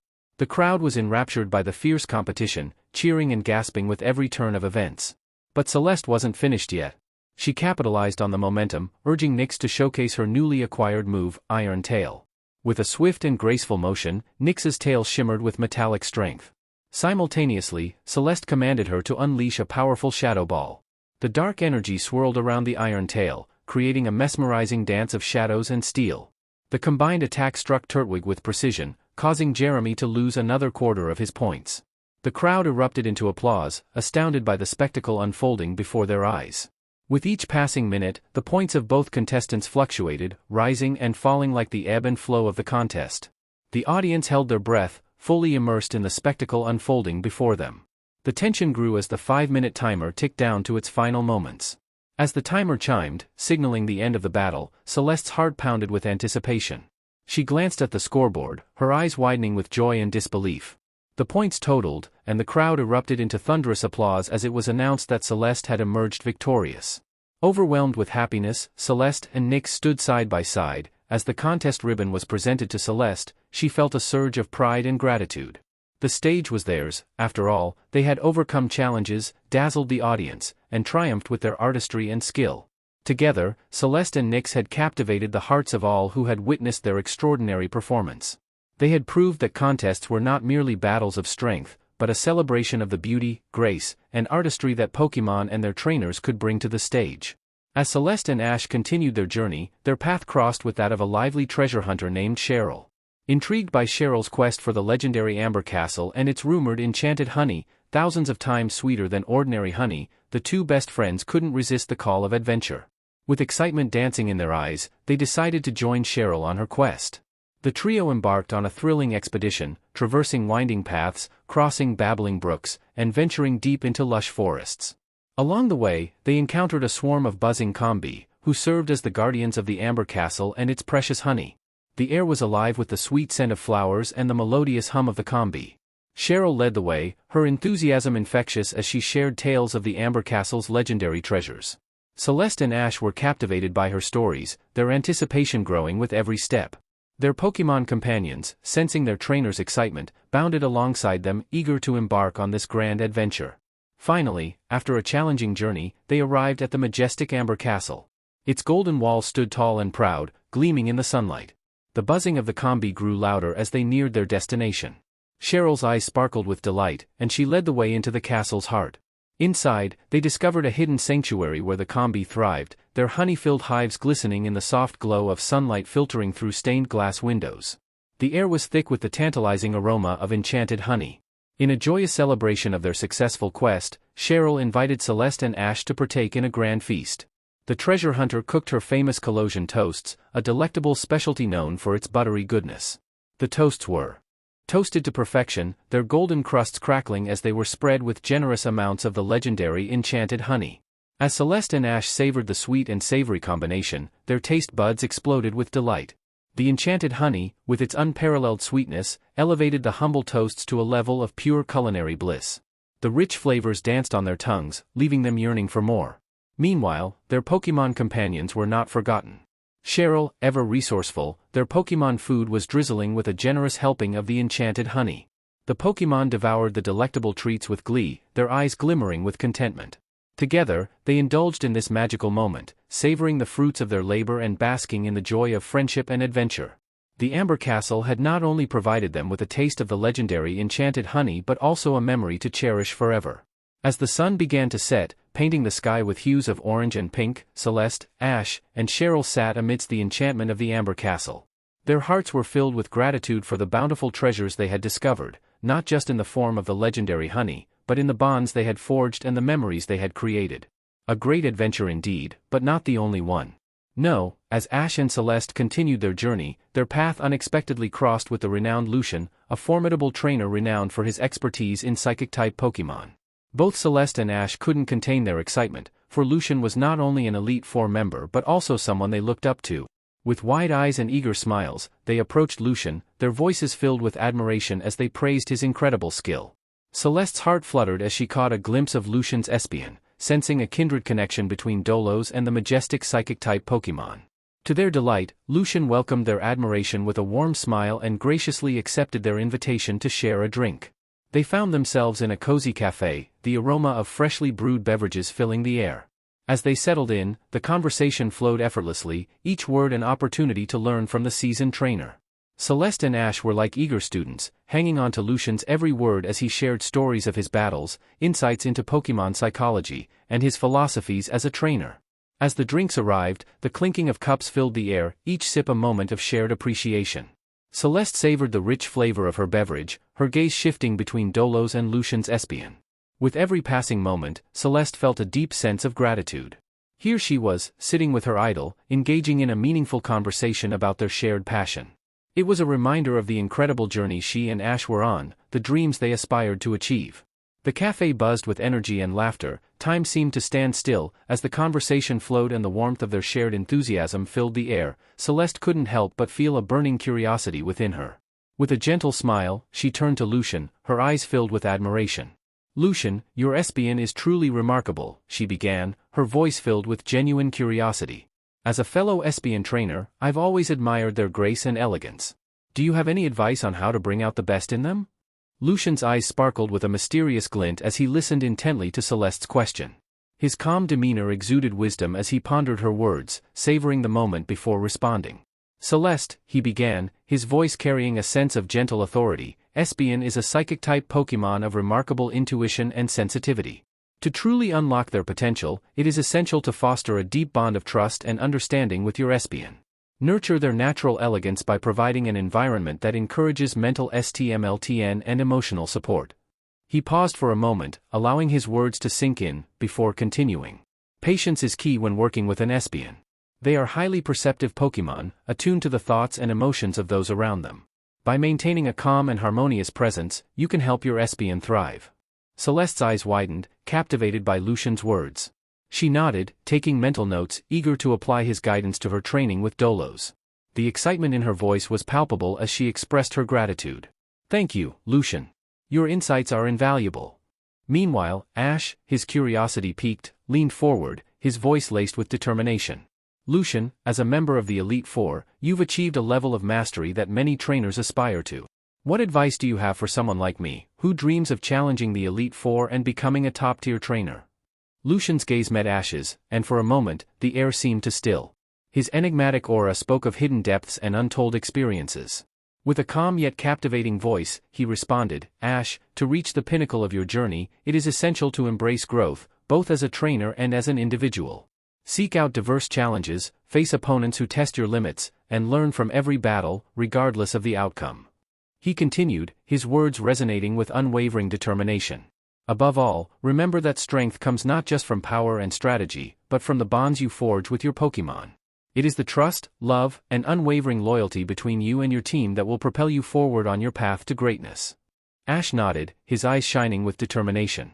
He absorbed Lucian's words, feeling a surge of motivation coursing through his veins. "Thank you, Lucian.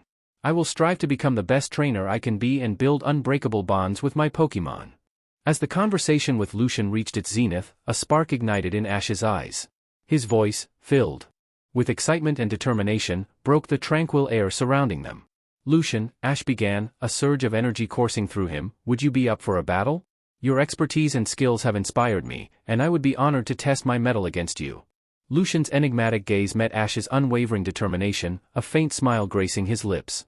With a nod, he accepted the challenge, his voice carrying a sense of serene confidence. "Very well, Ash. I accept your challenge. Let us see how you fare against my Espion."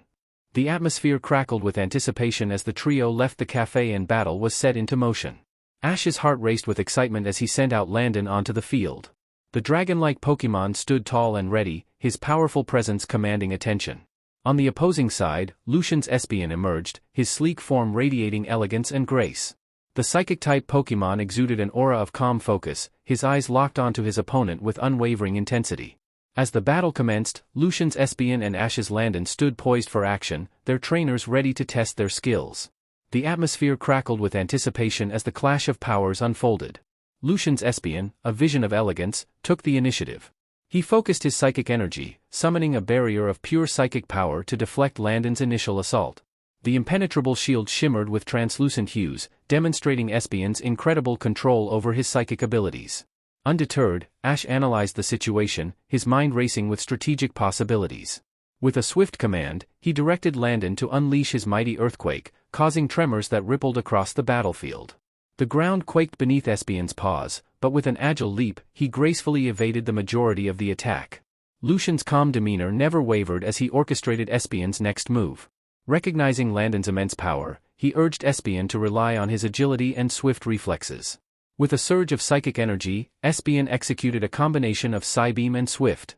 The battlefield became a dazzling spectacle as the shimmering projectiles danced through the air, expertly targeted at Landon's vulnerable spots. Ash gritted his teeth, determined to turn the tide in his favor. Drawing upon their bond, he instructed Landon to retaliate with a flurry of Dragon Claw strikes. The powerful claws gleamed with an iridescent aura as they sliced through the air, aiming to strike Espion with precision. But Lucian's Espion was a master of evasion, his lithe form moving with seemingly preternatural grace. He gracefully dodged and weaved, narrowly avoiding the onslaught of dragon claw strikes. His acute senses and psychic intuition allowed him to anticipate Landon's movements with uncanny accuracy.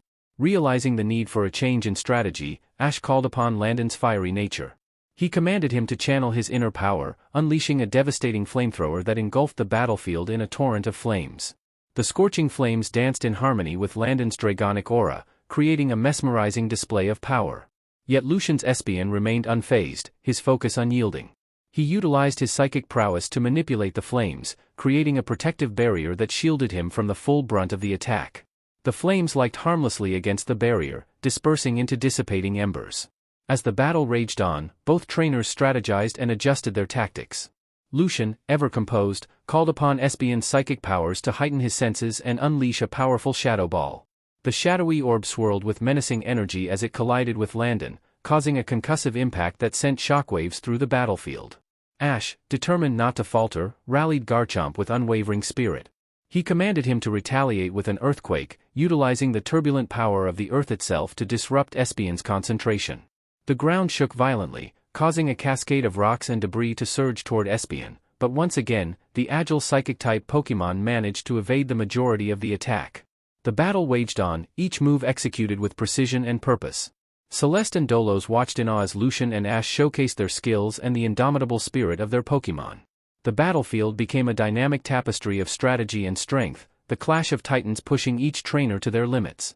Ultimately, as the battle drew to a close, it was Lucian's Espion who emerged victorious. His impeccable timing, evasive maneuvers, and unwavering focus had proven too formidable for Ash's Landon to overcome.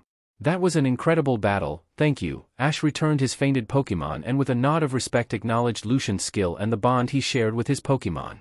Keep on the good work, Ash, Lucian replied with a small smile. For such a young trainer you are quite skilled. I know that Cynthia would be quite impressed by how well you've trained Landon. Thank you. Ash beamed and with one last goodbye parted ways with the Elite Four member. Celeste approached Ash with a mixture of concern and curiosity evident on her face. Ash, how are you feeling after the battle? I know it didn't end the way you wanted, but remember, you did your best out there. Ash's eyes sparkled with a newfound determination as he met Celeste's gaze. The disappointment that once lingered had been replaced by a burning fire within him. He grinned, a surge of energy radiating from him. You know what, Celeste? Ash replied, his voice brimming with youthful enthusiasm. This battle, it showed me something important. I realized that I still have so much more to learn, so much more to achieve. It's not about winning every battle, it's about the journey and the growth that comes with it. Celeste's face lit up with a smile, understanding the flame of inspiration that had been kindled within her friend. You're right, Ash. We're still young, and there's still so much for us to experience and learn as trainers. The battles we faced so far were just stepping stones leading us to even greater challenges. Ash nodded in agreement, his eyes shining with excitement. Exactly. This defeat has only fueled my determination. I'm more than ready to train harder, push my limits, and help my team reach new heights. The battles we face from now on will be a chance to showcase our growth and the unbreakable bonds we share.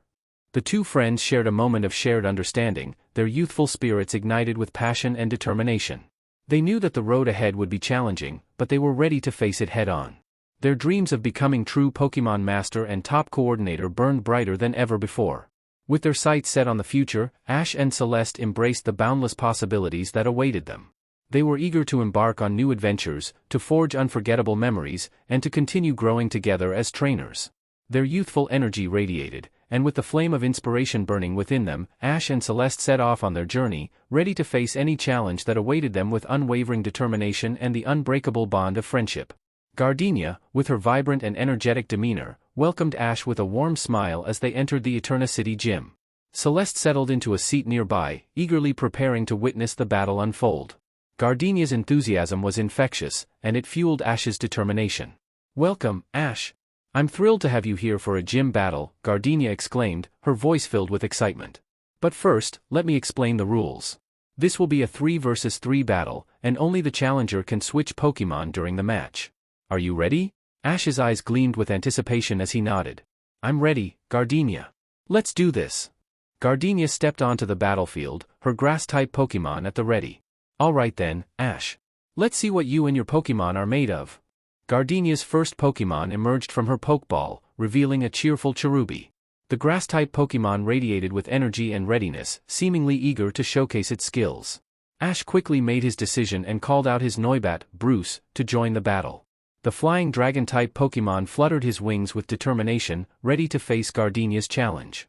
Cherubi, with its chlorophyll ability, swiftly boosted her speed, ready to showcase her moves. Gardenia's voice rang out with determination as she commanded Cherubi to unleash a flurry of magical leaves. Bruce, under Ash's guidance, dodged and weaved through the shimmering leaves, displaying his impressive agility. Avoid them, Bruce. Use your acrobatics to stay one step ahead. Ash exclaimed, his voice brimming with confidence. Bruce executed a series of graceful aerial flips and spins, narrowly evading the incoming magical leaves. With a powerful flap of his wings, he unleashed an air slash, slicing through the air with precision. The attack found its mark, dealing a solid blow to Cherubi. Gardenia's eyes glinted with admiration as she praised Ash's strategic command. Impressive coordination, Ash. Cherubi, show them the power of nature. Charge up Solar Beam. Cherubi absorbed the sun's energy, glowing with a vibrant radiance. The tension built as the vibrant beam of Solar Beam charged, ready to be unleashed. Sensing the impending danger, Ash quickly called out a command. Bruce, use your speed. Get in close and strike with gust. Bruce fluttered his wings with incredible speed, creating a whirlwind that enveloped him. He darted towards Cherubi with remarkable agility, using the force of his gust to disrupt the charging solar beam. The attack was dispersed, the intensity diminished. The battle intensified as Ash and Gardenia exchanged commands, each striving to outmaneuver the other. Cherubi launched relentless magical leaves, while Bruce countered with precise air slashes. Cherubi's speed and resilience pushed Bruce to his limits, his wings flapping with fervor. Keep going, Bruce. Show them the strength of a true dragon. Ash encouraged, determination evident in his voice. Bruce, fueled by Ash's unwavering support, unleashed a powerful tailwind, boosting his speed even further. He weaved through Cherubi's attacks with unparalleled grace, retaliating with wing attacks that shook the battlefield. Gardenia's eyes gleamed with admiration for Ash and Bruce's resilience. Your Noibat is truly remarkable, Ash. Cherubi, keep up the pressure. Use Sunny Day to bolster your powers. Cherubi's petals shimmered as the sunlight intensified, casting a warm glow over the field. The power of the sun invigorated Cherubi, amplifying her attacks. Bruce, undeterred, prepared himself for the challenge ahead. Focus, Bruce. Dodge those solar beams and strike back with your air slashes. Ash commanded, his voice resolute. Bruce danced through the air, expertly avoiding Cherubi's solar beams with elegant twists and turns. Each swift and precise air slash sent ripples of energy through the air, connecting with Cherubi and chipping away at its stamina. The battle reached its climax as Cherubi, weakened but not defeated, unleashed a final onslaught. Ash and Bruce knew this was their moment to shine. Celeste held its breath as they witnessed the true power of their teamwork. Bruce, this is it. Finish it off with a powerful gust. Ash exclaimed, his voice filled with determination. With a mighty gust of wind, Bruce summoned all his strength, creating a cyclone that engulfed Cherubi. The swirling winds buffeted Cherubi relentlessly, rendering her unable to battle any longer. Celeste erupted in cheers as Cherubi fell defeated. Ash's face beamed with pride as he called Bruce back to his side, acknowledging their victory. Well done, Bruce. You were incredible out there. Bruce chirped happily, his wings fluttering. With a sense of accomplishment. He knew that his efforts had paid off, proving his worth as a formidable member of Ash's team. Not bad at all, Gardenia praised him, as she swapped her Cherubi for her second Pokemon, a determined Turtwig. But we are not defeated yet. Ash, despite Bruce's fatigue, chose to rely on his loyal Noibat once again to face this new challenge. Gardenia's voice resonated with confidence as she directed Turtwig's moves. Turtwig, show them your tenacity. Leech Seed to drain their strength. Turtwig's vines entwined around Noibat, attempting to sap his energy with the draining power of Leech Seed. Ash's eyes narrowed with determination as he formulated his strategy. Bruce, destroy the Leech Seed with Supersonic and counter with Gust. Ash commanded, his voice resolute. Bruce's wings fluttered with renewed vigor as he swiftly boomed Turtwig's encroaching vines away. With a powerful gust of wind, he unleashed his counterattack, dispersing the remaining Leech Seed in a whirlwind. Gardenia's eyes sparkled with admiration as she praised Ash's quick thinking. Impressive, Ash. Turtwig, shake off the attack and retaliate with Leaf Storm. Turtwig gathered energy, summoning a swirling vortex of razor-sharp leaves. The Leaf Storm hurtled toward Bruce, threatening to overwhelm him. Ash's expression grew more determined. Bruce, don't back down. Use your acrobatics to dodge and strike back. Ash commanded, his voice filled with unwavering confidence. Bruce executed a series of graceful flips and spins, evading the onslaught of leaves with his agile movements. Seizing the perfect opportunity, he struck back with precise strikes from his acrobatics, landing solid hits on Turtwig. The battle intensified as Turtwig countered with a fierce bite attack, latching onto Bruce's wing. Despite the pain, Bruce refused to yield, showcasing his resilience and determination. Ash, Bruce is giving it his all. Let's finish this. Wing attack, with all your might. Celeste cheered, her voice brimming with encouragement. Ash's face lit up with unwavering resolve as he rallied behind his trusted partner. You're right, Celeste. Bruce, summon your strength and unleash a powerful wing attack. Bruce's wings glowed white and he struck Turtwig with all his might. The powerful attack pushed Turtwig back, but it also took a toll on Bruce's fatigued state. The battle reached its climax as both Bruce and Turtwig fought tooth and nail, neither willing to back down. The intensity of their clash left the crowd on edge, eagerly awaiting the outcome. Suddenly, a burst of energy filled the air as Bruce and Turtwig unleashed their final attacks simultaneously. The collision was fierce, resulting in a resounding explosion that engulfed the battlefield. The dust settled, revealing a double knockout.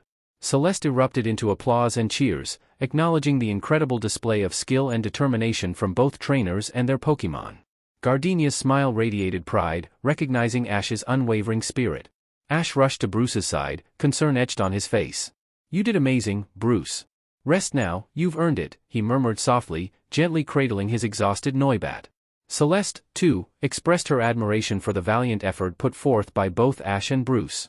You both gave it your all out there. I'm so proud of you, Ash. As the dust settled and the battle concluded, Ash and Gardenia exchanged a nod of respect. The bond between trainer and Pokémon had been tested and strengthened through their fierce battle.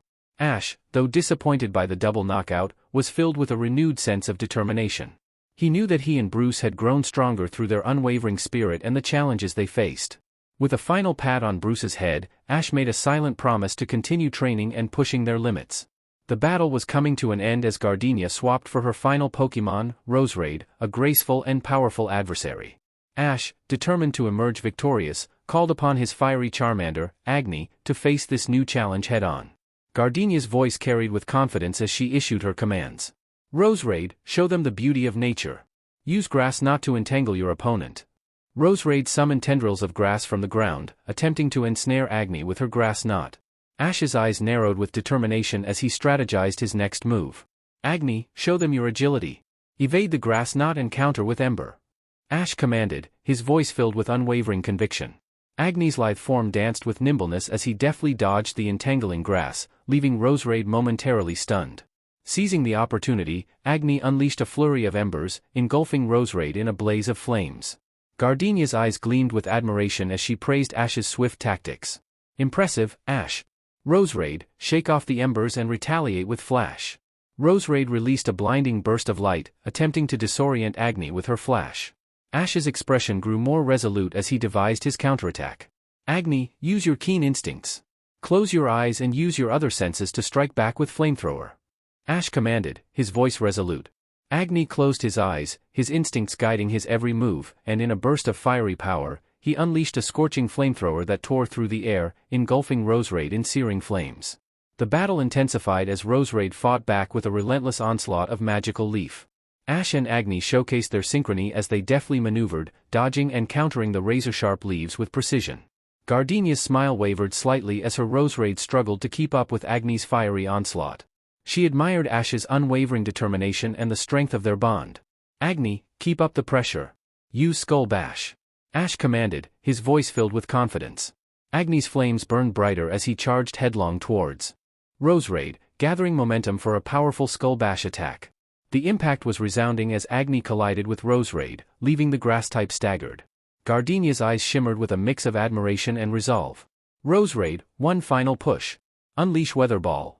Roserade conjured a sphere of energy infused with the power of the changing weather. With a determined gaze, Ash prepared Agni for their final move. Agni, don't back down. Counter with your own flamethrower. Ash commanded, his voice filled with unwavering conviction.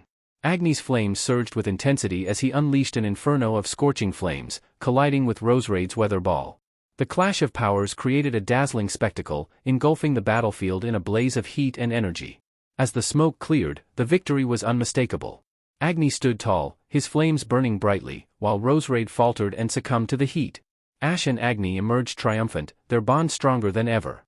Celeste once more erupted into applause and cheers, recognizing the incredible display of skill and determination from both trainers and their Pokémon. Gardenia's smile widened, acknowledging Ash's unwavering spirit and the strength of Agni's fiery resolve. Ash approached Agni, a mix of pride and relief evident in his eyes. "You did it, Agni. Your flames burned brighter than ever. Rest now, you've earned it," he murmured softly, returning his faithful Charmander. Celeste, filled with admiration, rushed to Ash's side. "You both were amazing out there, Ash." Agni's fire blazed with passion and determination. "That he did," Gardenia approached them with a big smile. "It is not every time I get to say this and mean it, but here you go." Gardenia extended her hand, holding something small shaped like 3 trees of a forest. "You've earned the forest badge." As Ash and Celeste sat in the cozy Pokémon Center, their eyes fixed on the television screen, they watched in awe as the battle between Lucian and champion Cynthia unfolded before them. The tension in the air was palpable, and anticipation hung heavy as each move was executed with precision. Lucian's Bronzong, a stalwart steel and psychic-type Pokémon, unleashed a powerful flash cannon. The brilliant beam of energy surged toward Cynthia's Garchomp, poised to deliver a devastating blow. However, to their astonishment, Garchomp's fin glowed with an ethereal light, serving as a shield against the incoming attack. The flash cannon dissipated harmlessly, leaving Garchomp unscathed. Ash and Celeste exchanged excited glances, marveling at the display of Garchomp's indomitable strength and resilience. The bond between trainer and Pokémon was evident, their trust and synchronicity shining through. Emboldened by Garchomp's successful defense, Cynthia seized the moment. She commanded Garchomp to channel her formidable power into a relentless Giga Impact. With a resounding crash, Garchomp collided with Lucian's Bronzong, sending shockwaves rippling through the battlefield. The ground trembled beneath the force of the impact, and as the dust settled, it was clear that Bronzong had been defeated. Cheers erupted from the Pokémon Center, mirroring the elation in Ash and Celeste's hearts. The battle had been fierce, a clash of titans, and Garchomp's triumph had defended Cynthia's prestigious champion title. In the midst of the excitement, a young trainer nearby interrupted their reverie. Excitement danced in his eyes as he relayed the news that Cynthia herself could be found in Amity Square. Ash and Celeste exchanged glances once more, their curiosity piqued. It was an opportunity they couldn't pass up. With a shared sense of adventure, they bid farewell to the Pokémon Center and set off towards Amity Square. Their hearts brimmed with anticipation, eager to meet the renowned champion and perhaps uncover new experiences and knowledge along the way. Ash and Celeste couldn't help but feel a renewed sense of purpose. The battles they had witnessed and the encounters with skilled trainers like Lucian and Cynthia had ignited a spark within them, propelling them forward with unyielding determination. As the crowd gathered around Cynthia, drawn by her presence and the allure of the nearby ruins, the champion herself appeared deep in thought, contemplating her ice cream options. After a brief moment of indecision, she settled on a triple cone, a delectable treat to savor in the midst of her musings. As Cynthia made her way towards the ruins adorned with majestic depictions of Palkia and Dialga, Ash and Celeste approached, joining the growing crowd that surrounded the renowned champion. Their eyes widened with excitement, eager to witness what was about to unfold. In a surprising turn of events, a boy named Paul emerged from the crowd and issued a challenge directly to Cynthia. Gasps of astonishment rippled through the onlookers, who were taken aback by the audacity of the young trainer. However, Cynthia, ever the epitome of grace and poise, accepted the challenge without hesitation, her eyes shining with anticipation. Paul boldly requested a full 6-on-6 battle, a demand that further intensified the surprise of those present. Celeste leaned towards Ash, her voice laced with admiration and amusement. "Ash, did you see that? Paul's really daring to take on Cynthia in a 6-on-6 battle. Reminds me a bit of when you challenged the Elite Four. It takes courage to face such formidable opponents." Ash grinned, the memory of his own daring battle still fresh in his mind. "Yeah, Celeste, it definitely takes guts to go up against the best. Paul's got a fire within him, just like we do. Let's see how this unfolds." The atmosphere crackled with anticipation as Cynthia and Paul prepared for their epic showdown. The crowd held their breath, their eyes fixed on the trainers and their Pokémon, eager to witness the clash of strategies, skills, and sheer determination. Ash and Celeste stood among the spectators, their hearts pounding with excitement. They were captivated by the spectacle unfolding before them, fully aware that they were witnessing a battle of immense significance. This was a moment where dreams collided, where aspiring trainers dared to challenge the pinnacle of Pokémon mastery. As the battle between Cynthia and Paul unfolded, the crowd stood in awe, their eyes darting between the fierce Pokémon on the field. The surprising choice of Chimchar by Paul, a fire type against Cynthia's mighty Garchomp, raised eyebrows and whispers of disbelief rippled through the spectators. Undeterred by the type disadvantage, Paul commanded Chimchar to unleash a powerful fire spin, encircling Garchomp in a blazing vortex. Sensing the opportunity, Cynthia swiftly countered, ordering Garchomp to dive into the ground with a powerful dig. The crowd held their breath as the earth trembled beneath their feet, and with a mighty strike, Garchomp hit Chimchar underground, causing the fiery primate to faint. The scolding words that escaped Paul's lips fell harshly upon the ears of both Cynthia and Ash. Their gazes sharpened with a mixture of disappointment and empathy, understanding the deep connection trainers have with their Pokémon and the importance of encouragement and support. "Now I don't like him that much," Celeste murmured with a frown, as Nyx beside her growled at the purple-haired trainer. Paul, undeterred by his initial setback, sent out his Weevil, a Pokémon with a more favorable type matchup. The frigid winds of Weevil's blizzard billowed through the battlefield, but to everyone's surprise, Garchomp stood resolute, shrugging off the doubly super-effective attack. In a dazzling display of power, Garchomp unleashed a devastating Dragon Rush, freezing Weevil in his tracks. Despite Paul's command for an Ice Beam, Garchomp effortlessly evaded the attack, swiftly pummeling Weevil into defeat. It was then Paul's Murkrow who took the field next, and he wasted no time, ordering him to use Haze. However, Garchomp's agility proved superior as she deftly dodged the attack. Murkrow regrouped, flying behind Garchomp with a fierce sky attack. But Cynthia's Garchomp was prepared, countering with a bone-rattling Giga Impact that sent Murkrow tumbling down, defeated. The sudden loss of half his team left the crowd bewildered, unable to comprehend Paul's strategy. With a smirk, Paul withdrew his fallen Murkrow, signaling his apparent surrender. The crowd responded with a mix of laughter and jest, their amusement echoing through the arena. However, Ash, now filled with newfound respect for Paul's tenacity, stepped forward and raised his voice above the taunts. "Hey, give him credit where it's due," Ash exclaimed, his words cutting through the mocking voices. "Paul put up a great battle, and we should admire his strength and determination." Paul's gaze briefly met Ash's, a flicker of acknowledgement passing between them. The tension in the air softened as Cynthia, her commanding presence unwavering, stepped forward. She firmly insisted that Paul make his way to the Pokémon Center to heal his exhausted team. As Paul reluctantly accepted Cynthia's demand, he bid her farewell and turned towards the Pokémon Center, his steps heavy with defeat. Ash, recognizing the unfamiliar path Paul had taken, approached Cynthia with a sheepish grin. "Cynthia, we seem to have lost track of where the Pokémon Center is. Mind pointing us in the right direction?" Ash asked. "By the way, I am Ash Ketchum and this is my best friend Celeste." Cynthia's eyes softened, her authoritative demeanor giving way to a warm smile. "Of course, Ash, Celeste. Follow me, and I'll lead the way." As they made their way towards the Pokémon Center, the crowd slowly dispersed, the echoes of the battle still reverberating in their hearts. "You do not know the way to the Pokémon Center?" Celeste whispered harshly towards Ash. "We just came from there." Yet, Paul decided to go the opposite way from the Pokémon Center, Ash whispered back with a frown. "Look!"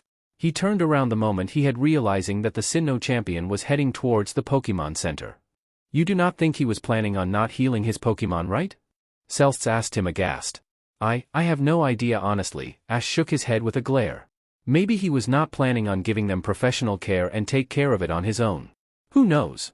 I am really starting to hate the guy." Celeste turned to glare at the trainer, who in return simply ignored her, making her even more angry in return. As the group arrived at the Pokémon Center, their hopes for a quick healing were dashed when Nurse Joy informed them of a need for surgery on an injured Pokémon. Determined not to let Paul's team wait any longer, Cynthia took matters into her own hands. Cynthia approached Paul's Weevil with care, applying a super potion to tend to his injuries.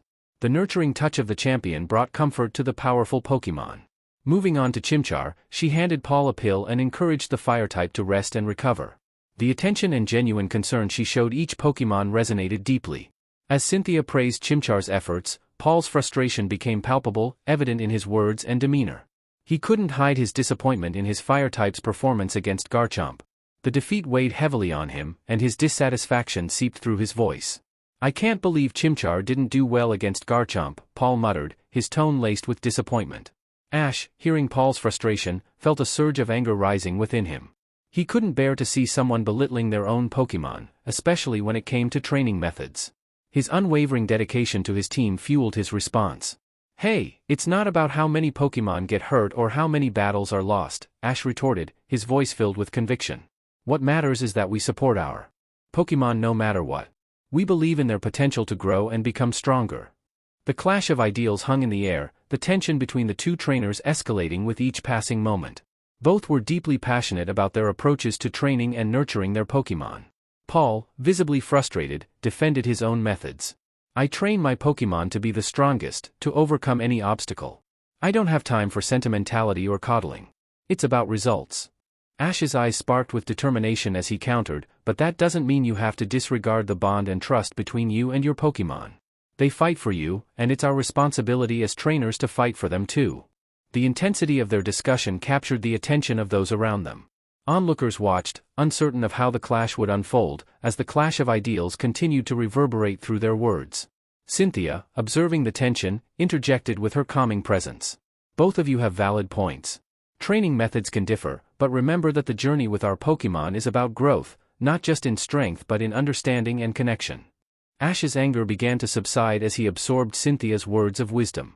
He realized that while he had his own approach to training, there was value in considering different perspectives. He took a deep breath, ready to find common ground. "You're right, Cynthia. It's important to find a balance between pushing our Pokemon to be their best and nurturing the bond we share," Ash conceded, his voice softer now. Paul, too, took a moment to reflect on Cynthia's words. He grudgingly acknowledged, "Perhaps there's more to training than just brute strength. I'll need to reconsider my methods." Though, he did not sound that convincing. In that pivotal moment, Cynthia recognized the need for guidance and understanding.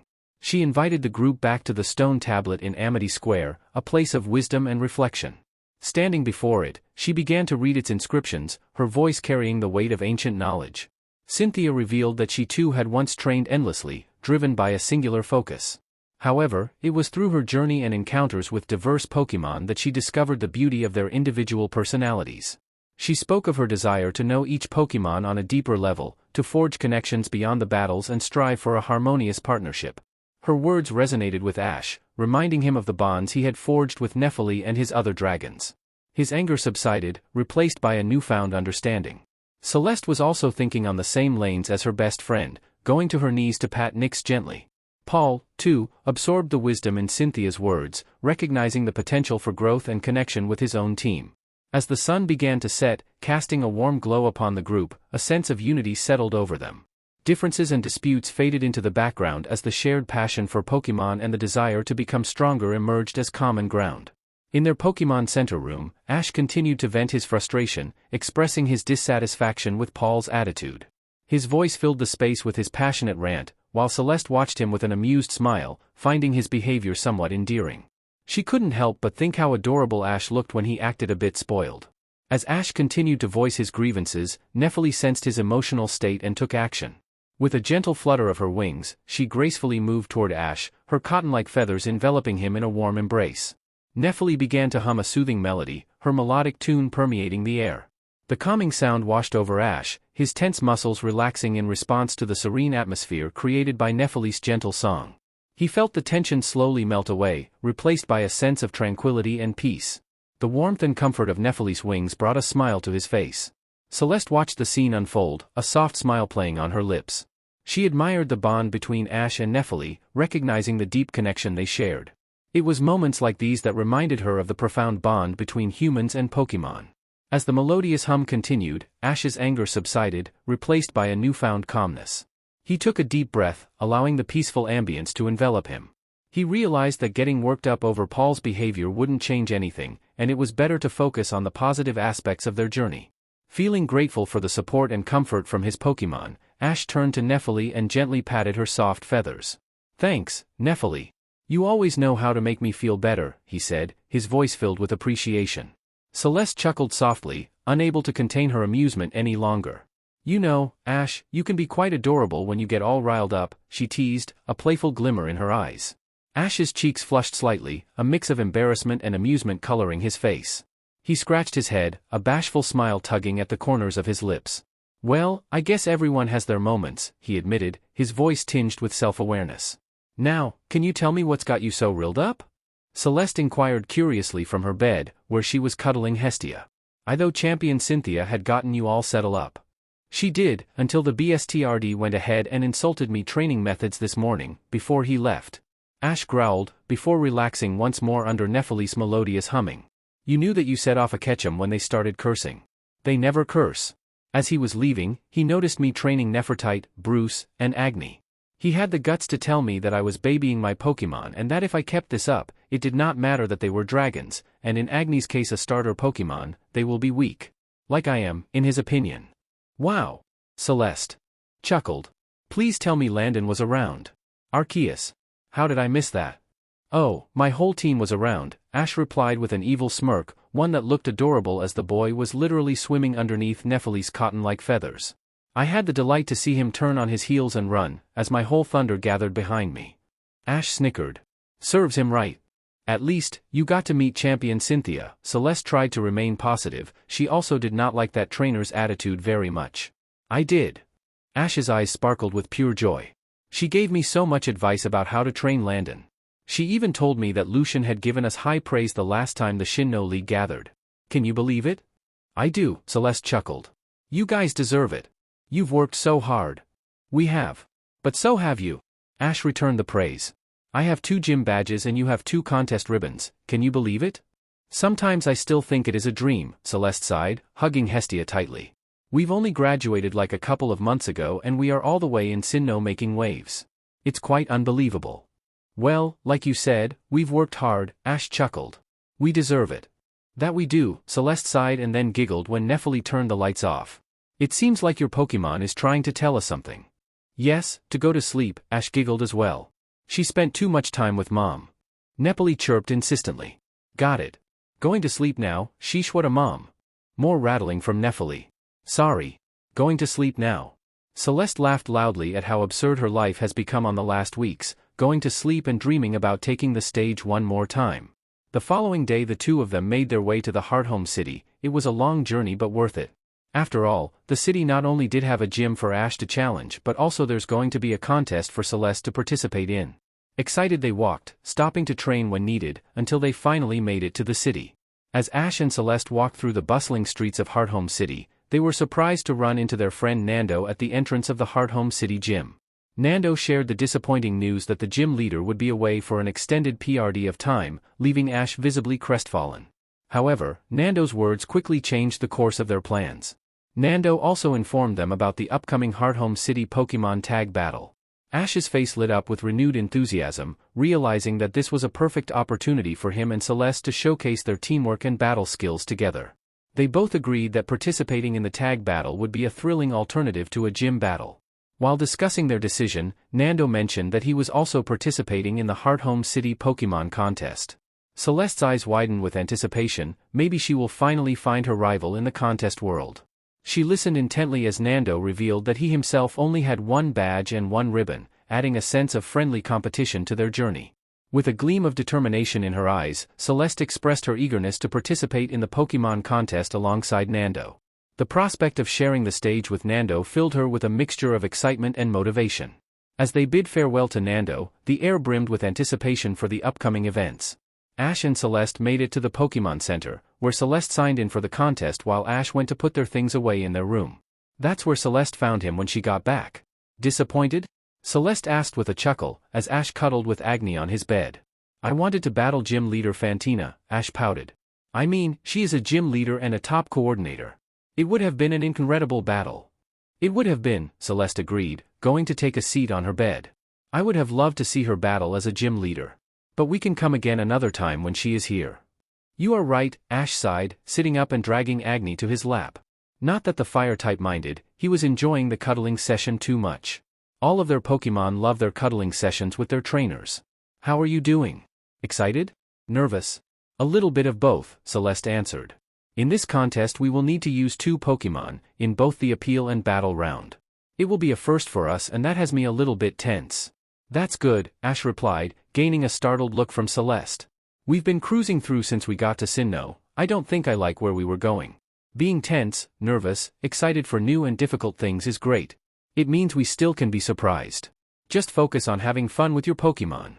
That's true, Celeste chuckled. I will keep that in mind. Which she did. As Celeste stepped onto the grand stage, her heart pounding with anticipation but also excitement.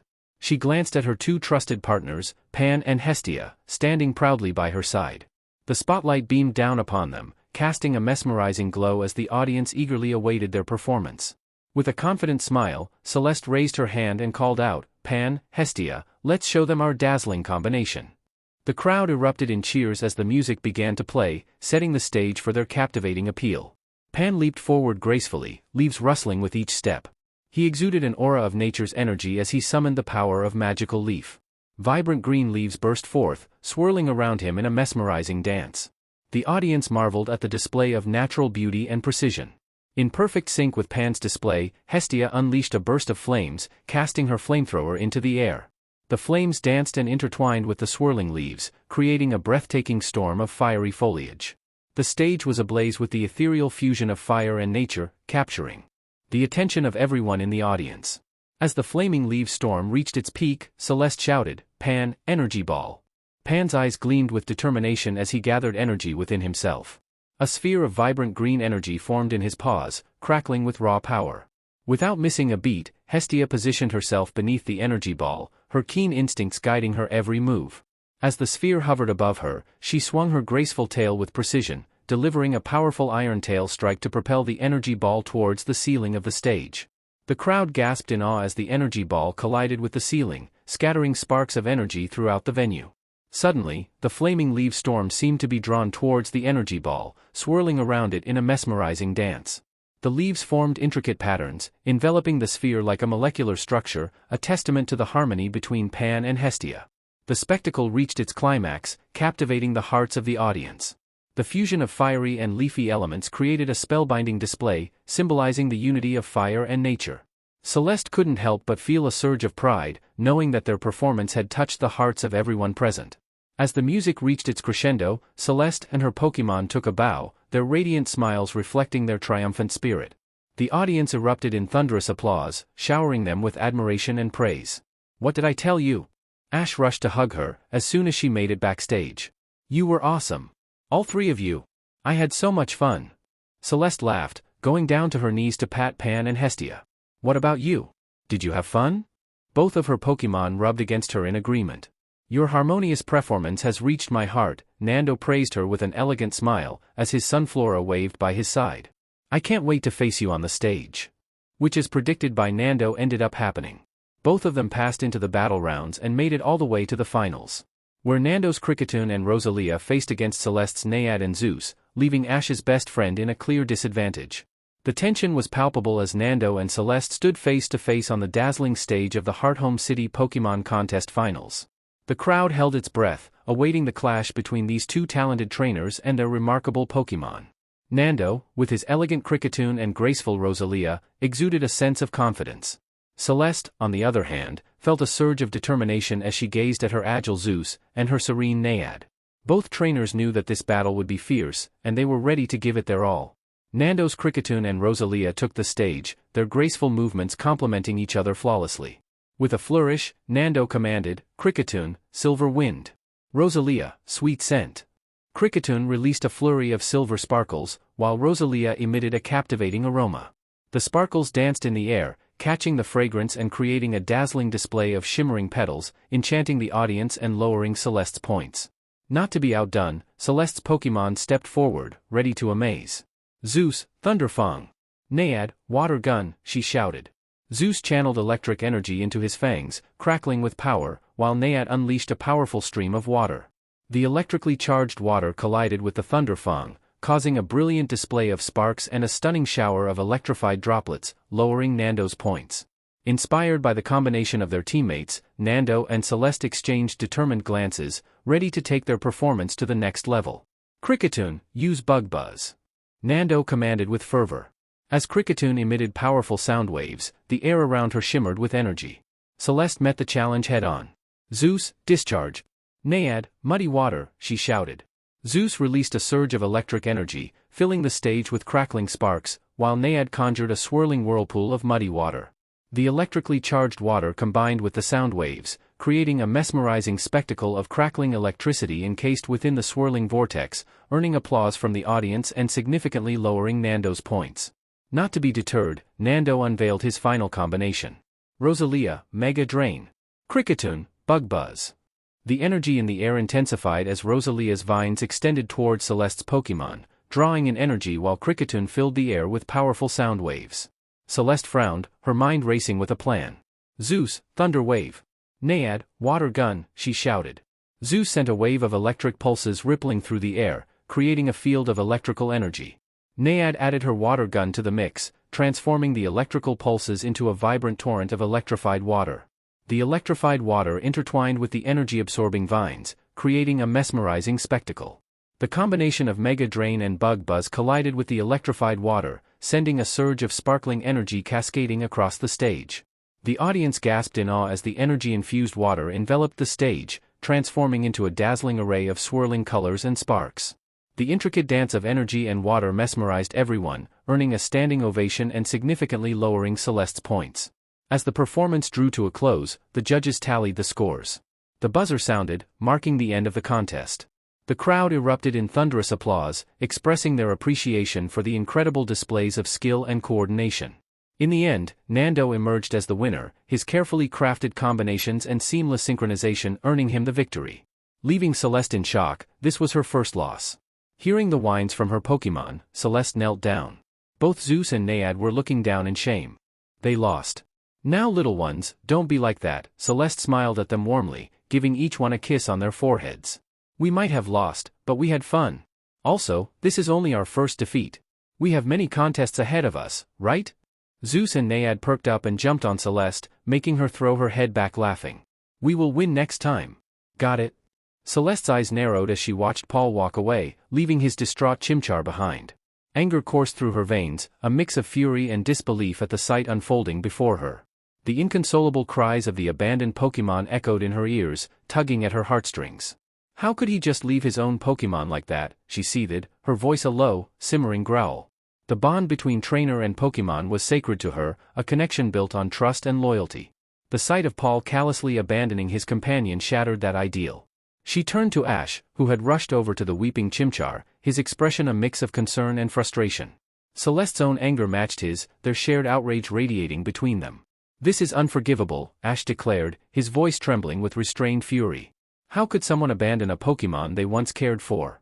Chimchar doesn't deserve this. No Pokémon does. Celeste nodded, her fists clenched tight. It's a betrayal of everything we stand for as trainers. Pokémon rely on us, trust us to protect and guide them. To see someone discard that responsibility so callously. It's infuriating. Their anger burned bright, fueled by their unwavering dedication to their Pokémon. In that moment, Celeste and Ash silently vowed to be the antithesis of Paul's actions, to stand as beacons of compassion, support, and unwavering loyalty to their team. As Ash gently comforted Chimchar, Celeste's mind raced with thoughts of justice and redemption. She vowed to do everything in her power to ensure that Chimchar would find a loving home, surrounded by trainers who would cherish and nurture their potential. I'll talk to Sillin, Ash sighed, cradling Chimchar in his arms once he had fallen asleep. His brother specializes in fire types, I am sure he would love the chance of training a starter Pokémon. That's a great idea. Celeste perked up with a huge smile. The Dent family will be great for Chimchar and will help him heal. So, that's what they decided to do. With Chimchar fast asleep and in need of care, Celeste and Ash wasted no time and rushed to the nearest Pokémon Center. They dialed a call all the way to the distant region of Unova, the call connected, and an eager Sillin appeared on the screen, his face beaming with a wide smile. Hi there. How are you guys? Congratulations on your victory in the Hearthome City Tag Battle Competition. Sillin greeted them warmly, his enthusiasm shining through. Celeste couldn't help but chuckle at his energetic greeting. Thanks, Sillin. We were lucky to have been paired up as teammates. It made the competition a breeze for us. Ash's expression, however, carried a hint of sadness as he tightened his embrace around the sleeping Chimchar. The weight of recent events hung heavily upon him. Not everyone had a good time, though, he murmured, his voice tinged with sorrow. Sillin's smile faltered, his brows furrowing in concern. Wait, isn't that Chimchar the one Paul trained? Even through the screen, I could sense the troubled dynamic between them. It seemed like Paul pushed Chimchar too hard, running him ragged in every battle. Ash let out a humorless chuckle, his eyes reflecting a mix of emotions. That's the Chimchar. He was abandoned just a few minutes ago. Sillin's expression turned grave, a sadness settling in his features. He sighed and shook his head in disappointment. Oh no, that's truly disheartening to hear. Poor Chimchar deserved better. With a heavy heart, Ash nodded in agreement. We called you because we weren't sure what to do next. We know that neither of us can take Chimchar in, especially considering our preferences in Pokemon. Celeste's voice, tinged with shyness, chimed in. Her cheeks flushed slightly as she spoke. We thought about sending him to Chile, as one of the Striaton City gym leader. As a fire specialist, we believed he would be the best option for Chimchar. Scyllin's eyes sparkled with pride and warmth as he listened to Celeste's suggestion. That's a sensible choice, my friends. Send Chimchar through, and my brother Chili will take good care of him. As a gym leader, he has the experience and expertise to nurture Chimchar and help him grow. Ash and Celeste breathed a collective sigh of relief, their worries gradually easing. They were grateful for Scyllin's support and reassurance, knowing that Chimchar would find a new home where he would be cherished and given a fresh start. Thank you, Scyllin, Ash expressed his gratitude, a glimmer of hope returning to his eyes. We appreciate your help, as always. It means a lot to us and especially to Chimchar. Scyllin smiled warmly, his eyes filled with compassion. You're both welcome. Helping Pokemon in need is what we strive for. Chimchar will be in good hands with my brother. Remember, you've done a great thing by reaching out and finding him a safe place to call home. With those encouraging words, the call ended, leaving Ash and Celeste with a renewed sense of purpose and a flicker of optimism for Chimchar's future. They knew that they had made the right decision, and that with Chili's care, Chimchar would have the opportunity to heal and find happiness once again. Once Chimchar had been safely captured in a new Pokeball and sent through the reliable services of the Pokemon Center, Celeste and Ash made their way back to their room in solemn silence. The weight of Paul's decision hung heavily in the air, leaving them both with a mix of disbelief and concern. They couldn't help but wonder about Chimchar's well-being and the emotional journey that lay ahead. In the stillness of the room, Celeste reached out to gently pat Pan, her Leafeon, seeking solace in the comforting presence of her Pokemon. Her voice broke the silence, laced with hesitation, as she voiced her worries. Do you think Chimchar will be all right? Ash, his expression softened, turned his attention to Bruce, playing on the bed. A small smile tugged at his lips as he contemplated Celeste's question. I think it might take some time for Chimchar to warm up to Chili and trust him completely. Both of them have experienced hurt from humans before, and it's not something that can easily be erased. Celeste nodded, her eyes filled with concern. You're right. It's important to remember that healing takes time and patience. I hope Chili can understand that and give Chimchar the space and support he needs. Ash's smile widened, albeit with a tinge of sadness in his eyes. Chili may have a fiery temperament, but deep down, he's an incredibly warm and kind-hearted person. I believe he will do everything in his power to prove himself as a trustworthy trainer and build a strong bond with Chimchar. However, it won't happen overnight. We shouldn't expect them to become best friends right away. Celeste tried to infuse her words with optimism, but it came out more as a hopeful question. You think Chili can do it? Ash's gaze met Celeste's, revealing an undeniable sadness within his own eyes. I have faith in Chili's potential, but it won't be an easy journey. He'll need to prove himself, not just to Chimchar, but also to himself. It's a challenging path, but I know Chili has the strength and determination to rise above it. Celeste's concern for Chimchar lingered, but she took a deep breath, mirroring Ash's resolve. You're right.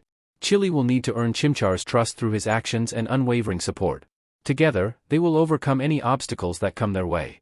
Ash, feeling the weight of the day, sighed wearily. Let's get some rest now.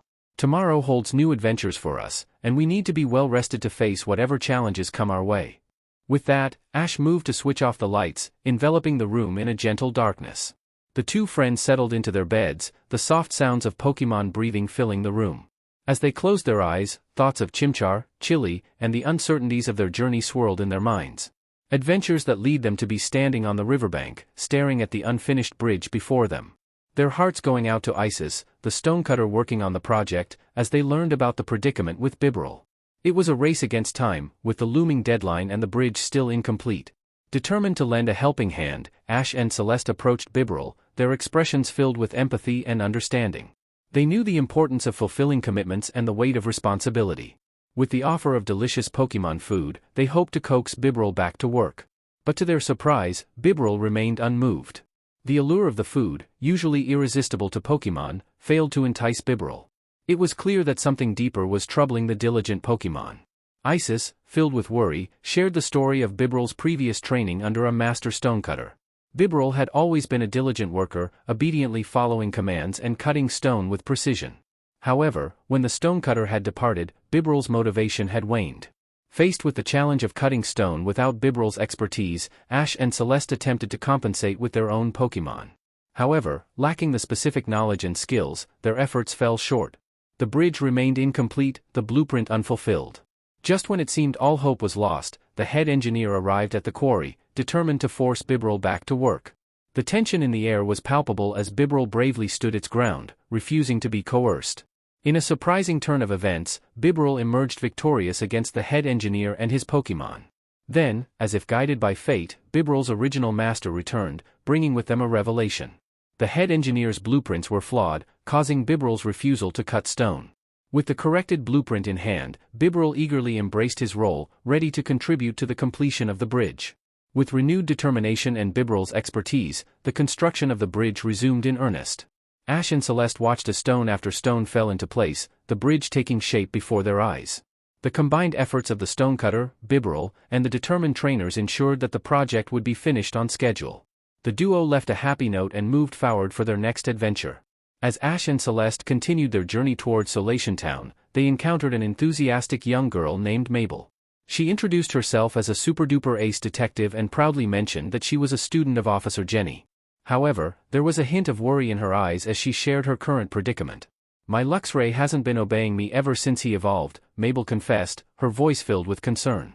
"I think it's because he's having trouble using his electric-type moves. It's been really tough for us." Listening intently, Celeste couldn't help but feel empathy for Mabel and her Luxray. She understood the frustration of a Pokémon not being able to fully express their potential. With a reassuring smile, she stepped forward. "Don't worry, Mabel," Celeste said confidently. "I have just the solution that might help your Luxray. My Jolteon, Zeus, recently learned Thunderbolt, a powerful electric-type move. Perhaps a surge of electrical energy will help your Luxray regain his confidence." Excitement sparked in Mabel's eyes as she watched Zeus step forward. She nodded eagerly, eager to witness this potential breakthrough for her beloved Luxray. "Zeus, let's show Luxray the power of Thunderbolt," Celeste commanded with enthusiasm, her voice echoing with confidence. Zeus leaped into action, charging up a vibrant surge of electricity within his body. With a resounding roar, he released a dazzling thunderbolt that arced through the air towards Luxray. The electric energy enveloped Luxray, filling him with a renewed vigor and strength. As the electrical currents surged through Luxray's body, a transformation occurred. Luxray's eyes gleamed with newfound determination, and sparks danced across his fur. It was as if a barrier had been broken, allowing Luxray to tap into his electric-type moves once again. Mabel's face lit up with joy and relief as she watched her Luxray radiate confidence. "Charge Beam," she called out, her voice filled with pride. Luxray responded with a burst of electric energy, firing off a powerful charge beam that crackled and surged towards a nearby target. The move hit its mark with precision and power, showcasing the regained strength and control that Luxray had reclaimed. Mabel couldn't contain her excitement as she hugged her Luxray tightly, tears of happiness welling up in her eyes. "We did it, Luxray. We're a team once again." Celeste beamed with satisfaction, her heart swelling with joy at witnessing the bond between a trainer and their Pokémon being rekindled. The power of friendship and understanding brought Mabel and Luxray back together.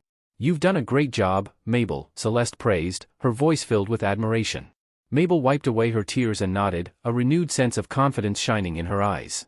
"Thank you, Celeste. I can't express how grateful I am for your help. Luxray and I will continue to grow together and solve mysteries as an unstoppable team." With their spirits lifted, Ash, Celeste, and Mabel bid each other farewell. "Hey, Ash, is it me or recently we've had quite a few adventures?" Celeste wondered out loud, as they continued on their way to Solation Town. "Now that you mentioned it, we've had some interesting occurrences happen to us," Ash agreed, laughing when he saw Nephili and Bruce play in the sky. "It has kept our journey entertaining." "That it has," Celeste agreed with a chuckle. Ash nodded, a mischievous glint in his eyes. "And it's not just the adventures, it's the people we meet along the way too. Like Mabel back there, with her Luxray dilemma. I never would have imagined that Zeus could help her out like that." Celeste smiled warmly, her gaze wandering over the picturesque surroundings. "That's the beauty of a Pokémon journey. We're not just collecting badges and contest ribbons. We're making connections, forming bonds with both Pokémon and fellow trainers. Each encounter is an opportunity for growth and learning." "Yeah, you're right," Ash agreed, his voice filled with enthusiasm. "Every person we meet, every challenge we face, it all adds up to shaping us into better trainers and individuals. And the best part is, we're doing it together, Celeste." Celeste's cheeks flushed slightly, but she maintained a playful tone. Well, I hope you can keep up with my contest wins. Can't let you fall too far behind, can I? Ash grinned, a spark of friendly competition in his eyes. Oh, you better watch out, Celeste. I'm just getting started.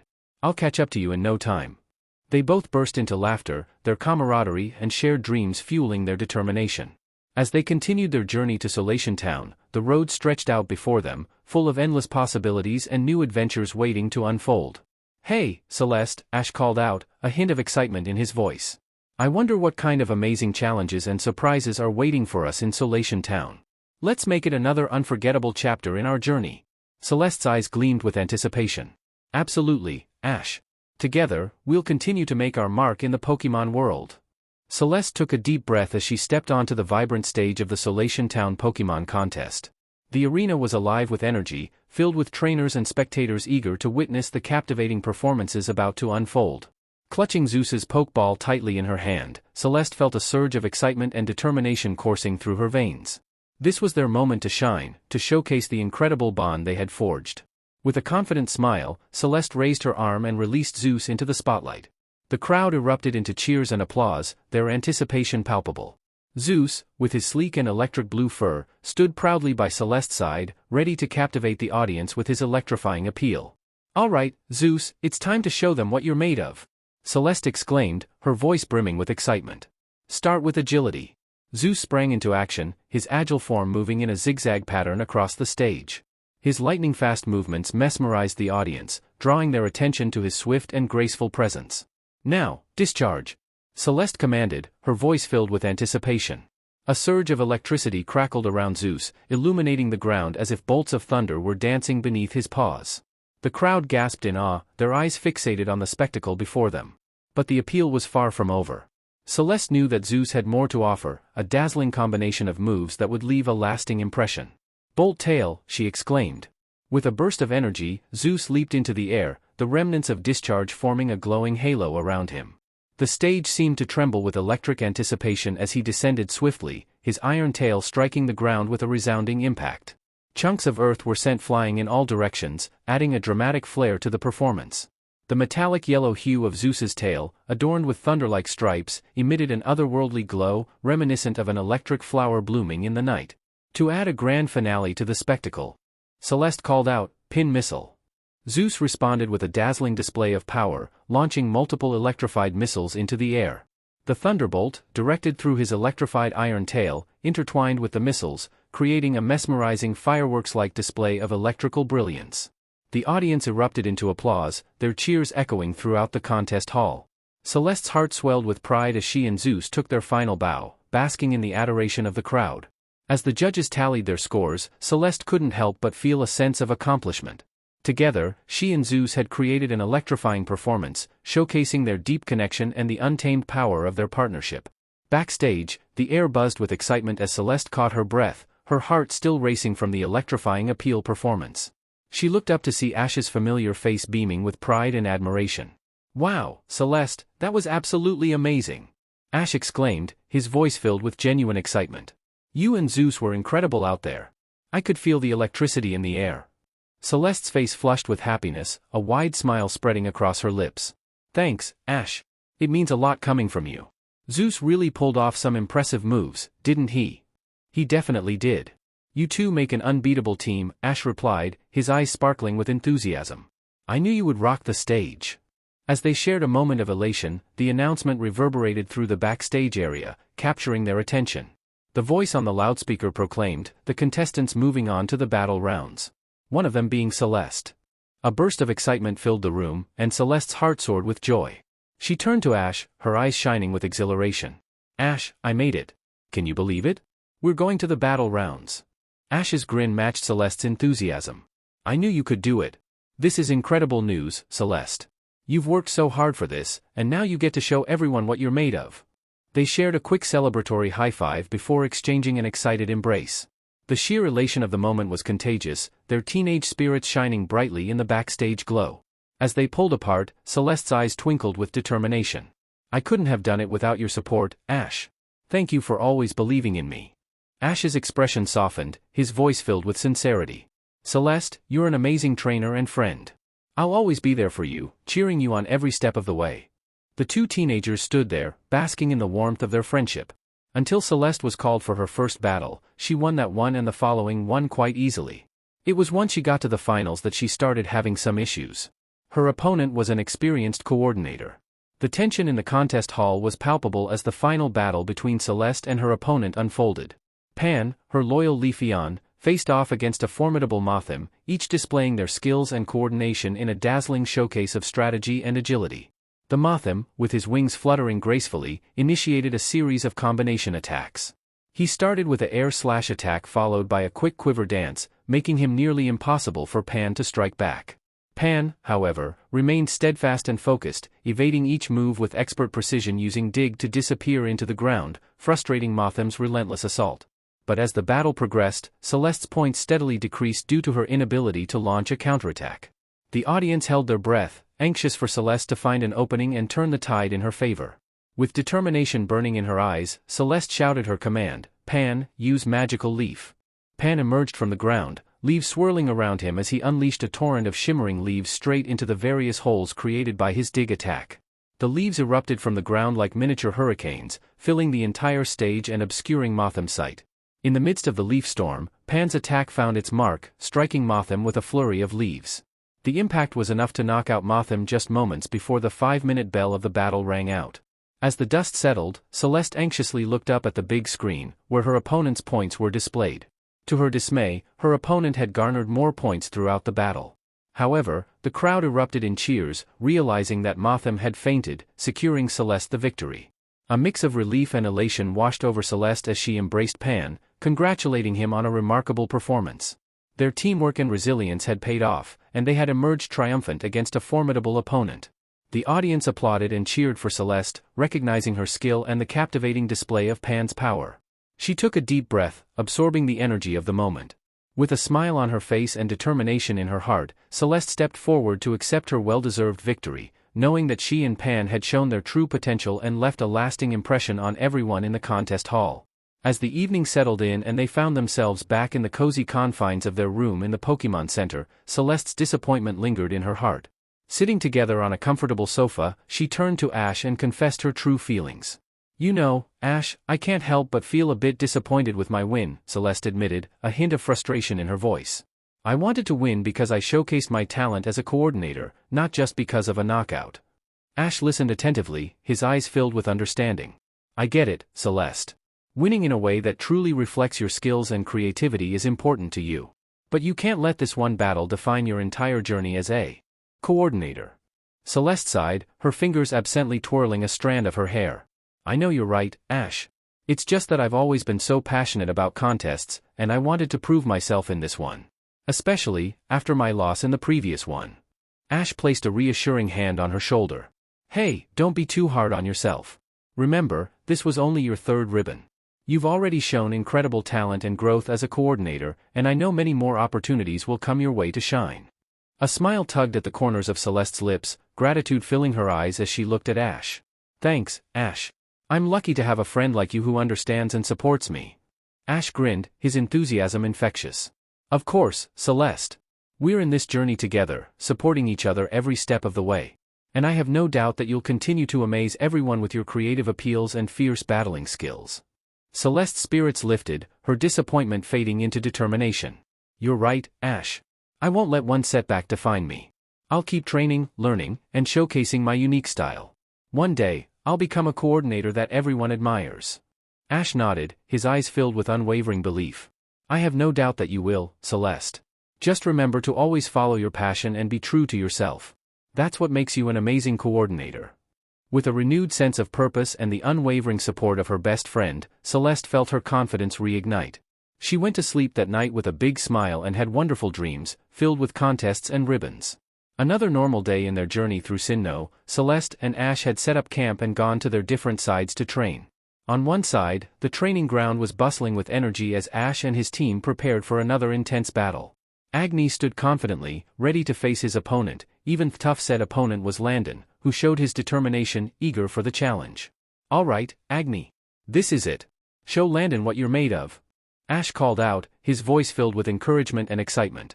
Agni's eyes met Ash's, and there was an unspoken understanding between trainer and Pokemon. They were in sync, ready to give their all in the battle. Agni let out a determined growl, fire flickering at the tip of his tail. Landon, sensing the determination from his opponent, let out a fierce roar. The air crackled with anticipation as both trainers and Pokemon prepared for the clash of power. The ground trembled beneath their feet, echoing the intensity of the upcoming battle. Agni, use flamethrower.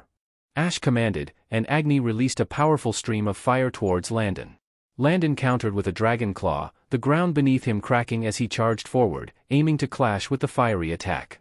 But just after the collision, a sudden surge of energy enveloped Agni. His body glowed brilliantly, and his form began to change.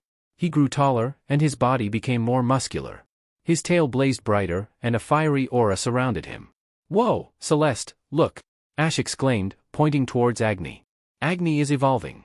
Celeste's eyes widened with astonishment as she witnessed the transformation, from the other side of the camp. "No way! Agni is evolving into a Charmeleon." Ash couldn't contain his excitement as he rushed to Agni's side, overcome with pride. "You did it, Agni! You've become an incredible Charmeleon." Celeste joined in, clapping her hands in applause. "Congratulations, Agni! You've grown so strong." Agni let out a triumphant roar, basking in the praise and adoration of the trainers. Ash looked at Agni, a mix of awe and determination in his eyes. "This means we'll be able to take on even stronger opponents together, Agni. We'll conquer every challenge that comes our way." Celeste nodded in agreement, a sense of camaraderie and excitement filling her heart. "We'll train even harder, Agni, and we'll become an unbeatable team." "Not only that, Ash, you won't guess what?" Celeste's eyes widened with excitement as she shared the news with Ash. Her voice filled with joy, she couldn't contain her happiness. "Hestia and Naiad both laid an egg each. We're going to have 2 more EVs soon. I knew Zeus and Naiad were together. Though, Hestia and Pan did take me by surprise." Ash's face lit up with a wide grin, mirroring Celeste's excitement. "No way. That's incredible, Celeste. Your Evolution family is growing. I can't wait to meet the new additions to your team." Celeste's mind filled with endless possibilities. "I wonder what type they will evolve into," she mused, her eyes sparkling with anticipation. "We have so many choices: Jolteon, Vaporeon, Flareon, and more.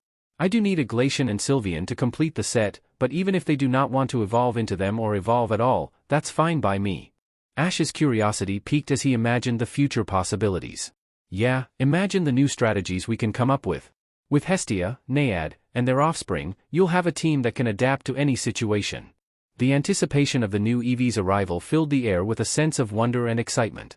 Celeste's heart swelled with love for her Pokemon, knowing that their family would grow even stronger. "We'll take care of them with all our love and dedication," Celeste said, determination shining in her eyes. "They'll become strong and unique members of my team, just like their parents." Ash nodded in agreement. "Absolutely, Celeste. We'll provide them with the best training, support, and care. They'll grow up to be amazing Pokemon." With a shared sense of excitement, Celeste and Ash couldn't help but dream about the adventures that awaited them with their expanding Evolution family. The excitement of the say was too much for any of them to return to training. While Celeste focused on taking care of the 2 Pokemon eggs, Ash did his best to help Agni adjust to his new body and powers. Evolution always ends up throwing a Pokemon off from what they are used to. They only got a break when both of their stomachs told them that it was time to eat dinner. A dinner that ended up being more than just eating food. Maybe it was all the excitement they had lived through that day, or maybe it was that they finally had enough and decided that it was time to really talk. As Celeste and Ash sat together in front of the crackling campfire, the gentle warmth enveloping them, a sense of calm settled over their hearts. It was a moment of honesty and vulnerability, a chance to open up about the lingering issues that they had carried with them since the beginning of their journey. Celeste gazed into the flickering flames, a thoughtful expression on her face. "You know, Ash, I've been avoiding thinking about the problems back home. It's like this journey has kept me so busy that I didn't want to face them." Ash nodded, his gaze shifting to meet Celeste's eyes. "I feel the same way. It's been easier to immerse myself in training and battles, to focus on the excitement of each new town and gym battle. But deep down, those issues still linger." There was a pause as the crackling of the fire filled the silence between them, the warmth comforting and reassuring. Celeste took a deep breath before speaking again, her voice filled with sincerity. "Are you still upset about what happened with Drayden-sensei?" Ash's expression softened, a mixture of sadness and acceptance crossing his features. "No, I'm not angry anymore. I've realized that holding on to that anger only weighs me down. It doesn't change the past or help me grow as a trainer." Celeste reached out and placed a comforting hand on Ash's arm. I'm proud of you. It takes strength to let go and forgive. It's not easy, but it's a step forward. Ash smiled appreciatively, grateful for Celeste's support. Thanks, Celeste. It doesn't mean forgetting or condoning what happened, but it allows me to move forward with a lighter heart. Celeste nodded, her eyes shimmering with understanding. You're right, Ash. Forgiveness is about finding peace within ourselves and choosing not to let past grievances define us.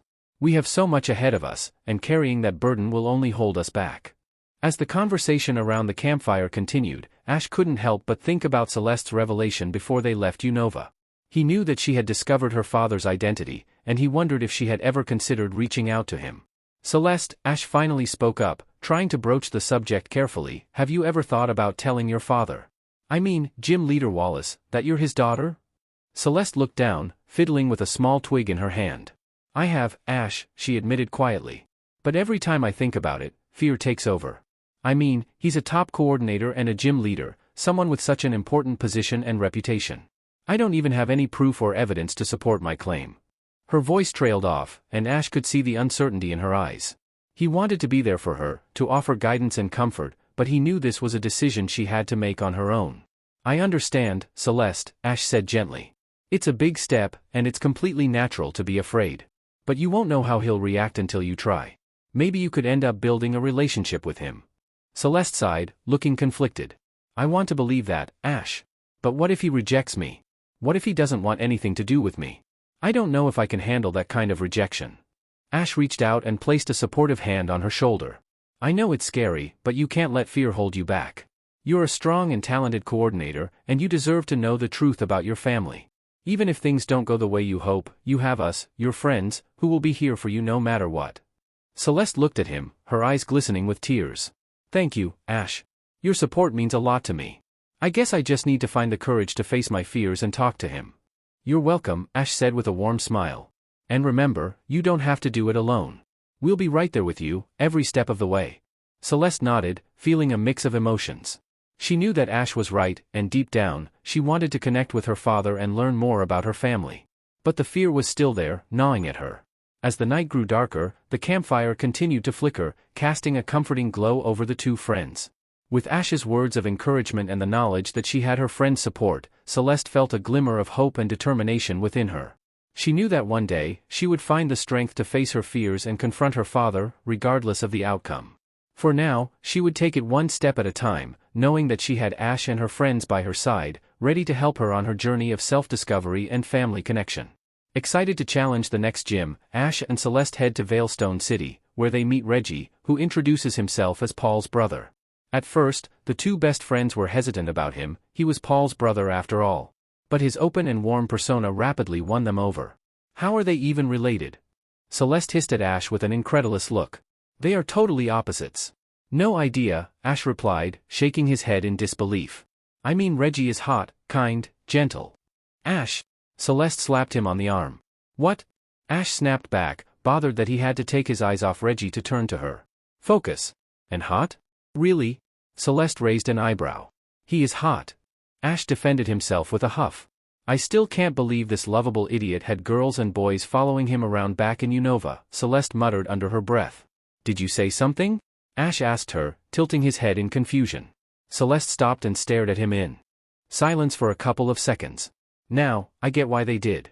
You are just too cute. Thank you. Ash beamed back, as Nephili flapped her wings proudly behind him. Something is wrong?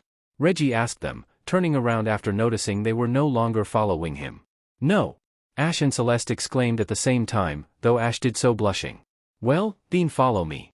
The gym is close, Reggie smiled, making Ash blush brighter and Celeste giggle at her friend's crystal-clear crush.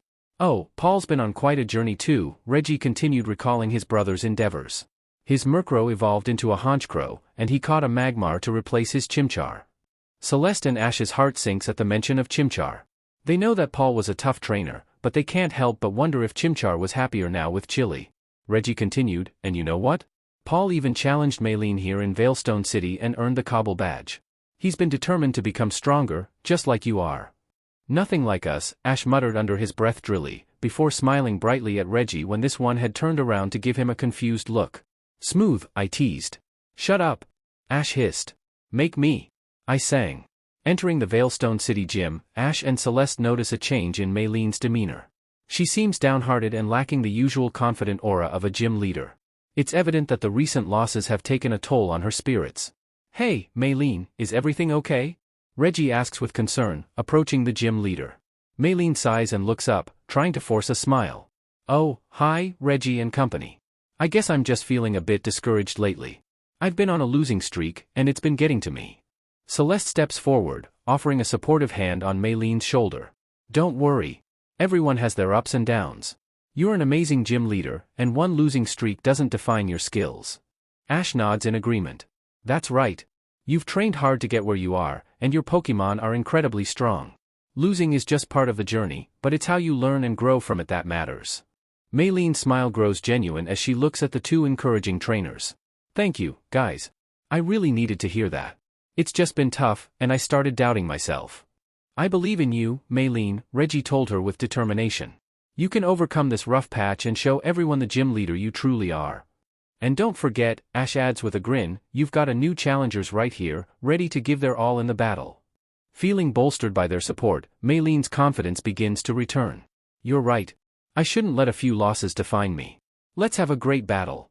The battle between Ash and Maylene commenced with an air of excitement and anticipation. Reggie and Celeste cheered on as Machoke and Fracture took their positions on the battlefield. All right, Fracture, let's show them what you've got. Ash shouted with determination. Ready for action, Machoke. Maylene commanded. Machoke started off with a dynamic punch, aiming to deliver a powerful blow to Fracture. But Ash's Draco evaded with agility. Good dodge, Draco. Counter with Dragon Claw. Ash strategized. Draco lunged forward, slashing through the air with his sharp claws, making a direct hit on Machoke.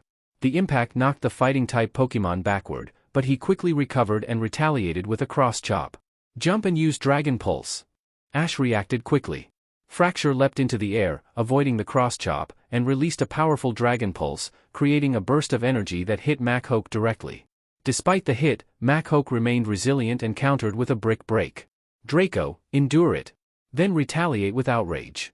Ash commanded. Draco took the hit, showing remarkable endurance, and then went into a frenzy of outrage-fueled attacks. His movements became faster and more intense as he relentlessly struck Machoke with his Dragon Claw and Dual Chop. The battle intensified as both Pokemon gave their all. Draco used Dragon Dance to increase his speed and power, while Machoke countered with Seismic Toss, lifting Draco off the ground and slamming him back down. Get up, Draco! We're not done yet. Use Night Slash. Ash encouraged. Draco regained his footing and unleashed a swift and powerful Night Slash, landing a critical hit on Machoke. Celeste gasped as the powerful attack left Machoke looking visibly weakened. Finish it with a Dragon Tail. Ash shouted. Draco channeled his remaining energy into one last powerful blow, using Dragon Tail to send Machoke flying across the battlefield. The hit knocked Machoke out, and the referee declared Draco the winner of the intense battle. Reggie and Celeste erupted in cheers, celebrating Ash's well-deserved victory. That was an incredible battle, Ash. Your Fracture is truly formidable, Maylene complimented, as she returned her Pokemon and called out her Meditite. Thanks, Maylene. Your Machoke was tough too, Ash replied, with his Sunflora smile. The whole gym erupted into gasps as Draco began to glow, his body undergoing a magnificent transformation. Celeste and Ash watch in awe as their beloved Draco evolved into a majestic Haxorus. The newly evolved Pokemon stood tall and proud, displaying his impressive dark, yellow-green covering and formidable appearance.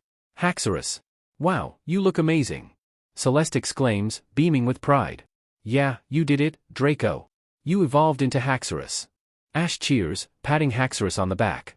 Haxorus roars, his powerful voice reverberating through the gym.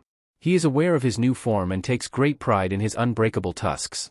His red eyes gleam with excitement and determination, and he looks even more formidable with his black skin, red talons, and axe-like tusks.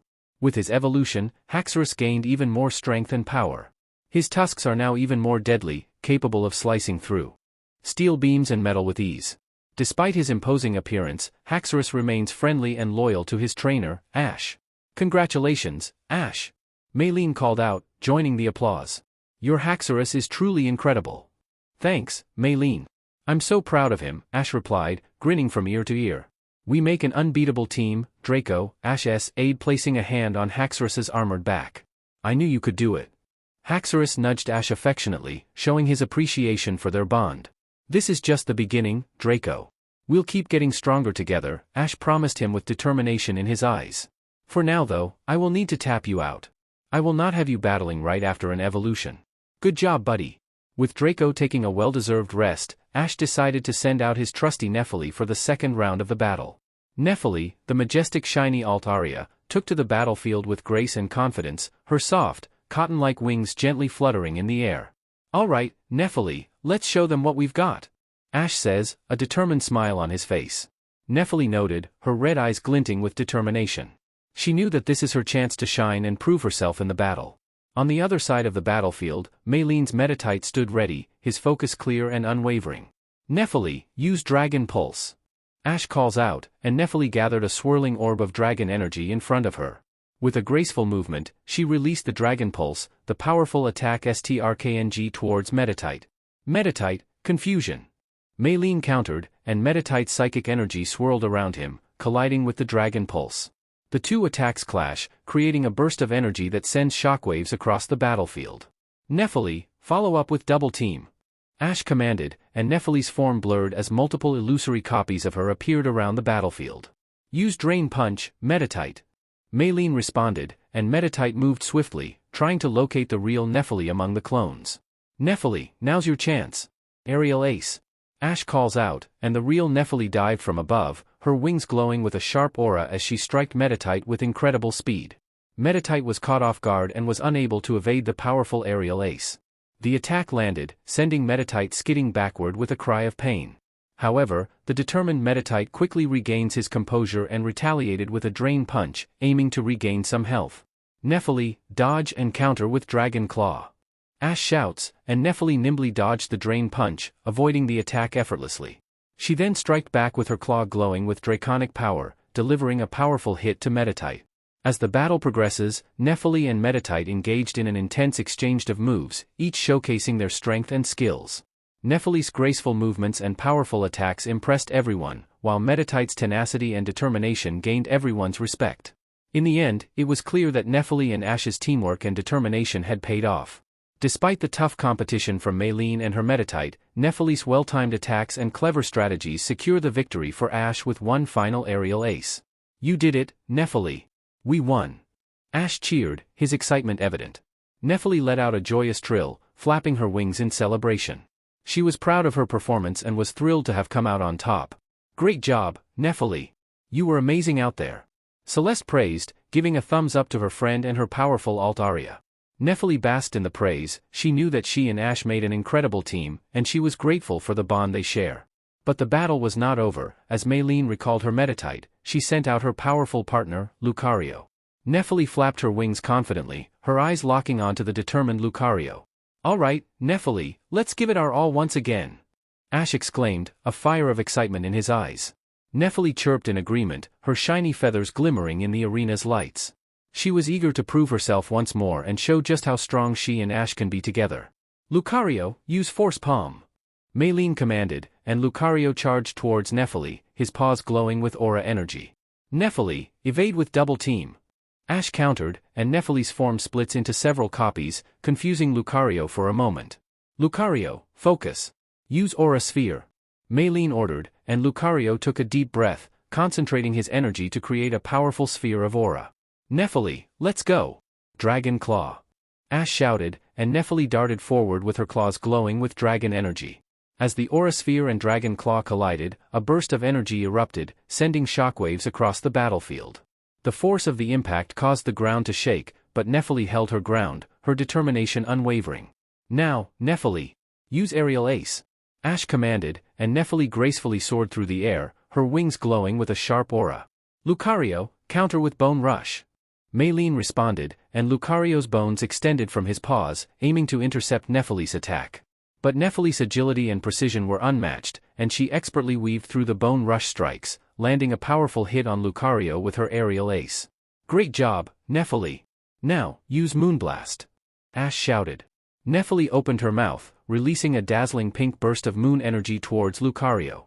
Lucario tried to evade the Moonblast, but Nephili's attack was too fast and hit its mark, sending Lucario skidding backward.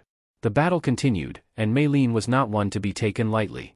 She was determined to put up a fierce fight and test Ash and Nephili's abilities to the fullest. Nephili, let's keep the momentum going. Use Dragon Dance. Ash commanded, and Nephili started dancing gracefully on the battlefield, enhancing her speed and strength. Lucario didn't waste any time and retaliated with a swift Metal Claw attack, aiming to catch Nephili off guard. But Nephili's newfound speed from Dragon Dance allowed her to dodge the attack gracefully. Great move, Nephili. Now, use Cotton Guard to bolster your defenses. Ash shouted, and Nephili's cotton-like wings glow with a protective aura.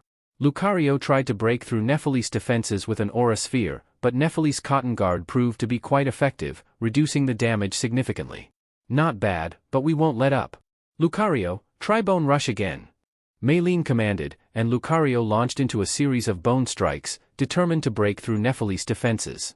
Ash was quick to respond.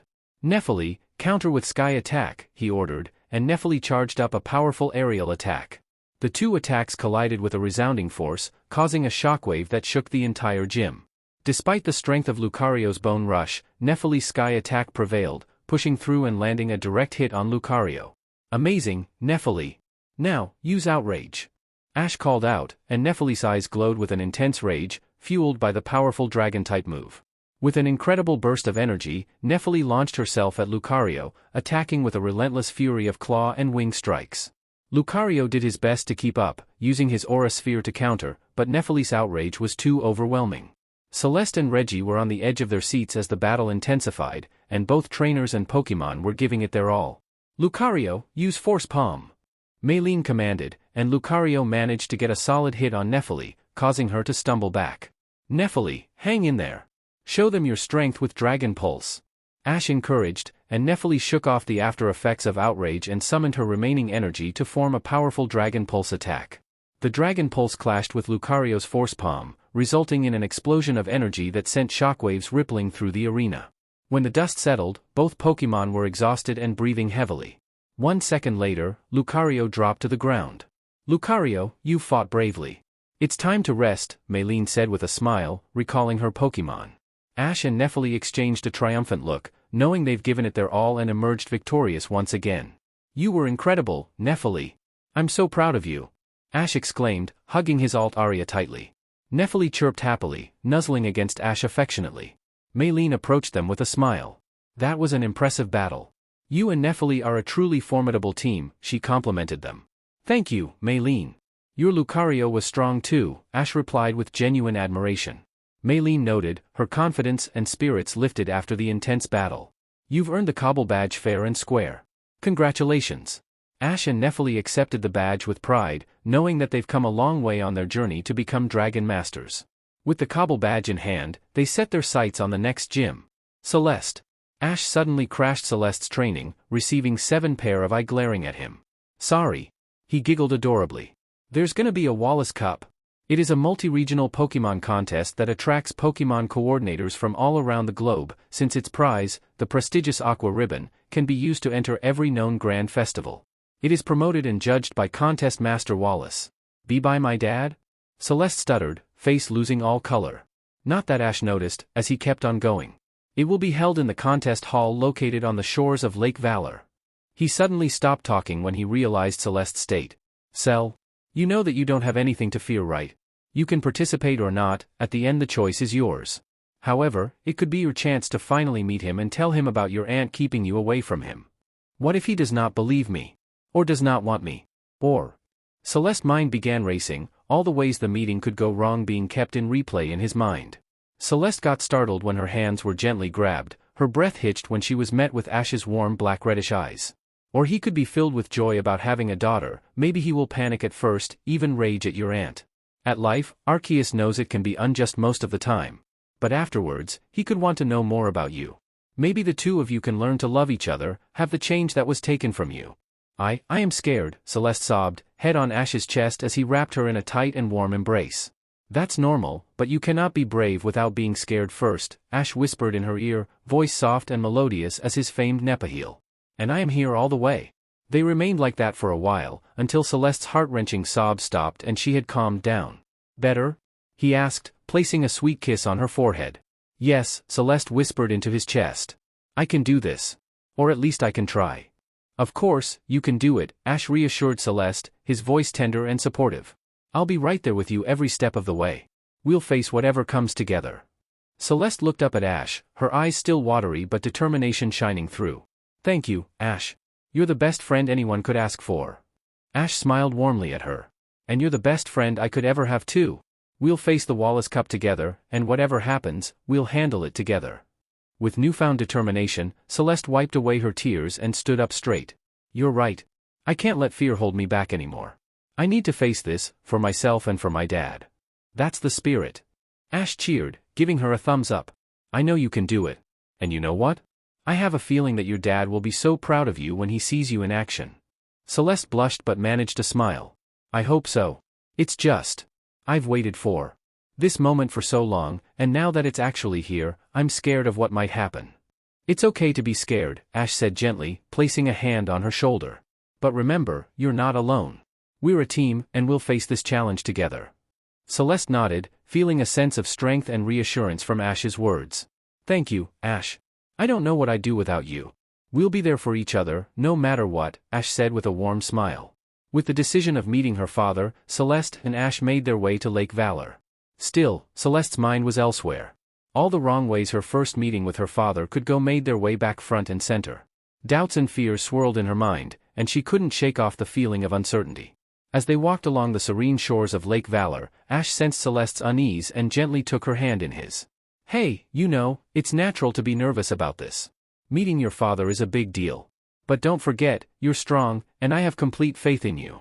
Celeste managed a weak smile, grateful for Ash's comforting words. I know, but what if he doesn't want to see me?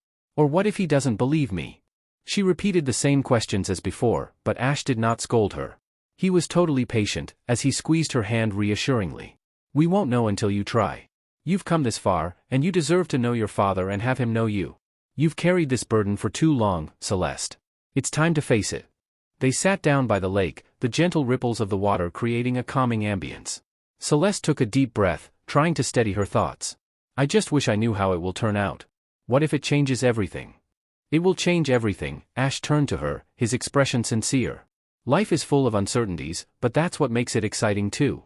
You can't predict the outcome, but you can control how you face it. And no matter what happens, I'll be here with you every step of the way. Celeste's eyes filled with gratitude as she leaned her head on his shoulder.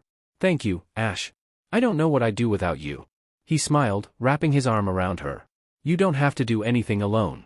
We're a team, remember? Whatever happens, we'll figure it out together. As they sat there, watching the sun dip below the horizon, Celeste felt a sense of peace wash over her. She knew that the path ahead might be uncertain, but with Ash by her side, she felt ready to face it. The next day, after checking into Lake Valor's Pokemon Center and settling into their room, Celeste and Ash headed out to find a quiet place for Celeste to practice for the Wallace Cup. Her nerves had gotten the best of her and she had yet to sign up for it. They wandered through the woods around Lake Valor, the drifting fog creating an enchanting atmosphere. As they followed the melodic voice leading them, they stumbled upon a smaller lake, tucked away in a hidden corner. There, standing gracefully with his Milotic, was Wallace, the renowned contest master. Celeste's heart skipped a beat as her gaze fell upon him. This was her father, the man she had yearned to meet for so long. Her mind raced, and panic crept in. How would she approach him? What would she say? Celeste took a step back, unsure of how to handle the overwhelming emotion swirling within her. She didn't expect to encounter him so soon, and now she felt unprepared. Wallace remained oblivious to their presence, engrossed in his practice with Milotic. Celeste's heart pounded in her chest, torn between the desire to introduce herself and the fear of how he would react. She didn't want to startle him or cause any awkwardness. Turning to Ash, she whispered, I don't know what to do. Should I say something? What if he doesn't want to see me? Her voice wavered, and her eyes were filled with uncertainty. Ash placed a comforting hand on her shoulder. Take your time, Celeste. It's a big moment, and you don't have to rush into it. Just follow your heart and do what feels right for you. They decided to observe from a distance, allowing Celeste to collect her thoughts and emotions. As she watched her father interact with Milotic, she couldn't help but feel a mix of pride and trepidation. Seeing him in person only intensified her desire to have a relationship with him. But for now, she would wait and carefully consider the best way to approach him. For now, she would take a deep breath, let the emotion settle, and wait for the opportune moment to make her move. When Celeste finally stepped before Wallace, his breath caught in his throat as he took in her appearance. She looked just like him, the same hair, the same eyes. It was like looking at a younger version of himself. His heart raced with a mixture of surprise and emotion, and he could hardly find the words to speak. Celeste took a deep breath, her heart pounding with nervous anticipation. She cleared her throat, her eyes locking onto Wallace's as she began to speak, her voice steady but filled with emotion. "Hi. I'm Celeste," she stuttered, before calming her racing heart and centering herself. "There's something you need to know," Celeste continued, her words carrying the weight of years of deception. "Wallace, I am Maria's daughter, your daughter. I found out that my Aunt Rosa, the woman I thought was my mother, had been lying to me all my life," Celeste continued, her voice shaking slightly as she laid her heart bare. "She hid the truth from both of us. She didn't want to lose the last piece she had of her sister Maria. She posed as my mother and kept our connection hidden." Wallace's eyes widened in shock, his entire body freezing at her revelation. The world seemed to stop as he processed her words, his mind racing to comprehend what she had just told him. Maria? He remembered Maria. She used to compete in the coordinator circuit of Hoenn while he was still a rookie trainer. Wallace's shock gave way to a mixture of anger and sadness. He felt anger at Rosa's selfish deception, and a profound sadness for the years he had missed with his own daughter. Because he was sure she was his daughter, one just had to look at her and see the resemblance. He struggled to find words as the weight of the situation settled in. "I've been wondering how to tell you about my connection to you," Celeste admitted, her voice shaking slightly. "I plan to compete in the Wallace Cup as a way to get a chance to meet you, to finally reveal the truth about our relationship." Wallace's anger at the lies that had been woven around his own flesh and blood surged, mingling with a deep sadness for the years he had missed with his own daughter. He felt a surge of empathy for Celeste, who had been kept in the dark for so long. Despite the turmoil of emotions, Wallace's heart softened. He understood Celeste's yearning for a connection, for a chance to know her true father. He knew that, in some way, he had missed out on so much of her life. As the weight of the situation settled in, Wallace opened his arms wide, a gesture of welcome and acceptance. "Celeste," he said, his voice filled with emotion, "I can't change the past, the years we've lost. But I can promise you that from now on, I'm here for you. And I'm thrilled to know that you share my passion for coordination." The tension in the air began to dissipate as the two shared a moment of understanding. Wallace's anger toward Rosa's actions remained, but in that moment, the focus was on the potential for a new beginning, for a father and daughter to build a relationship that had been denied to them for so long. They moved the conversation to the serene confines of the Pokémon Center, a private room where they would be away from curious eyes. The weight of their revelation still hanging in the air like a tangible presence. Ash's concern for Celeste was evident in his eyes as he leaned towards her, his voice carrying a gentle urgency. "Hey, Celeste," Ash started, his brows furrowing with a mix of care and curiosity, "now that you've met your dad, what's the plan? What are you gonna do?" Celeste looked at Ash, a mix of emotions playing across her face. She took a deep breath, as if gathering her thoughts before speaking. "Well," she began, her gaze shifting to Wallace for a moment before returning to Ash, "Nurse Joy did a DNA test. It's confirmed. I'm Wallace's daughter." A mixture of relief and a sense of closure seemed to settle over the conversation. Ash nodded, appreciating the gravity of the situation. "That's a big step forward," he remarked softly. Celeste's lips curved into a small, contemplative smile. "Yeah, it is. And, you know, I agree with Dad on something. I won't compete in the Wallace Cup." Ash tilted his head in curiosity. "Why not? It could be your big chance to show off your coordination skills." Celeste's eyes softened as she looked at Wallace. "Because, Ash," she replied, "if I did and somehow ended up winning, people might think it was rigged or favoritism because of our connection. At least, when it is revealed that we are daughter and father. It wouldn't be fair to Dad or the other coordinators." Ash nodded understandingly. "Yeah, I guess you're right. But," Celeste continued, her gaze returning to Ash, "I'm not leaving Lake Valor just yet. I want to stay here for the remaining time, get to know Dad, spend time with him." A warm smile tugged at Ash's lips. "That sounds like a good plan." Celeste then turned to Wallace, her eyes shining with newfound hope. "We could exchange numbers," she explained, "so we can stay in touch while I continue my journey." Wallace smiled, a mix of happiness and gratitude in his expression. "I'd like that very much, Celeste. After my journey is over," Celeste continued, "I plan to go to Hoenn, spend time with Dad, and, well, maybe compete in the Hoenn contest circuit." Wallace's eyes lit up at the idea. "That sounds fantastic. I'd be thrilled to have you in Hoenn." While the future was promising, a tinge of bittersweetness lingered in Ash's heart as he contemplated their upcoming journey. He sat there, a mixture of emotions playing across his face, happiness for Celeste, a touch of sadness for the time they had left, and an underlying sense of pride for his best friend. As the conversation began to wind down, Ash found himself reflecting on the future. He had made a promise to Scylla to travel through Unova together, a journey that held its own set of adventures and mysteries. It was a promise he intended to keep, but it also meant a parting from Celeste after their Sinnoh adventure. Still, his joy for Celeste's newfound relationship with her father far outweighed his own feelings.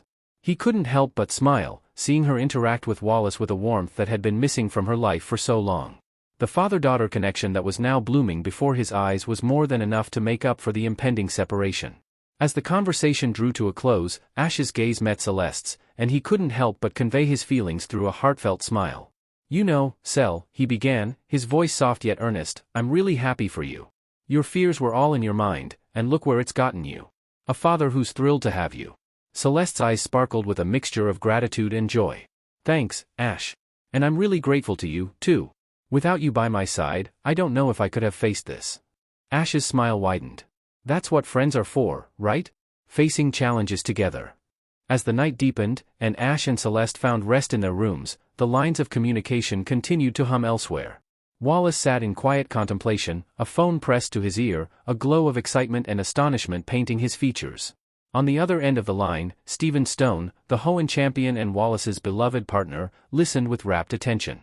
"You won't believe what happened, Stephen," Wallace began, his voice a mixture of disbelief and sheer joy. "I have a daughter." "A daughter, Stephen." The other end of the line was filled with a surprised silence, and then Stephen's voice came through, filled with a mix of shock and curiosity. "A daughter? How is that possible, Wallace?" Wallace launched into the story, recounting every detail of the encounter with Celeste, the drifting fog, the enchanting voice leading them to the serene lake, the moment he saw her and realized the undeniable resemblance. His voice danced with the excitement that had filled him throughout the entire day, and Stephen listened, his own reactions shifting from surprise to amazement. As Wallace's story unfolded, a fire ignited in Stephen's chest. He was indignant at Rosa's actions, the deception she had woven all those years. "I can't believe Rosa would do that," Stephen's voice seethed with barely contained anger. "She kept you both apart for so long." Wallace nodded even though Stephen couldn't see him. "I know, Stephen. But, honestly, right now I'm just so overwhelmed by the fact that I have a daughter. A chance to connect with her." There was a pause on the other end of the line, and when Stephen finally spoke, his voice was warm and reassuring. "You know, Wallace, I can't wait to meet her. She's a part of you, after all." Wallace's heart swelled at the affirmation. "I want you to meet her too, Stephen. I think you'll really like her." As their conversation continued late into the night, the bond between Wallace and Stephen only grew stronger. They discussed the future, the possibility of meeting Celeste, and how this newfound connection would shape their lives. The phone call ended on a note of excitement, the promise of brighter days and new beginnings. During their stay in Lake Valor, Celeste and Ash found themselves engaged in a whirlwind of activities. As Wallace continued with his commitments, Celeste and Ash seized the opportunity to make the most of their time in the city. Training their Pokémon became a daily ritual, the shores of Lake Valor became a backdrop for intense battles and dedicated practice sessions. The gentle lap of the water seemed to carry their determination, reflecting the sunlight in shimmering ripples. Beyond training, they explored the city, its alleys and streets revealing new surprises with every corner turned. Wallace's generosity secured them prime seats for the Wallace Cup, an opportunity Celeste seized with excitement. The event wasn't just about witnessing impressive coordination skills, it was a chance to scout talents from various regions, to learn new techniques, and to gain insights into the art of coordination. In those moments when Wallace's busy schedule allowed, Celeste soaked in every word he shared. His experiences as a top coordinator were invaluable, and the bond they formed grew stronger with each passing day. They discussed strategies, evaluated performances, and analyzed what set great coordinators apart. As the days passed, Celeste's confidence bloomed, nourished by her dad's encouragement and wisdom. With his guidance, she refined her routines, polished her strategies, and absorbed the finer points of coordination. Meanwhile, Ash's adventurous spirit found its solace in the sky. Flying high on Nephili's back, he felt the exhilarating rush of wind against his face, the freedom of soaring above the world below. It was a form of communion, a deep connection between trainer and Pokémon that only strengthened their bond. And amidst all this, Ash found his own peace in the skies, basking in the unspoken camaraderie he shared with Nephili. The tranquility of flight became a meditation, a time to reflect on the path he had traveled and the journey still ahead. When the moment came for Wallace to return to Hoenn, Celeste was in tears. She had only just found his dad and they will be parting again. However, they will call every week and she had the promise that Wallace would come for the Sinnoh Grand Festival to see her compete. Because she will make it all the way there. Wallace's confidence in the skills he've seen the past week was everything to Celeste. Which is why when the time came, there were tears but also big smiles as Celeste said goodbye to her dad. After all, this was only momentarily. She will be in Hoenn soon. I've had it with you. Ash raged, his voice being a mixture of anger and frustration. His eyes burned with an intensity that mirrored Layden's and Nephili's protective stance between Paul, his Pokémon, and the flock of Glisker along with numerous Gligar. Have you even thought about the consequences of your selfish actions? Paul's face contorted with annoyance, a blend of irritation at the intrusion and vexation from his defeat. His strongest Pokémon lay subdued by the strength before him, a fact that didn't sit well with his pride. What in the world are you blabbering about now? You were attempting to catch Glisker, weren't you? Ash's accusation rang out like a sharp echo in the clearing. Paul's glare deepened, his own anger flaring in response. So what if I was? Is there a law against catching Pokémon now? Ash's grip tightened on his keystone pendant, an unconscious response to his rising indignation. Simultaneously, the air around Nephili shimmered, the first tendrils of Mega Evolution stirring in the wake of Ash's escalating emotions. A wave of apprehension washed over Paul, a stark realization of the dangerous territory he had unwittingly gotten into. Taking a cautious step back, his eyes widened in a mix of surprise and trepidation. Gligar don't just exist on their own, Paul.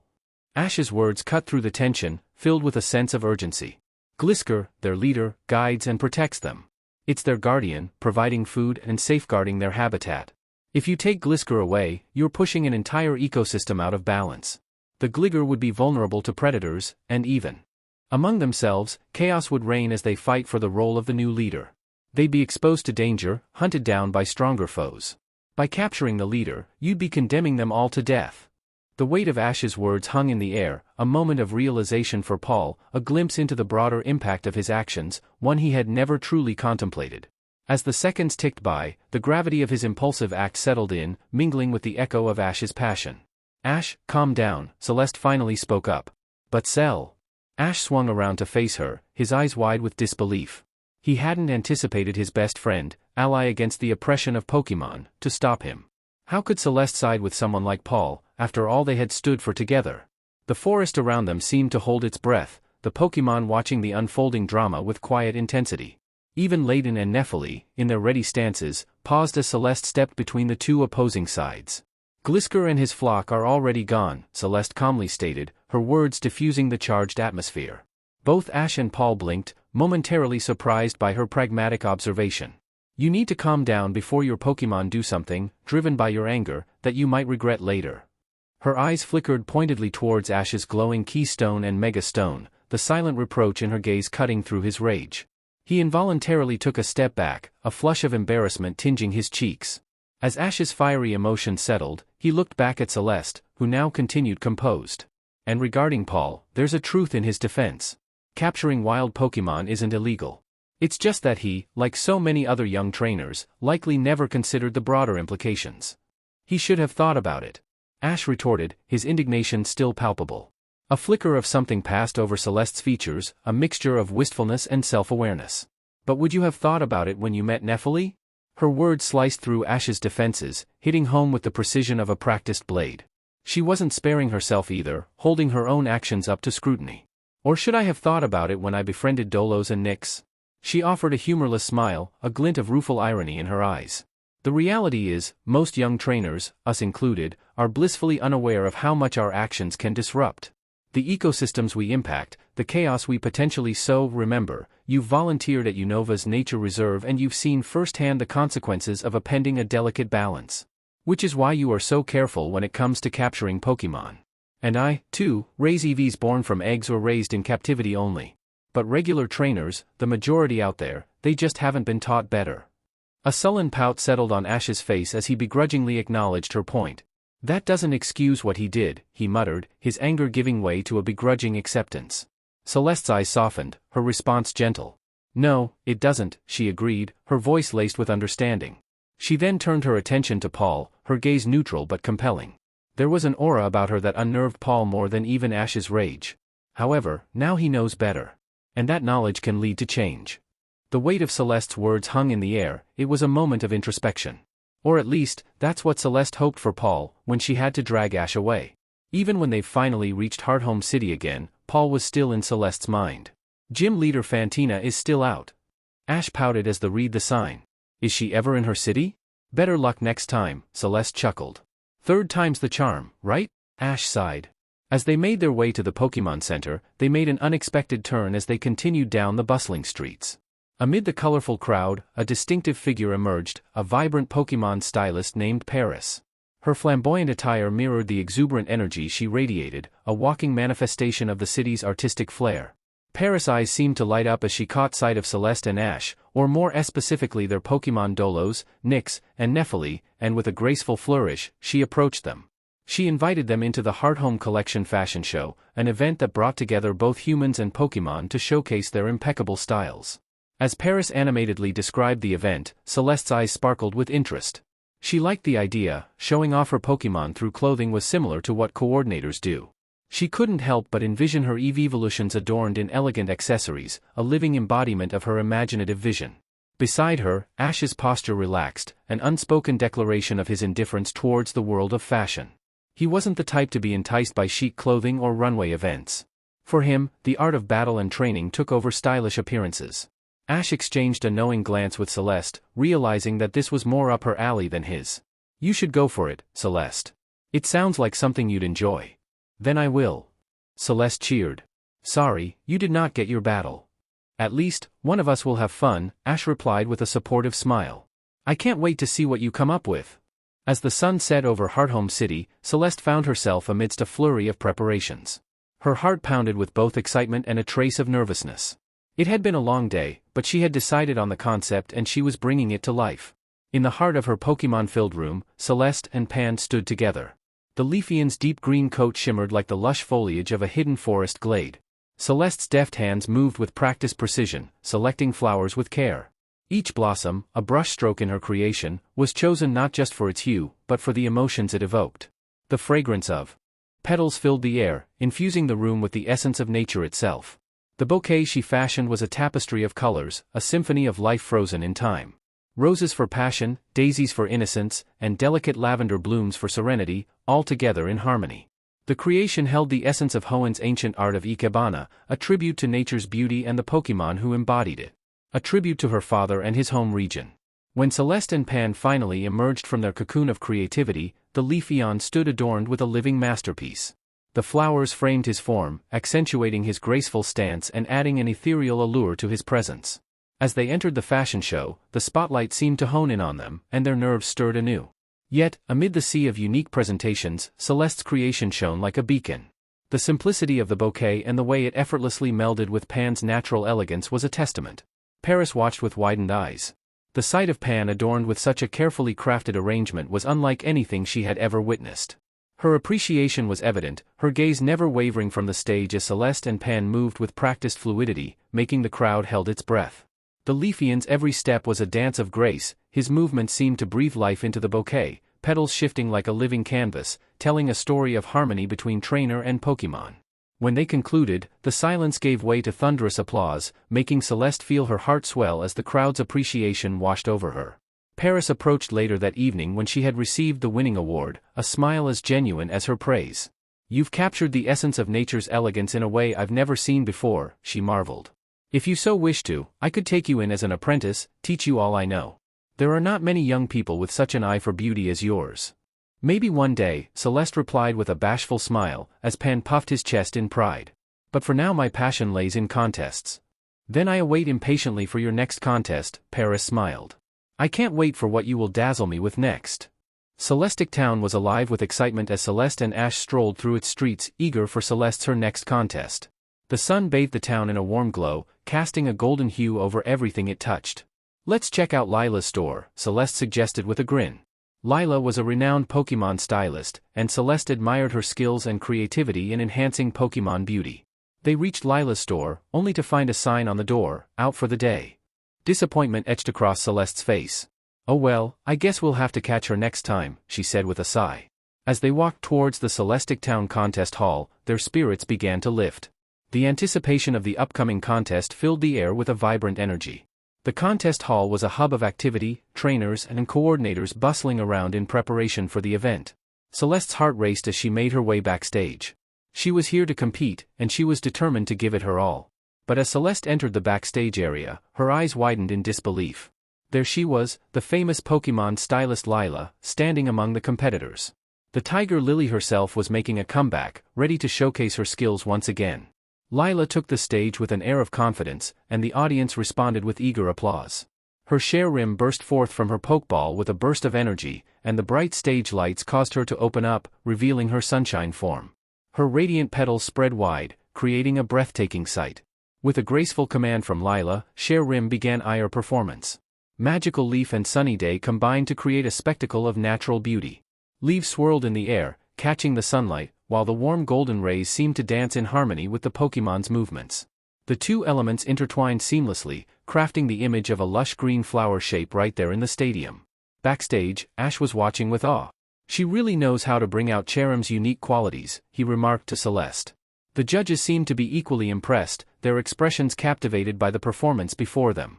The combination of Cherim's form and Lila's styling was a true work of art. As Lila's performance drew to a close, the crowd erupted in applause, the cheers resonating throughout the hall. Lila's smile radiated joy and satisfaction as she took her final bow. Celeste's heart swelled with admiration, but she quickly reminded herself that for today, Lila was her competition. Her focus tightened as she mentally prepared for her own performance. She knew she had her own strengths, her own unique approach to styling and coordinating. With a deep breath, Celeste stepped onto the stage, ready to give it her all and show her own brand of Pokémon beauty to the world. The stage was set, the spotlight was hers, and she was determined to shine. The contest hall was alive with anticipation as Celeste stepped onto the stage, her smile radiant and her heart racing with excitement. The spotlight was all hers, and the energy in the air was electric. With a graceful flourish, she released her Vaporeon, Nayad, onto the stage. Nayad, let's start with a blizzard. Celeste's voice carried with a joyful enthusiasm that mirrored her expression. The Vaporeon responded with a graceful leap, casting forth a powerful icy tempest that danced across the stage. The audience watched in awe as delicate snowflakes spun and whirled, creating a winter wonderland in the heart of the contest hall. Just as the flurry of snow reached its crescendo, Nayad's form seemed to shimmer with ethereal light. A harmonious chime echoed as an aurora beam shot forth, intersecting the blizzard with precision timing. The collision was a symphony of colors, the cold whites of snow meeting the brilliant hues of the aurora. As the two energies merged, the falling snowflakes transformed into shimmering aurora-colored crystals, each one catching the light in a dazzling display. With the grace of a true performer, Nayad executed the next part of the routine flawlessly. Rearing back, she unleashed a water gun high into the air.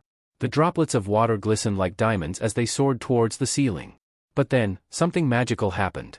As the sun's rays filtered through the water, a brilliant rainbow emerged, arching across the entire stage. Celeste's next command was met with Nayad's utmost devotion. Now, Nayad, let's bring a touch of morning to the scene with Sunny Day.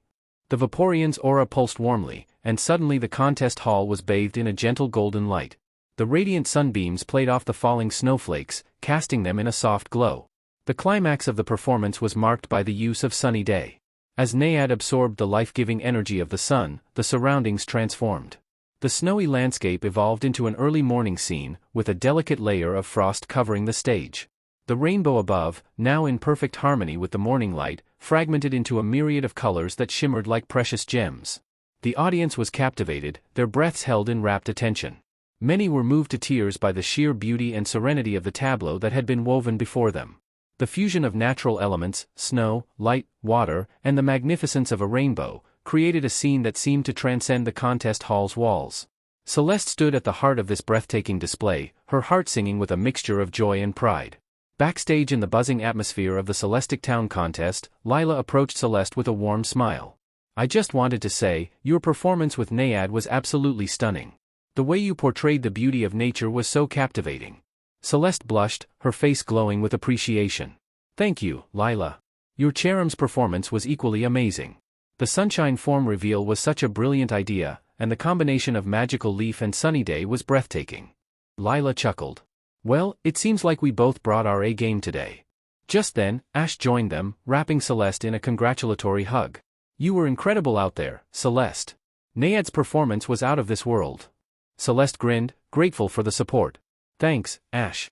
Lila's share rim was fantastic too. The trio stood together, watching the rest of the coordinators' performances on the TV backstage.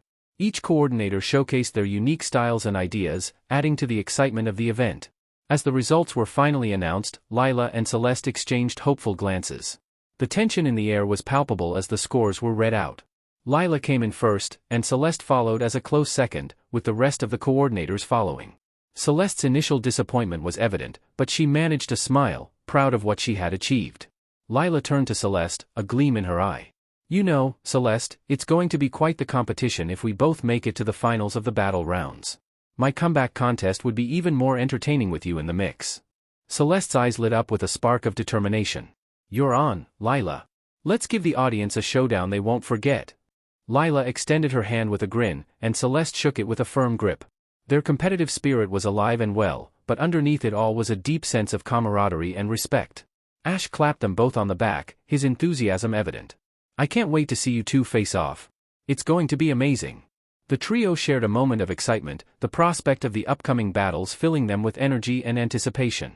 The contest continued with Lily defeating all of her opponent with her Delcatty, while Celeste does the same with Zeus. At the end, as they had promised, the two ended meeting at the finals. The anticipation was electric as the finals of the Celestic Town contest got underway. Celeste and Lila faced each other on opposite sides of the stage, both trainers focused and determined to give their best. Ladies and gentlemen, coordinators and Pokémon enthusiasts, welcome to the grand finale of the Celestic Town contest. Marion's voice echoed through the stadium, riling up the excited crowd. Lila sent out her Delcatty, and Celeste called upon her Jolteon, Zeus. The two Pokémon stood poised for battle, their trainers' eyes locked in a fierce competition. Let's start this off, Delcatty. Iron Tail. Lila commanded. Delcatty's tail glowed with a metallic energy as he swung down at high speed toward Zeus. Zeus, dodge with agility. Celeste countered. Zeus blurred with incredible speed, easily sidestepping the incoming Iron Tail. Zeus, Thunder Wave. Celeste commanded. Jolteon unleashed a surge of electric energy, sending out crackling waves that raced toward Delcatty.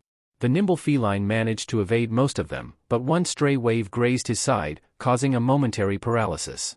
Lila's eyes narrowed, and she quickly retaliated. Delcatty, double team. Delcatty split into multiple illusory copies, creating a dazzling display that made it hard to discern the real Pokémon. Celeste's focus didn't waver. Zeus, use pin missile and discharge. Jolteon's fur bristled with energy as he launched a volley of electrified missiles, honed on the real Delcatty and took out half of the copies. As the smoke cleared, Delcatty stumbled slightly, his movement still affected by the residual paralysis. It was a small opening, but Celeste knew that in contests, even the smallest advantage could make a difference. Zeus, let's capitalize on this. Combine discharge with your agility. The Jolteon's body crackled with electricity as he unleashed a widespread discharge. Attack. The electrifying energy surged outward, illuminating the stage. At the same time, Zeus executed a swift and graceful agility, blurring his form as he moved. The combination of agility's speed and discharge's wide range created an astounding spectacle. The electric charges dispersed the remaining illusory copies of Delcatty while the blinding speed made it difficult for Delcatty to react. Lila bit her lip, her tactics momentarily foiled. But she wasn't one to back down. Delcatty, Iron Tail with a twist. Delcatty's tail glowed with a metallic hue as he spun like a top, creating a whirlwind of motion. It weaved through the electrified field, aiming for Zeus. Celeste's eyes gleamed with determination. Zeus, Shadow Ball. Then use Thunder Wave once more to create an electric halo around the ball. Jolteon gathered ghost energy, shaping it into a swirling shadow ball. At the same time, the electric aura from Thunder Wave enveloped the ball, forming an eerie halo of crackling electricity. The shadow ball crackled ominously as it sped toward Delcatty, who was caught off guard by the electrifying halo. The collision was spectacular, the dark ball and the electric halo merged into a spectacular display of power. As the smoke cleared, Delcatty staggered, his movements sluggish from the combination of Shadow Ball's impact and the lingering electric currents. The clock was ticking, and both coordinators were nearing the end of their performance time. With moments left, Celeste and Zeus showcased their final move. Zeus, Thunderbolt in the sky. Zeus leaped into the air, his body surrounded by a cascade of electric sparks. With a burst of energy, he released a dazzling thunderbolt that illuminated the arena, creating a breathtaking climax to their performance. The 5 minutes were up, and the judges' scores were tallied. The crowd erupted in applause, acknowledging the incredible display they had just witnessed. As the scores were announced, it was revealed that Celeste had secured more points than Lila, making her the winner of the contest. "You did it, Celeste. Your bond with Zeus truly shone through," Lila acknowledged, her voice filled with genuine admiration. Celeste shook Lila's hand with a grateful nod. "Thank you, Lila. Your delicacy is amazing, and this battle was so much fun." Amidst the cheers and applause, Celeste and Zeus stood in the center of the stage, their victory well earned. The exhilaration of their performance and the pride in her partner filled Celeste's heart with warmth and satisfaction. Later that day, after returning to the Pokémon Center, Celeste's heart swelled with pride and joy as she saw her transceiver screen light up with her father's name, Dad, Wallace. She quickly accepted the call, her face breaking into a bright smile. "Dad. Hey!" Her voice was a mix of excitement and happiness. "Hello, my talented coordinator." Wallace's voice came through, warm and cheerful. "I just heard the news, you've secured your third ribbon. Congratulations, Celeste." "Thank you, Dad." "It was an incredible," Celeste replied, her voice tinged with pride. "Nayad, Zeus, and I really gave it our all, and it paid off." Wallace's smile was evident in his voice. "I have no doubt about that. Your hard work and dedication have truly shone through. I couldn't be prouder." Celeste's heart swelled at his words. The approval of her father meant the world to her. "I'm so glad to hear that, Dad. Your support means everything to me." Wallace's tone grew slightly teasing. "Well, I did expect nothing less from my daughter. You've inherited your mother's charm and my talent. It's a winning combination." Celeste chuckled, feeling a warm connection with her father. "I guess you're right. But I still have a long way to go before I can match your record as a top coordinator." "Ah, but remember, Celeste, it's not just about winning contests. It's about the journey, the bonds you forge with your Pokémon, and the joy you bring to both them and the audience," Wallace said, his voice carrying a hint of wisdom. "You're already excelling in that regard." Celeste's smile softened, her heart touched by his words. "Thanks, Dad. It really means a lot coming from you. I'm here to support you every step of the way, Celeste. Whether it's through your wins or your challenges, know that I'm just a call away," Wallace assured her. Their conversation continued, a mix of lighthearted banter and genuine affection. Celeste couldn't help but feel a sense of completeness talking to her father. After all the years of wondering and uncertainty, she had found her place, and her father's pride and support were like a reassuring embrace. As the call came to an end, Wallace's voice held a note of fondness. "Keep shining, my dear Celeste. And remember, your journey is your own. No matter where it takes you, know that I'm immensely proud of you." Celeste's eyes glistened with emotion. "Thank you, Dad.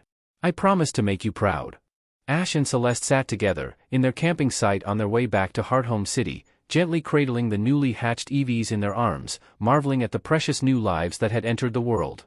"These little guys are so adorable," Celeste cooed, her eyes sparkling as she watched the EVs nuzzle against her. "I just love EVs so much." "Yeah, there's something," Ash agreed, a soft smile on his lips as he gazed at the tiny Pokémon. After a moment of comfortable silence, Celeste turned her attention to Ash. "Hey, Ash, I was wondering. Are you ready for your gym battle against Fantina?" Ash leaned back, his expression thoughtful. "I've got a couple of tricks up my sleeve, don't you worry." "Oh, I'm sure you do," Celeste chuckled, giving him a playful nudge. "But you know, Fantina's no pushover. She's a skilled ghost master.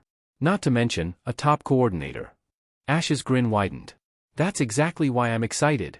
I've been working on strategies that can throw her off balance. I've got some strategies that can counter her ghost types." "Oh really?" Celeste raised an eyebrow, a mix of amusement and curiosity. "And what kind of strategies are we talking about?" Ash leaned in, his voice lowering as he shared his ideas with Celeste. They huddled together, discussing tactics and potential counters to Fantina's lineup. The excitement in their voices was palpable, getting lost as they brainstormed and debated. As their conversation carried on, one of Celeste's EVs snuggled into her lap, and the other one playfully pawed at Ash's finger. The playful EVs got the attention of the trainers and cut their debate short. Celeste's newest members were just too cute. They spent the rest of the day tending to the hatchlings and playing with their Pokémon. The following day they returned to their journey to Hearthome City. Amid their journey, Ash and Celeste found themselves in a quaint town, its peaceful atmosphere standing in stark contrast to the excitement that soon unfolded before them. As they turned a corner, they were met with an unexpected sight, a crowd of eager girls, their faces filled with anticipation and admiration, all gathered around a designated area. At the center of their attention was none other than Aaron, a member of the esteemed Elite Four. "Are you shitting me?" Ash cursed under his breath, Celeste being too stunned to even scold him for his foul language. Excitement rippled through the air as Aaron's bug-type Pokemon, Vespiquen, Drapion, and Skorupi, showcased their prowess in a public training session. While the girls watched with gleaming eyes, Celeste and Ash also observed from the sidelines. They were no strangers to formidable trainers, but witnessing Aaron's deep understanding of his bug-type partners was a captivating experience. It was almost like going back in time, in Unova with Drayden-sensei showing Ash about how to handle and train dragon types. I should really talk with him, Ash thought sadly. If Celeste had the courage to go for her dad, I should also do the same and face my mentor. As the training session drew to a close, Aaron's eyes seemed to lock onto Celeste, a warm smile curving his lips. He walked over, his bug-type companions following suit, their presence commanding attention. "Ah, Celeste, isn't it?" Aaron greeted, his voice carrying an air of warmth and approachability. "You're one of the upcoming coordinators making waves, aren't you?" Celeste's cheeks flushed with surprise and a hint of shyness. "Why yes, that's me." Aaron chuckled, his eyes twinkling. "I've been keeping an eye on your performances. You've got quite the knack for understanding your Pokemon and creating captivating appeals." "Thank you, Aaron. Coming from someone like you, that means a lot." Celeste's heart raced, a mixture of astonishment and pride swelling within her. While Aaron's attention was on Celeste, he couldn't help but notice Ash and the dragon Pokemon by his side. A knowing grin tugged at his lips. "And this must be Ash, I presume? The one making a splash with his impressive dragon-type companions." Ash grinned back, his usual enthusiasm taking over. "Yeah, that's me. And this is Nephili, my partner." Nephili puffed out her chest, her vibrant golden scales shimmering in the sunlight. She emitted an air of pride. "You've made quite the impression among the gym leaders," Aaron remarked, a note of admiration in his voice. "They've spoken highly of you and your impressive performances." Ash's eyes lit up with delight, and he couldn't hide his excitement. "Seriously? That's awesome." As the conversation flowed, the camaraderie between the three trainers became evident. Sharing stories, insights, and laughter, they found a connection rooted in their love for Pokemon and the journeys they embarked upon. Before parting ways, Aaron gave a friendly nod to both Ash and Celeste. "Keep up the good work, both of you. I have a feeling you'll be shaking up the Sinnoh region in your own unique ways." With a final exchange of smiles, Aaron and his bug-type companions went on their way, leaving Ash and Celeste standing amidst the bustling town. Their hearts were a little lighter, their spirits lifted by the encouragement of a seasoned trainer who believed in their potential. A lifted spirit that followed them all the way to Hearthome City. With anticipation coursing through their veins, Ash and Celeste walked through the streets. The familiar facade of the Hearthome gym loomed before them, the sign of an open gym filling them with a sense of fulfillment. Ash stepped forward, determination lighting up his eyes as he pushed open the gym doors.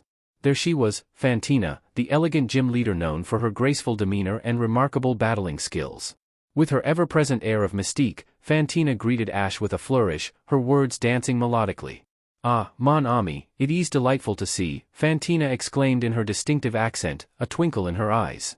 "You have come for a gym battle, non?" Ash grinned, his excitement barely contained. "You bet. I've been looking forward to this." Fantina's laughter floated through the air, her presence captivating as always. "Très bien, then. A battle we shall have. But before we commence, allow me to offer my sincerest congratulations to you, Celeste." Celeste blinked, taken aback by the unexpected praise. "Me?" Fantina's smile was genuine and warm. "Oui, you, ma chère. Your prowess as a coordinator has not gone unnoticed. Your recent Hearthome collection photo shoot was a masterpiece, and your evolutions, they are magnifique." A flush of pride and gratitude spread across Celeste's cheeks, her heart swelling with the acknowledgement. "Thank you, Fantina. That means a lot coming from you." She felt like she was repeating herself, but what else could she do when trainers of the caliber of Aaron and Fantina congratulate her? Fantina's eyes twinkled with understanding. "Ah, you have the spark of a true artist, dear Celeste. Embrace it, nurture it, for it shall lead you to even greater heights." With Fantina's words echoing in their minds, Ash and Celeste stood ready for the upcoming gym battle, their focus renewed and their spirits lifted. The long-anticipated gym battle was about to begin. As the battlefield was set, Ash and Fantina exchanged determined glances, from their position on opposite sides of the battlefield. Ash's Charmeleon, Agni, stood poised and ready for the gym battle. Across from him was Fantina's Gengar, a ghost-type Pokemon with an air of mischief. "The battle will be 3 versus 3. Fantina announced. "Only you as the challenger will be able to change your Pokemon. Understood?" Fantina's melodious voice filled the arena. Mon Jengar, we shall dance to the rhythm of battle. Agni, let's show them our strength. Ash called out with a fire in his eyes. The battle had finally begun. As the battle commenced, Fantina's Jengar moved with a fluid grace, the air around it shimmering with a ghostly energy. Agni's flamethrower roared to life, a torrent of fire spewing forth. But as Fantina's Jengar vanished into the ethereal realm, avoiding the attack, Ash knew he needed a strategy to counter his elusiveness. Agni, use the counter-shield technique. Ash's voice rang out in determination. Agni sprang into action, flames erupting from his mouth as he spun gracefully on his back. The flames coalesced into fiery whips that radiated heat, creating a protective barrier around Agni. This counter-shield technique was Ash's ingenious creation, a way to prevent foes from approaching while also acting as a visual deterrent against invisible foes.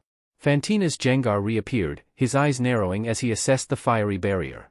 Ash's strategy had caught Fantina off guard, a fact that wasn't lost on the gym leader. Such creativity, Mon Ami, Fantina mused, a hint of admiration in her voice.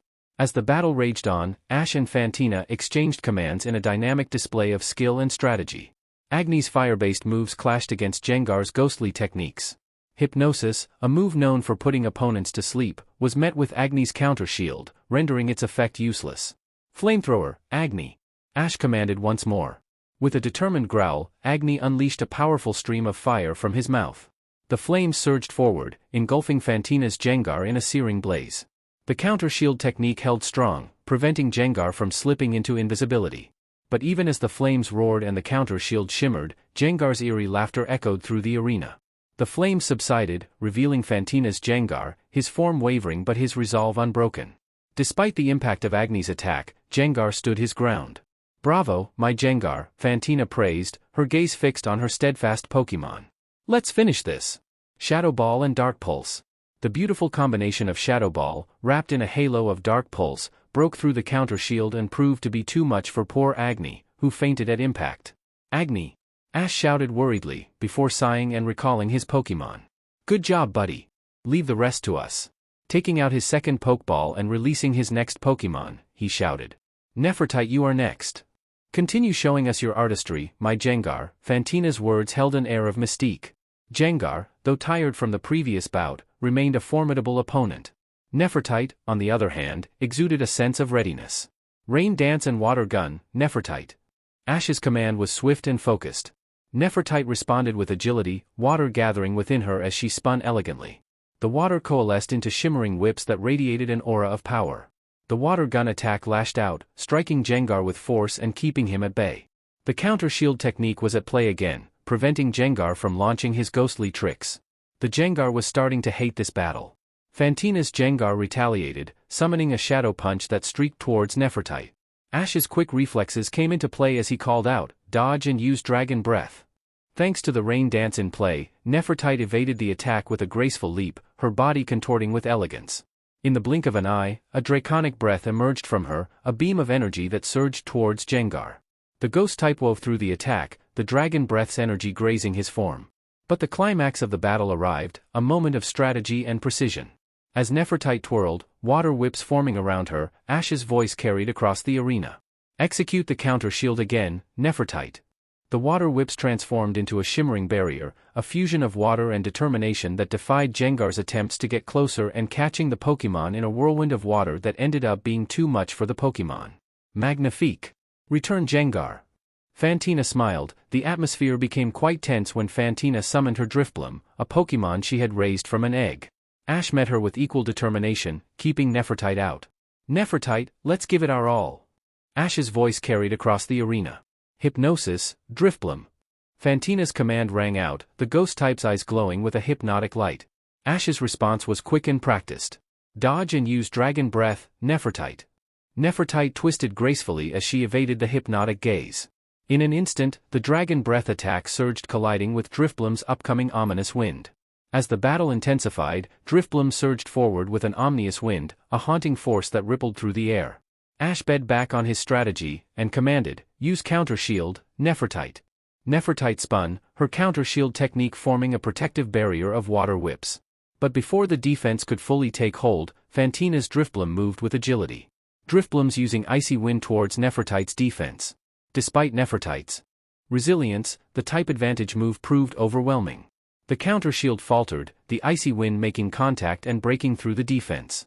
Nefertiti's pained cry echoed across the arena as the Bitefrost singed her form. Fantina's Driftbloom continued his assault, his psychic attack enveloping Nefertiti. The dragon-type fought valiantly, pushing back against the psychic force with all her strength.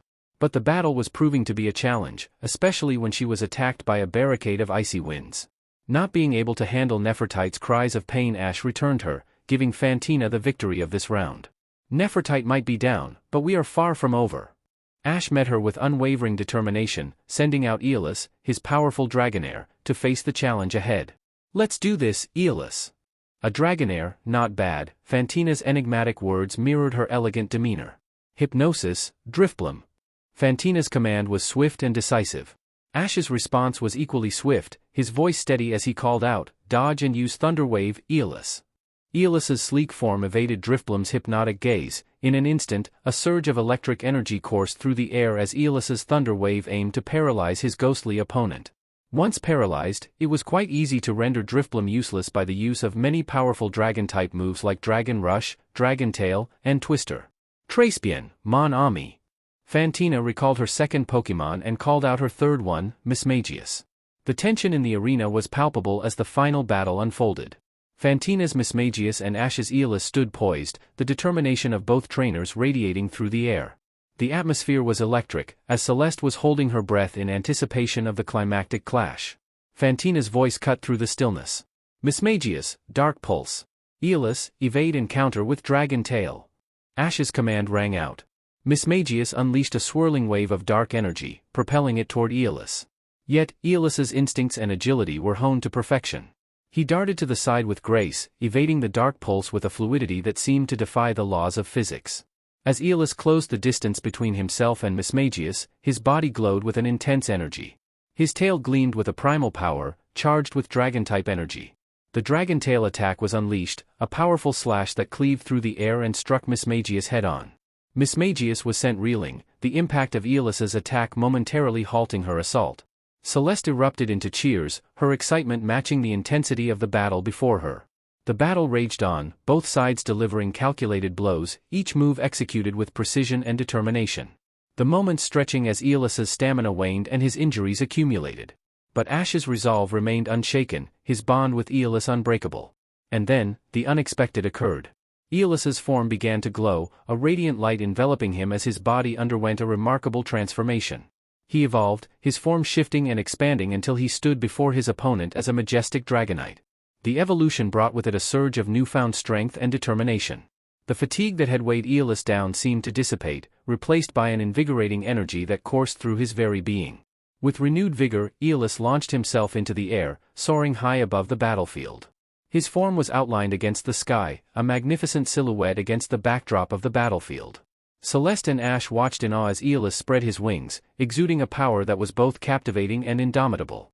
Even Fantina paused for a second to admire. It was not every day that you witnessed the final evolution of a pseudo-legendary.